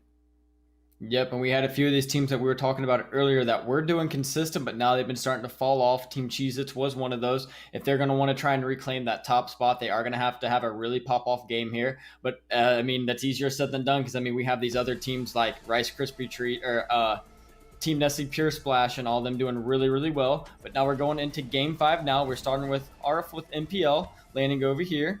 Getting this early game loot. They've been doing this every single game, and it's been working out for them, usually looting up here, then making their way over towards to their northeast to try and get that 1v1 fight.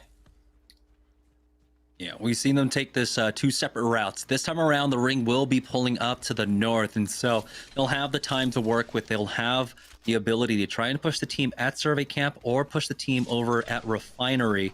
Right now, they're mostly on the west side of Epicenter, so maybe they are eyeing more of that Survey Camp side, but again, NPL can take their time. They don't really need to force the issue. They've been really good about all of this. Actually, Dracos has all of Survey Camp looted up by himself, and so we'll be able to do what they did in game number 4, where they take the fight over at Refinery first. Yeah, and here we are. We're back with Applejacks taking this early game fight down at Tree. It's been the same thing every single game, and for the most part, they have been able to come up top. Looks like the other team did have to throw down that early Jibby bubble, so it gives them a small advantage, but it doesn't look like Duke did have to waste his also. Taking a little bit of chip damage here, looking to rechange his position and try and just find a better spot to get an angle on these teams. Going for the drone, not really too sure why right now. He's probably not going to be able to grab that. And now we're over here with Team Intel all the way over towards Thermal Station, making a push up. Looks like they do have some pretty good armor, so this is a good opportunity for him to fight. Throwing down that bubble. Back over to Sunset Rising, starting to get those early kills on Applejacks, but it does look like they did go down. Looks like they're in a 1v1 situation, and they were able to come out on top. Intel now making the push, though. They already got the first knock onto Exotic, so it's down to a 3v2 for them. Their loot already looks great as well. They're going to have a far rotation, and so they're fine with taking their time here on this fight. They got the knock and the kill onto Psycho, so Team Intel, once again, find themselves in another early game fight. Importantly, though, Applejacks survived theirs, but this time around, they have to try and convert these team fight wins, these 50-50 wins, into better games. They haven't been able to do so far. Intel, though, will continue to loot up. Gold bag and a purple bag. That's a really good cargo bot if I've ever seen one. Yeah, that's what you like to see right there. Now they don't have to worry about having enough space for all this loot they get to get. They wiped out the only team there that was contesting them, and now they're just going to get to go ahead and move in with the zone. They are going to have to keep going in the direction of where the loot is, and now they're going to have plenty of space to pick up all these extra nades, all this extra ammo, all the extra heals to be able to make sure they're able to make it late game.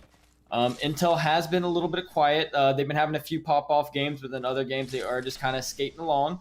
Maybe this could be one of the games that really gets them back into this in the last 2 games. If they can have 2 pop-off games, they do have a chance at catching up to the first-place leader team.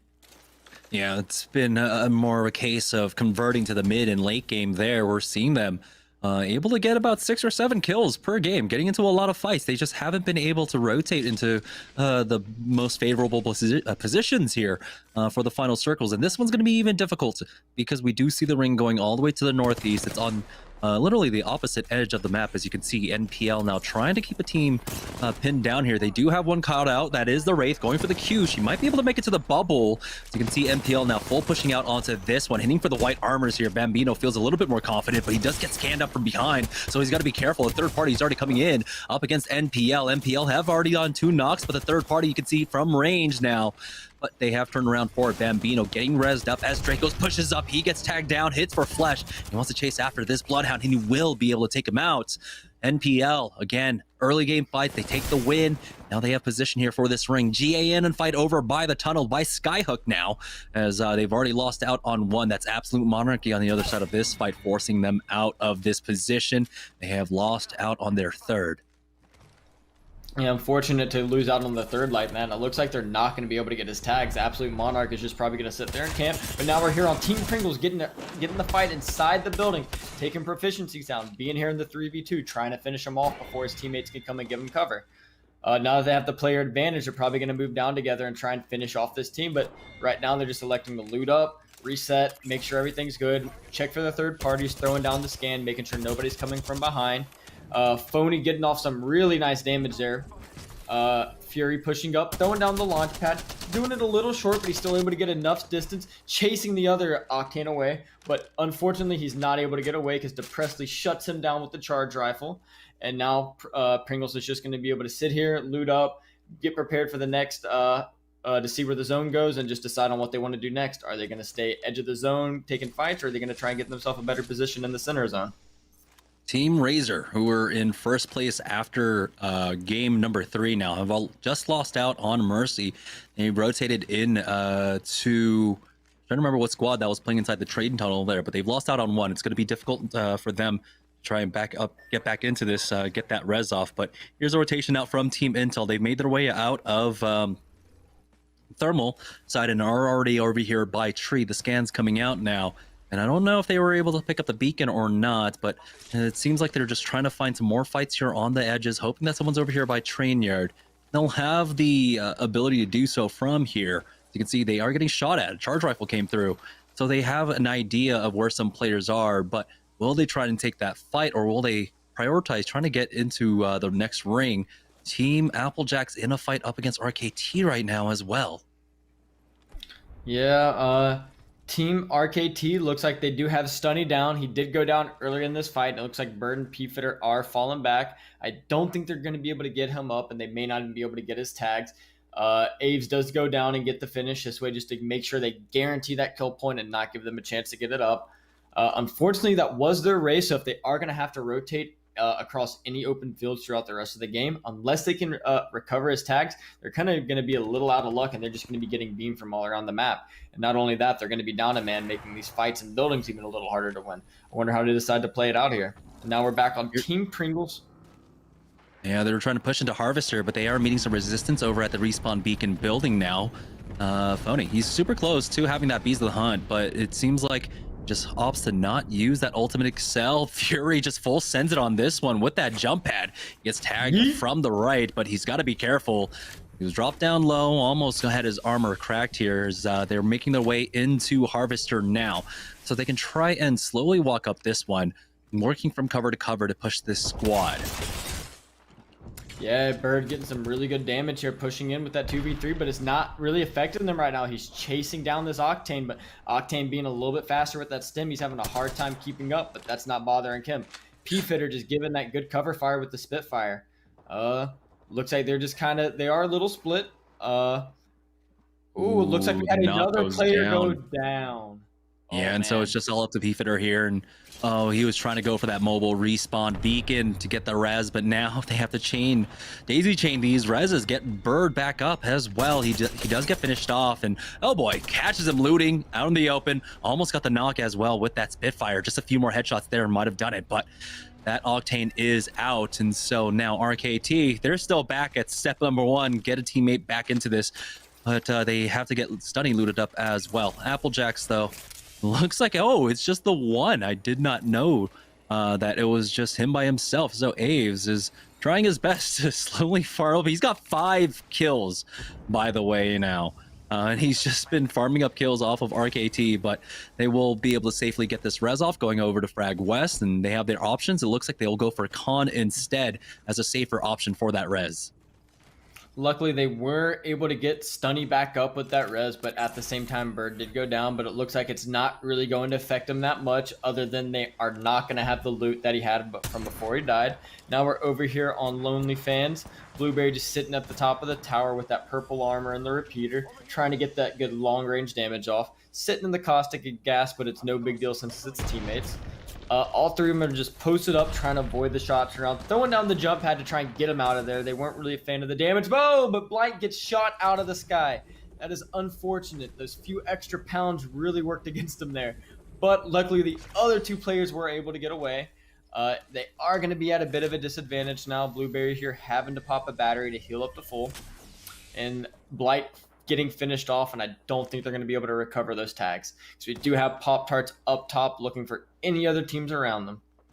Yeah, they're controlling Overlook now. They have most of the east cleared out. We did have NPL, looks like, to their north, currently playing inside Overlook, I believe.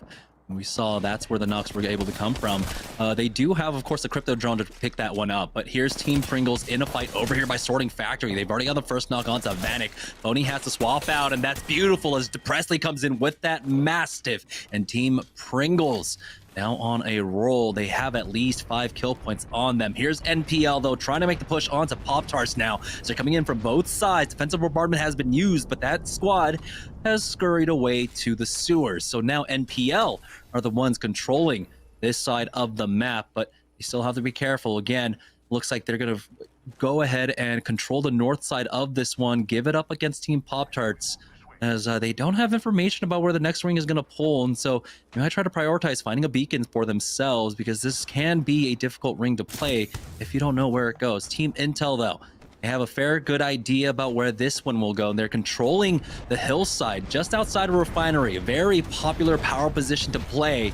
They've got a very strong team on the other side as well. Team Intel getting challenged by ZIN now. You can see them backing up, but there's so much damage going across. Metro was forced to use that bubble early on to heal up. He has to swap places, but he gets knocked now down to the 3v2 in favor of ZIN, excuse me, as now Rambo is the only one left alive. And that's, I want to say, 2 games in a row now where ZIN have eliminated Team Intel.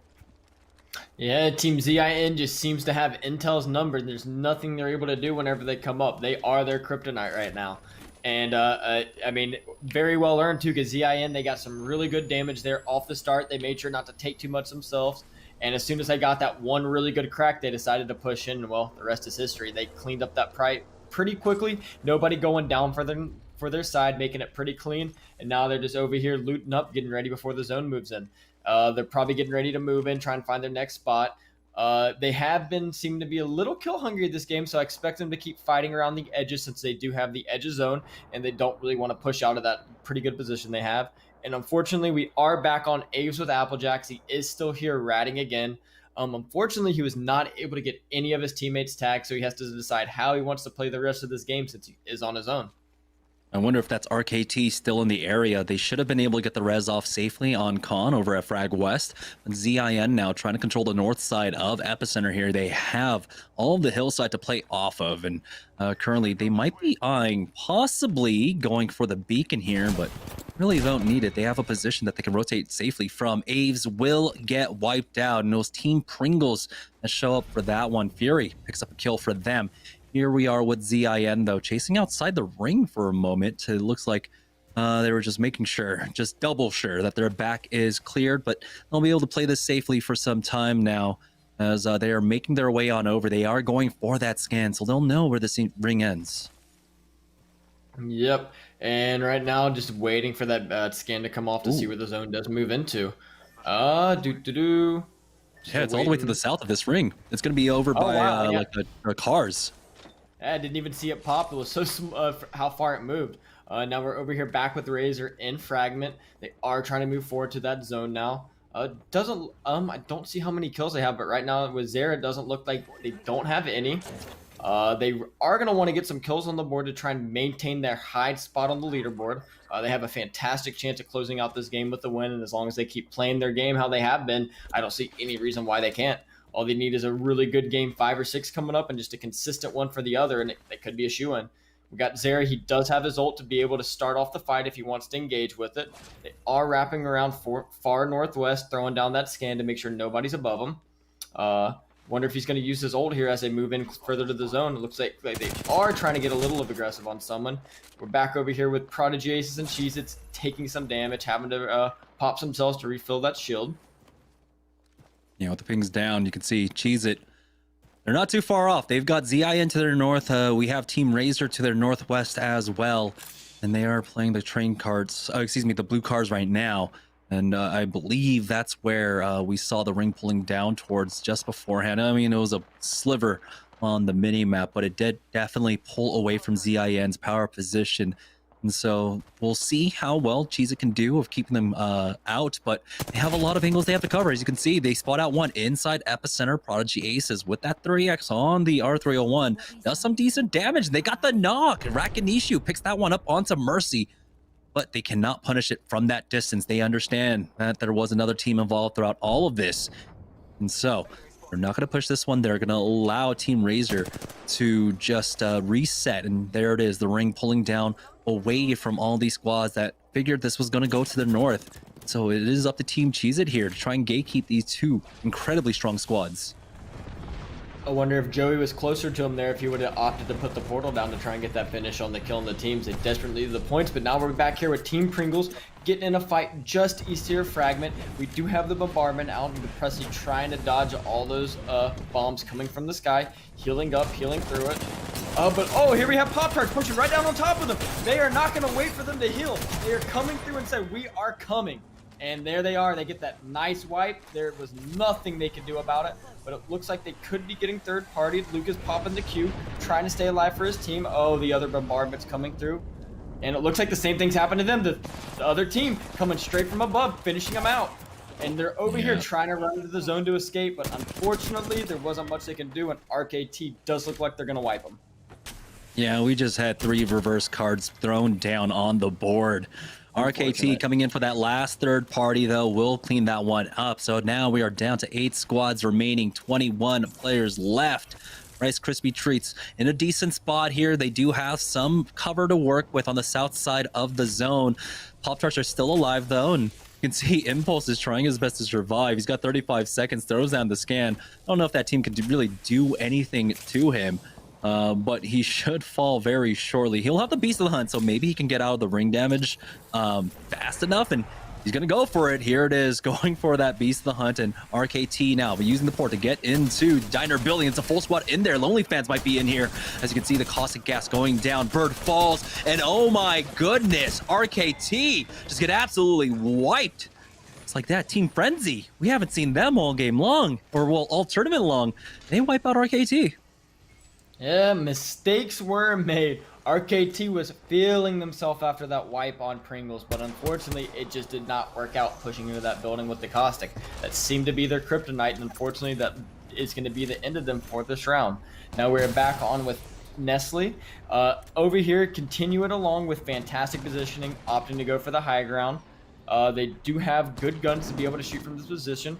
Looking for shots on the Blight right now. There are a few teams fighting to the northeast, and I wonder if they're going to try and get on it. Team Cheez is down to a solo right now as Razor were able to pick up 2 kills. It's all up to Prodigy Aces left throughout all of this, and they were not able to hold down the line. Nox came in for the third party with that defensive bombardment to get that. And so NPL considering pushing this, but they've got to be careful. There's still a lot of teams left in this lobby. It's just let them fight, and it looks like with those warning shots, they will slow things down. But unfortunately, Bambino did use his Beast of the Hunt, but NPL are in a very strong position right now. Naughty able to get the knock onto Blight. So they've got their eyes set on Team Lonely Fans that are stuck inside the train cart on the low ground here. NPL, though, still need to do some gatekeeping. As you can see, a lot of squads that are south, a lot of squads that are north, and they are in the center of the zone. All the attention might be pulled to them very shortly. And they did a really good job there of going in, getting those early kills and deciding, hey, there's too much going on. Our position's really great. How about we take a second, fall back, and reset this way we don't get ourselves in a bad position? Because as long as they hold this spot, here we already see 2 other teams are going into fight where they just get themselves the free shots on the side as soon as these Jibby bubbles disappear. Them being patient was an excellent choice because they know that they are in the contention for winning this tournament. And as long as they can keep getting these late placements and just consistent kills, there's no reason they can't. And over here, we see 2 players going down on Team Razor. Fortunately, they were able to get the team wipe, but now they are over here. Mercy getting the res. Hacula going to res over Zera now. Luckily enough, they are not getting pushed by NPL. I don't think NPL realized that there was 2 players down there, or they probably would have pushed up. But now they're giving them time to reset, and now they're going to have to worry about them as soon as the zone gets ready to move in. Zone is closing in, but those players that just got res still have to heal up. They do have the bounce pad out, and so they're going to try and wrap around this one. It looks like they were able to get the armor swaps off, but now NPL have to worry about the squad just below them. It's should just be a duo, Blueberry and 00 negative trying to walk in with this zone, and so they don't have to chase after Team Razor, but they might come to regret that later on. This is still 2 kill points for them. Team Razor try to find moment to try and punish NPL there, as they were over peaking for those kills, and now NPL are the ones that need to heal up. Hakulo going for the peaks with that Mastiff, only hitting for 11, misses that one, but he pushes forward onto the bubble as the full squad push comes out. Mercy gets the first knock onto Bambino, bringing this down to a 3v2, and they will be able to clean that one up.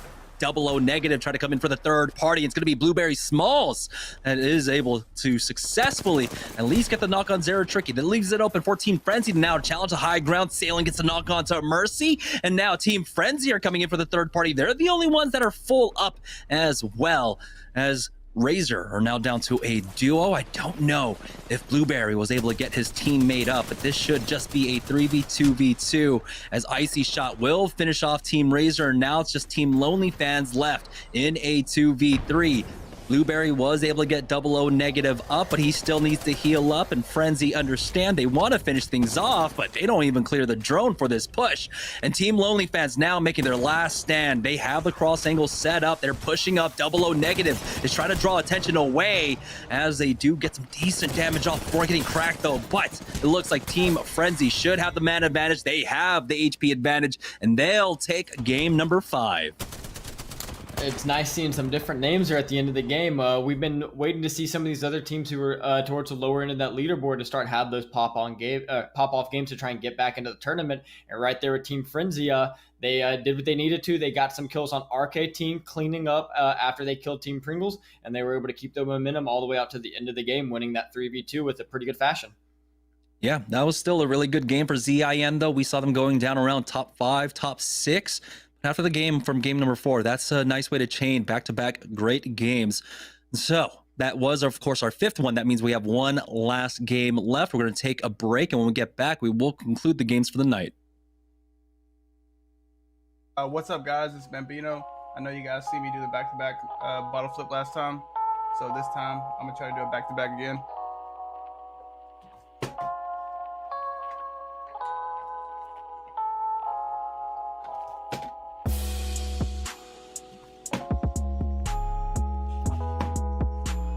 Let's go. Let's go, baby. Hi, I'm Dracos. What's up, guys? I'm Bambino. Hey, what's up? My name is OMG Ronnie. And I play Apex Legends for Nestle Splash, and you're watching SeriesE.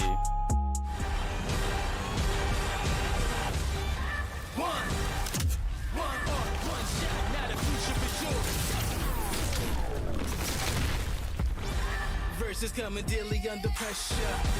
Working on applying the scheme. The true side trademark is at the edge of your dreams. I'm talking. Yeah. One shot, now the future is yours.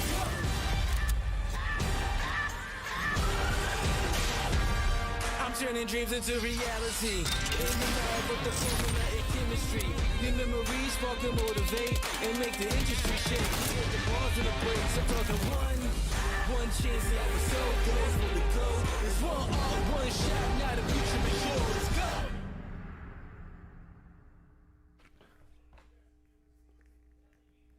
All right, baby. 5 games in the books and 4 more push-ups. 4 Splash Week, Nestle Splash Week. Yeso back here in the Esports Arena, Orange County studio. Let me get readjusted. We got plenty of push-ups in here today.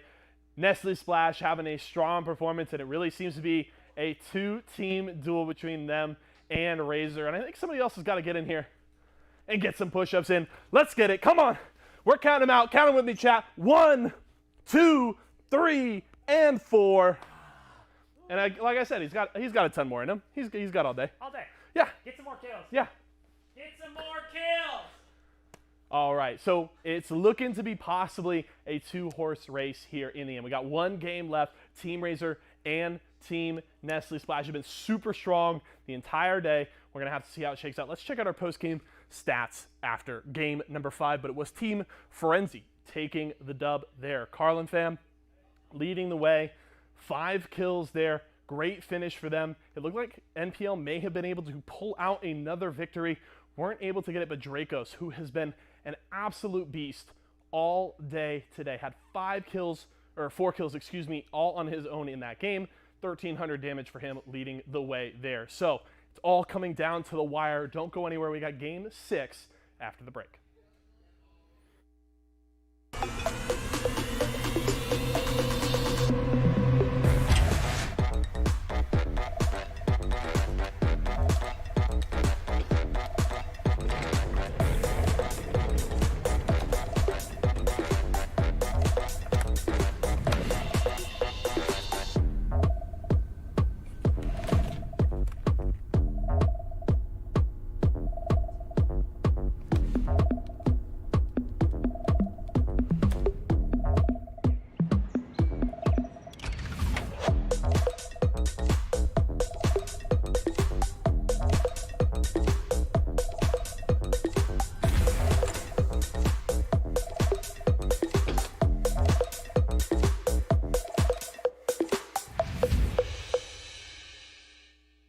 imagine you love frosting and filling. I do love frosting and filling.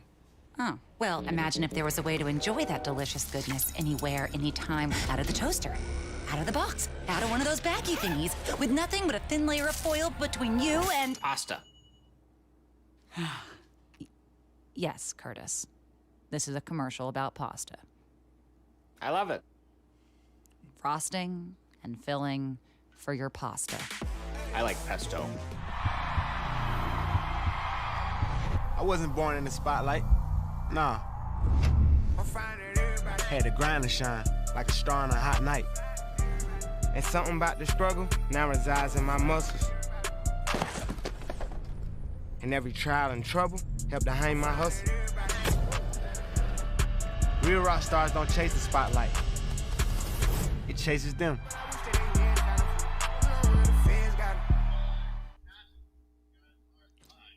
All right, welcome back, guys, to Series E. We're about to head into the final game of the evening. We had Team Frenzy. Just someone, I don't know, who did not perform through his games 1 through 4, able to take game number 5 there.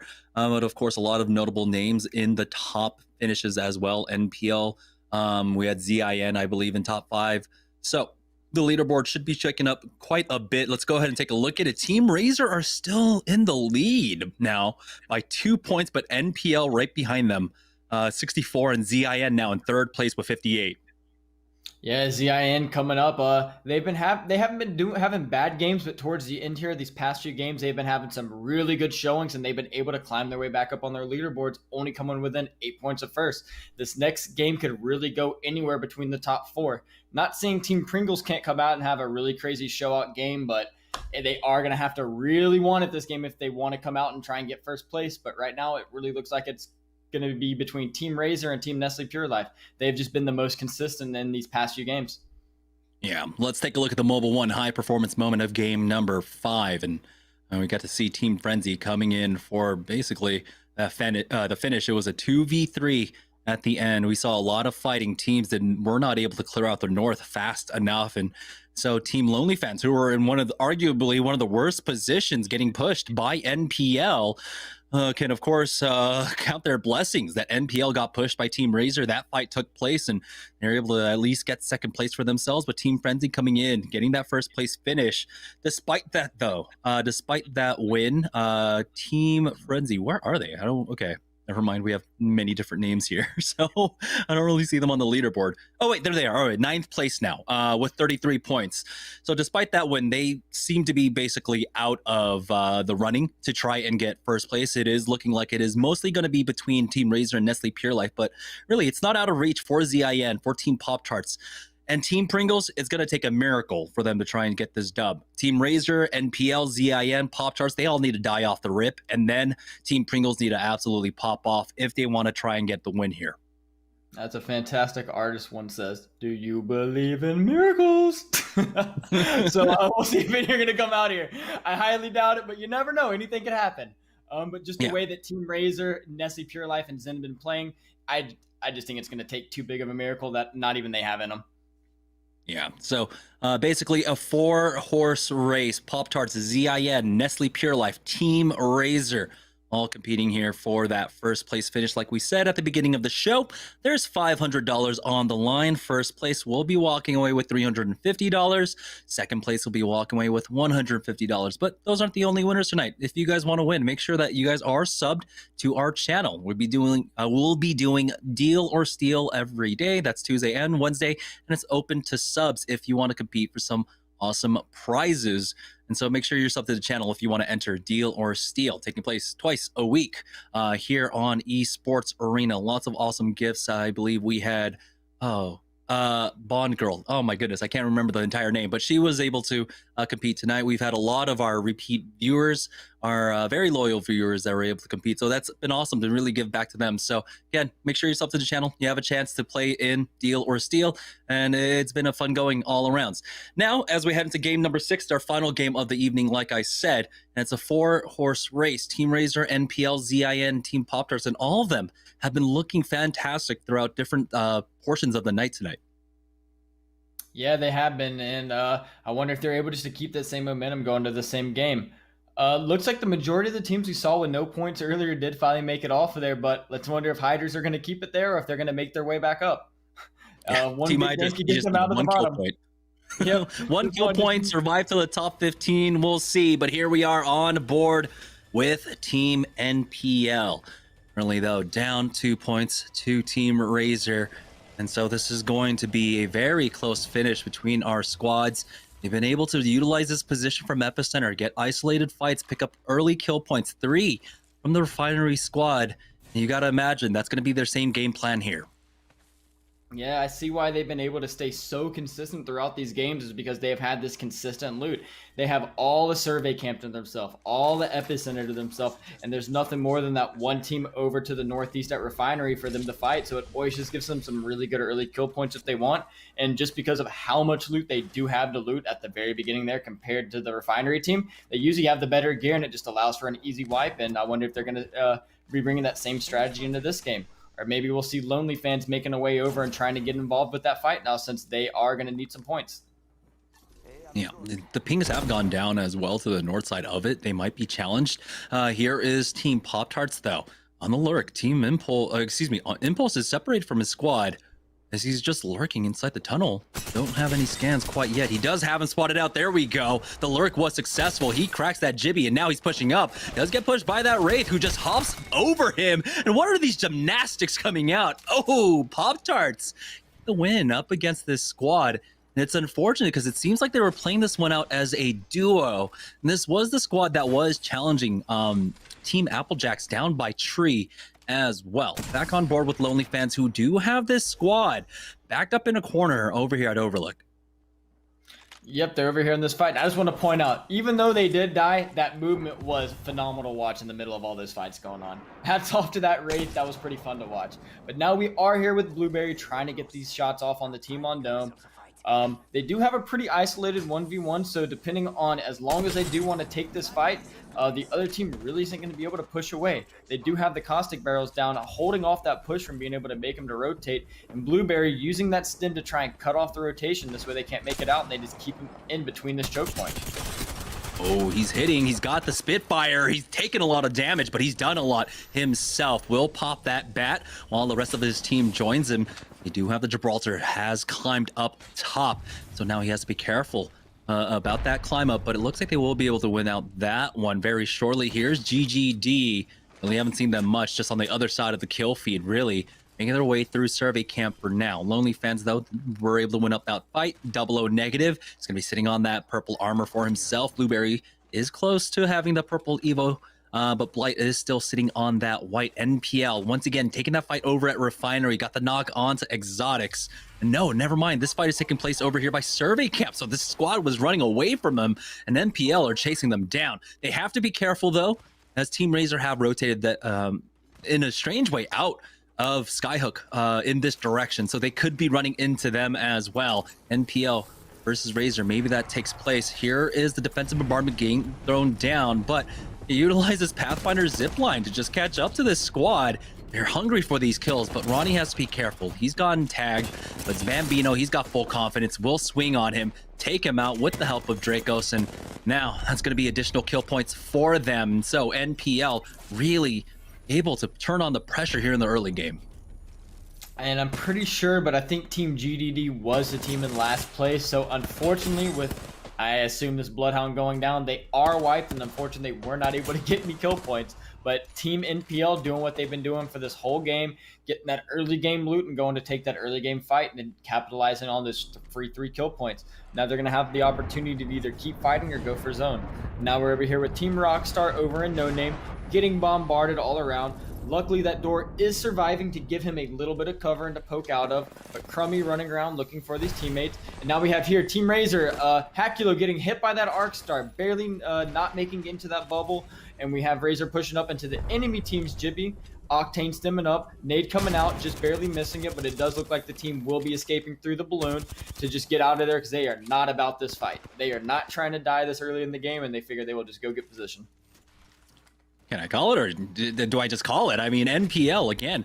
They rotate this time, like I said, into Team Razor, and Razor did try to catch them off guard with that, getting the 1 kill, I believe, onto Bambino. Don't know if they were able to recover his banner.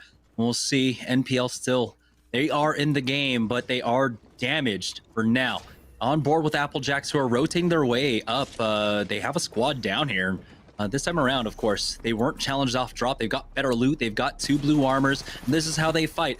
Top down, trying to invade into the building. The squad has made their way on now, poking in. But Applejacks have to reset here. As you can see, Dupe is popping that bat. Aves has to reset as well. Rolders is doing a good job with these scans of keeping the team contained for the time being. But it's only a matter of time before Applejacks pull the trigger, and it looks like they are ready to go in. Briefing 1 door, they should get Thermite connects onto 2. Nothing there, actually. Applejacks still fishing. Now they drop down, but oh, it's Pringles on the other side. Phony gets that knock. The Melees will ultimately get the kill onto Fury, but all that time, the rest of Applejacks have gone down. Pringles will take out Team Applejacks. That was a good wipe from Team Pringles. Unfortunately, Fury did get knocked out there by a little bit of Mike Tyson action, but he is here to survive, and it looks like the change in location for the drop of actual Applejacks did not pay off. They were doing so good at tree, but unfortunately, they just aren't up. And now we are here with the Rice Krispie Treats into a fight with AML, getting the 2 knocks. Oh, now we have going down. It's, what is it, a 2v1? And Intel are in here for the third party. As you can see, they are pushing it now. Stunny has gone down, but that's a beautiful shot coming out from P-Fitter. It's just not enough. As Intel found the right timing on the third party, they'll be able to get the res onto Rambo, bring him back into this. This is going to be a Lava City ending, and Intel got rid of a lot of strong teams in the area, so they'll have full reign over this spot. They can actually choose wherever the hell they want to play. They'll even be able to control the beacon building and go for the bubble beacons whenever they so choose. Here's Team Razor, though, continuing to try to pressure up against, you have to imagine this is NPL on the other side. They might have gotten the res off, but now Ronnie will go down. Razor, no, this team fight win alone can actually secure them the victory here. They got the kill onto Ronnie. It's still a 2v3, though, and Razor have to hunt down the rest of NPL. it looks like they were really wanting to try and finish them off there because I saw the names that they were taking down, but unfortunately, they don't want to grief the rest of their game by chasing just to finish him because there were a few other teams who were still in the running, so it looks like they were just going to get that one finish and go to zone and just reset from there. Now we are back here with Dracos, the last surviving member of NPL. It doesn't look like there's going to be much he can do to get his teammates tagged, so he is going to have to try and pull off a hat trick to try and keep his team in first place. But unfortunately, it's just going to be an uphill battle. Now we're on Team Intel, taking a fight inside the building. They do have 3-man up. Rambo is popping a battery to try and heal. Wraith coming in, throwing that Arc Star. Throwing double Arc Star, completely destroying Six. Down in that 3v2 now. Unfortunate. Rambo getting demolished. Him going down, being in a 1v3. 1v2 is... Oh, and there goes Team Intel. With Team Zin having a very good cover-up and not throwing down that bombardment to stop anybody from third-partying, and he should be able to get both his teammates up here without a hitch. That was a good fight. This is like 3 or 4 games in a row where ZIN take out Team Intel once more.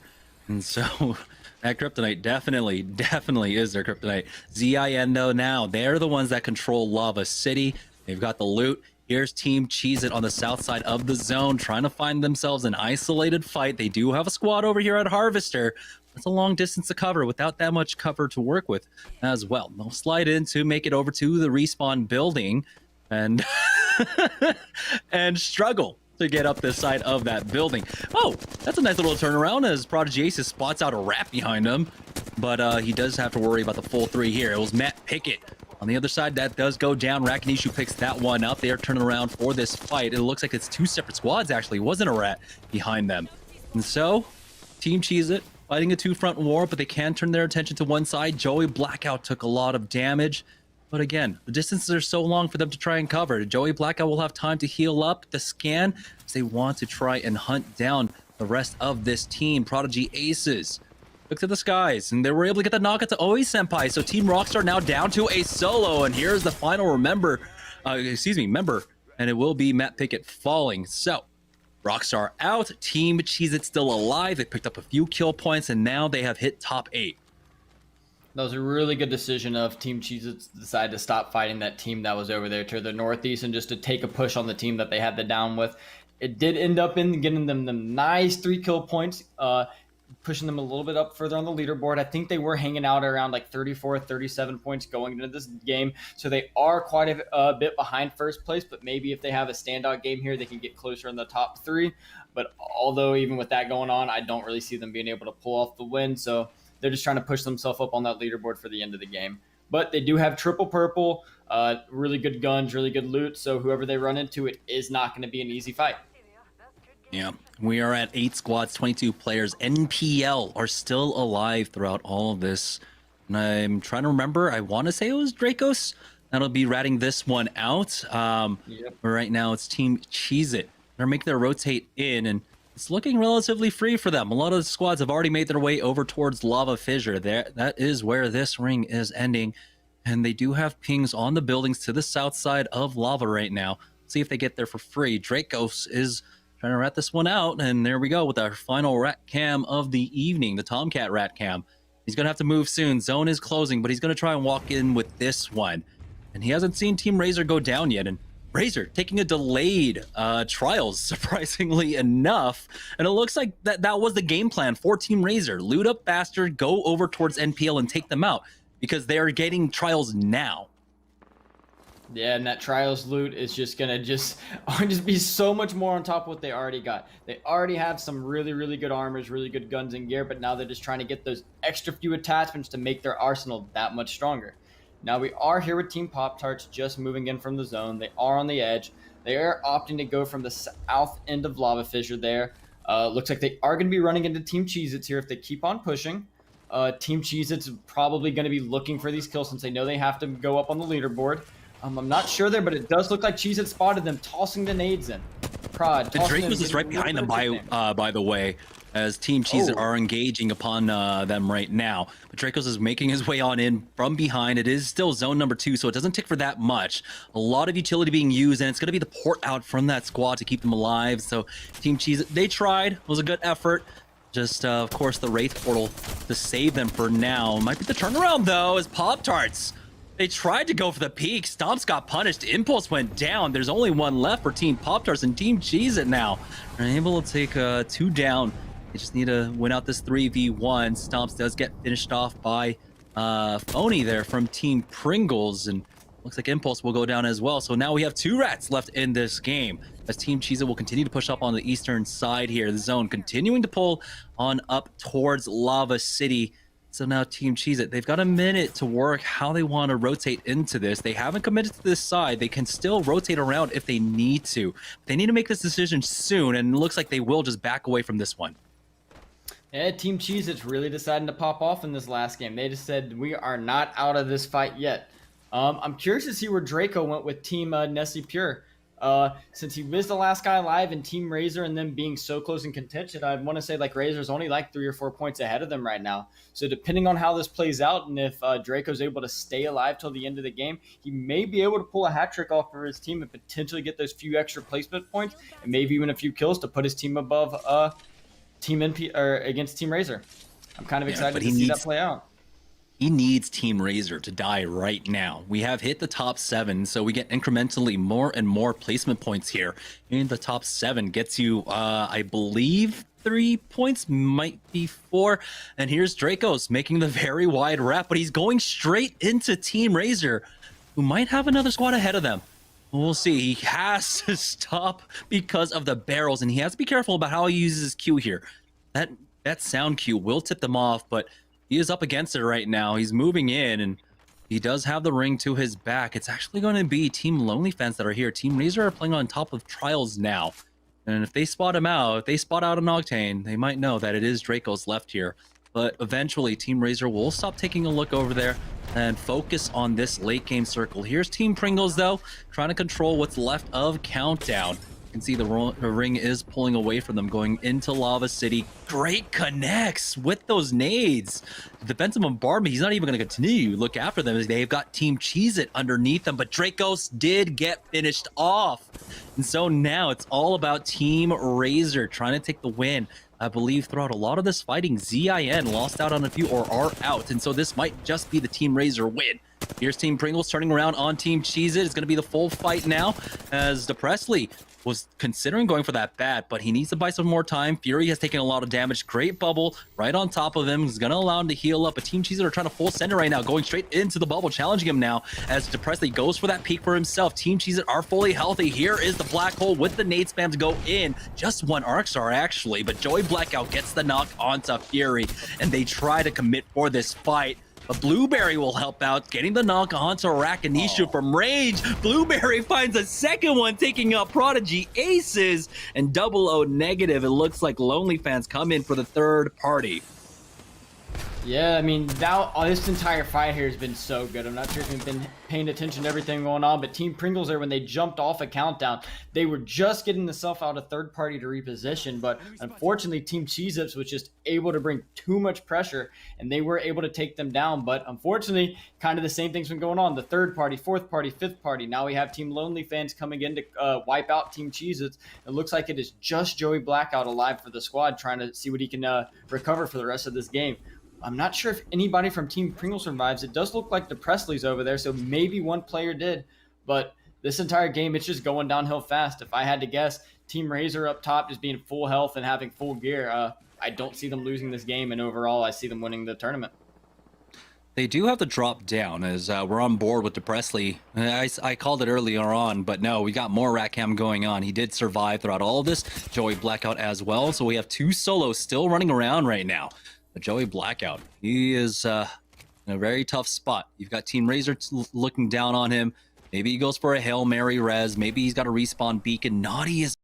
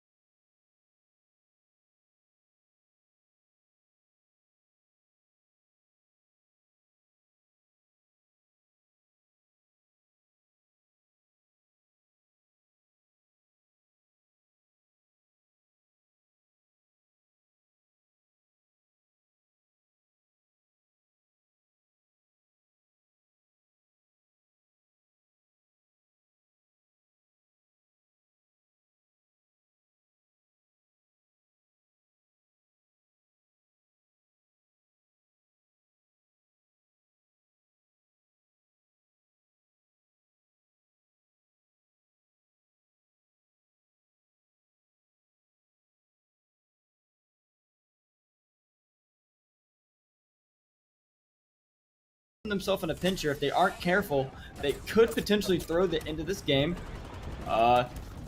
Blueberry and Co. pushing up from the north, Stay Naughty and ZIN pushing in from the south. Looking like they are electing to go to the south and try and take that fight on Zen.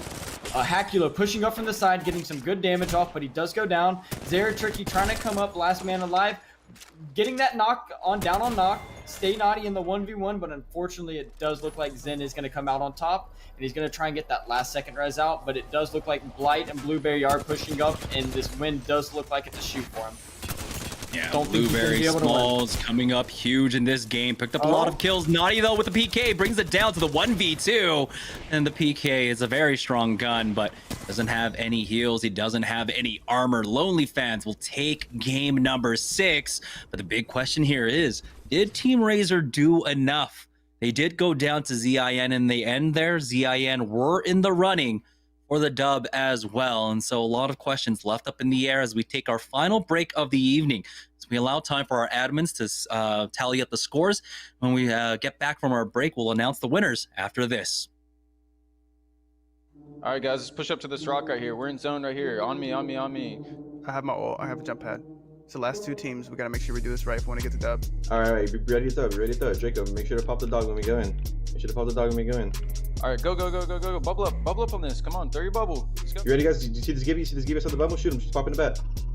120. I knocked one. Right, this last one. Last one. 50 on the Wraith. There you go, boys. Let's go, baby. Let's go. Welcome to the splash zone. Need to cool off with some Nestle Splash after that win. Hi, I'm Dracos. What's up, guys? I'm Bambino. Hey, what's up? My name is OMG Ronnie. And I play Apex Legends for Nestle Splash, and you're watching SeriesE.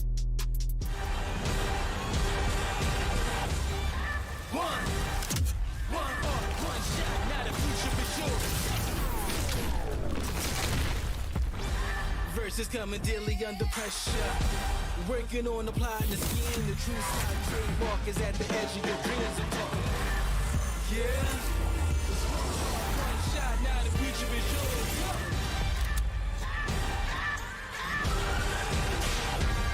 I'm turning dreams into reality. In the lab with the formula and chemistry.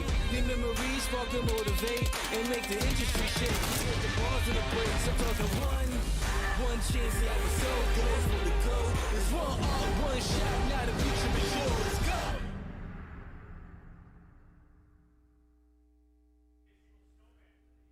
All right, Yeso back here in the esports arena, Orange County studio, and I think, oh, hey, what's going on, Luke? Oh, sorry. Sorry. Team Razor with the dub there. We got our final 3 push-ups for the MPL boys.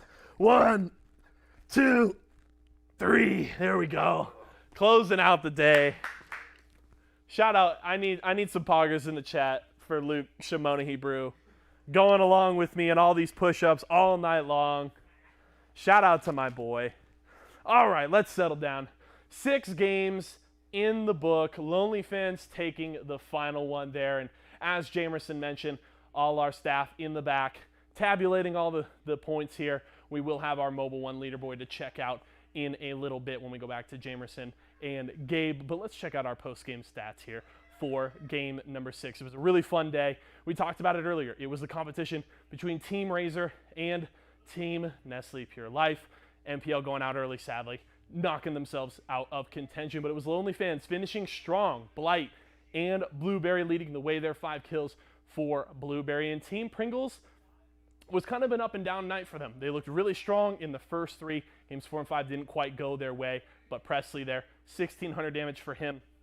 Really strong finish there for Pringles. We'll see if they can carry some of that good play into tomorrow's pro night, hoping that Team Razor and Team NPL can do that tomorrow as well as Splash Week continues. But we're going to go to a short break here. Jamerson and Gabe will be back to close out with our leaderboard and the rest of the night.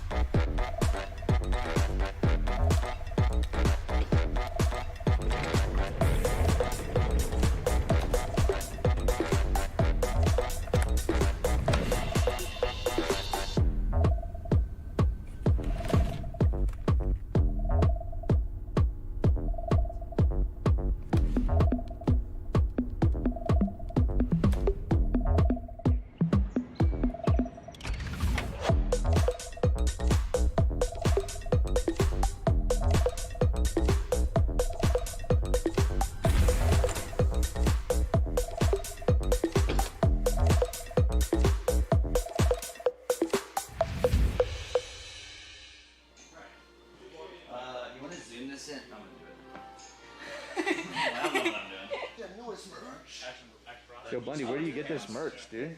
esportsarena.com/shop. Looks sick, Bundy. I know. What's up, gamers? Conniekin's here. Behind the scenes. Look at this. This is like a camera. We're doing a photo shoot today. Stand loose. You're a goofy guy.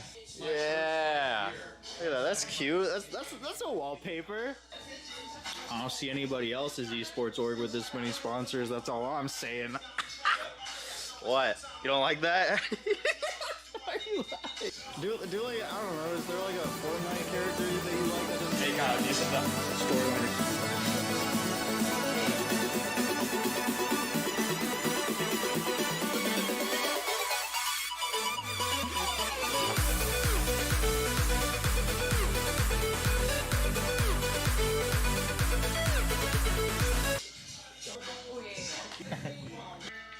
It's the eye when it comes to production and photography. Yeah, put the Nintendo Direct right there. Area. What's up? Look at this crew neck, Connie. Show me this crew neck. Look at the embroidery Oh my goodness. Ooh. Connie, how do those feel on your legs? I love them, dude. I could literally live in these. Confident. Audi, he said hi. GameCube controller. No. Get out of here. What's this?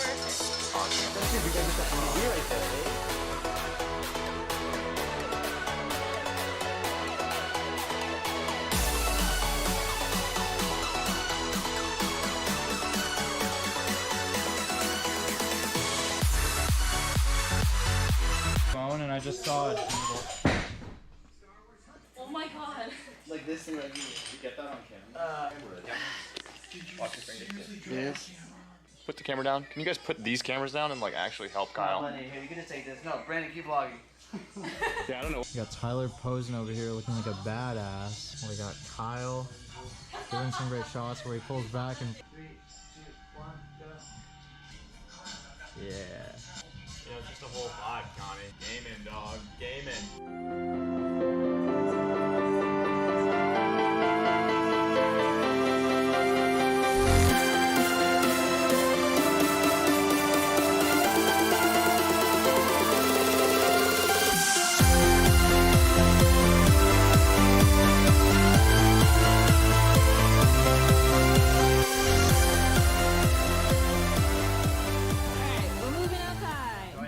It's always taxi. Where's your camera? In the box? In the box. You think the elevator's working? No. No. It was really dangerous. That was some Final Destination. Yes. Show us the picture. No. Hey guys, we're gonna.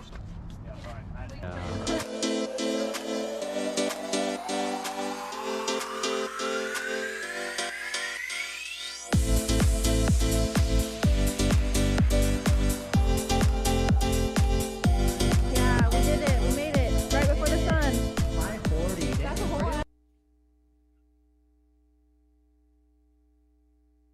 Games are done. That means we're about to announce the winner. So let's take a look at the Mobile One leaderboard to see who walked away in first place today. And it is Team Razor narrowly winning that one out, 6 points. So it was important for them to try and take out ZIN. Well, it's a bit failing in that regard, but you can see why they were a little bit worried about ZIN and turned their full attention to them in the final moments of that last game. Yeah, it looks like Team Zen was able to do what they needed to just squeeze himself past Team Nestle Pure Life. Nestle was doing so well throughout this entire tournament, but unfortunately coming into that last game, they just were not able to keep the same momentum. Because of that, Team Razor did take their win, and Team Zen did overtake them for second place. But as far as the leaderboard goes, top three did have a pretty convincing lead over the rest of the other teams, and they showed why. They came to play today.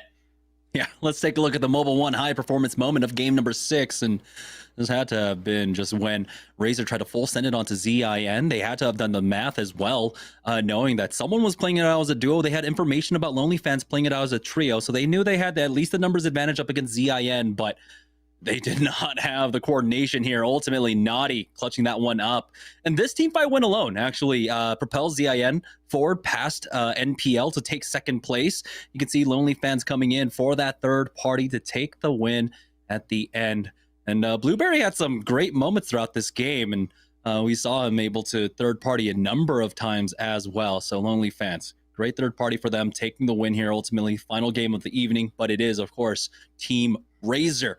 We're here in first place. ZIN takes second place in NPL during their week. Super close, just 9 points off from taking the victory. We saw Team Razor, and they had a very strong, convincing strat there to try and take them out. Early rotate out of Skyhook into NPL to try and take them out early. Yeah, and if that game would have been just a little bit different there at the end, Team Zen actually could have passed Team Razor. If Team Zim could have had a clean team wipe on Team Razor, it would have made it to where if they won the game, and ended up wiping out the final team, Lonely Fans pushing them, they actually could have won the overall series, but Team Razor did see the position that they were in, and they were able to capitalize on it and kill enough people from Zen just to secure that win. And that was a good showing by them. Yeah, so congratulations, Team Razor taking the win today, and ZIN for taking second place. But that's going to do it for us tonight. Thank you all so much for tuning in. From everyone here at Esports Arena, all of our partnered squads as well. We will be seeing you tomorrow for Pro Night. Gabe, thank you so much for joining us on the broadcast tonight. Any final words before we finish off the show? It was a pleasure, and it was a really good time getting back into Apex tonight. It's been a few months since I've been a part of it, but it was an absolute pleasure, and these competitors were awesome to watch, and it's an awesome opportunity y'all give them to be able to showcase their talent. Yeah, thank you so much for coming on. Loved having you. Thank you so much, buddy. Great to see you back. But yeah, like I said, that's going to do it for us. We will be back tomorrow for Pro Night, where our 9 partnered squads will be facing off against 11 pro teams from North America and EMEA. The action will be kicking it off here at the Esports Arena channel. If you guys, of course, want to be part of our pre-show, Deal or Steal, make sure you're subbed to the channel to try and get in on that. We will see you guys tomorrow, though, 3 p.m. Pacific Standard Time. Have a good night.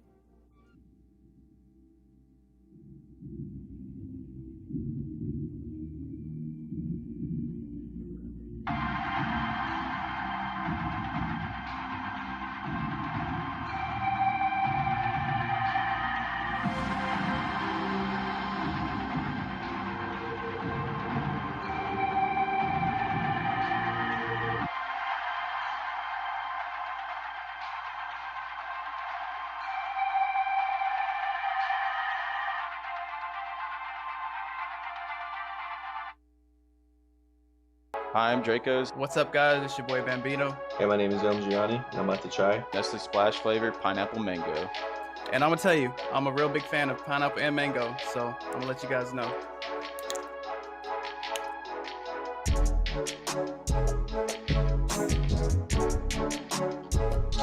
Yeah. Refreshing. Very good. You can definitely taste the pineapple and mango. It's very delicious. 100% recommend it. Hi, I'm Dracos. What's up, guys? I'm Bambino. Hey, what's up? My name is Gianni, And I play Apex Legends for Nestle Splash, and you're watching SeriesE.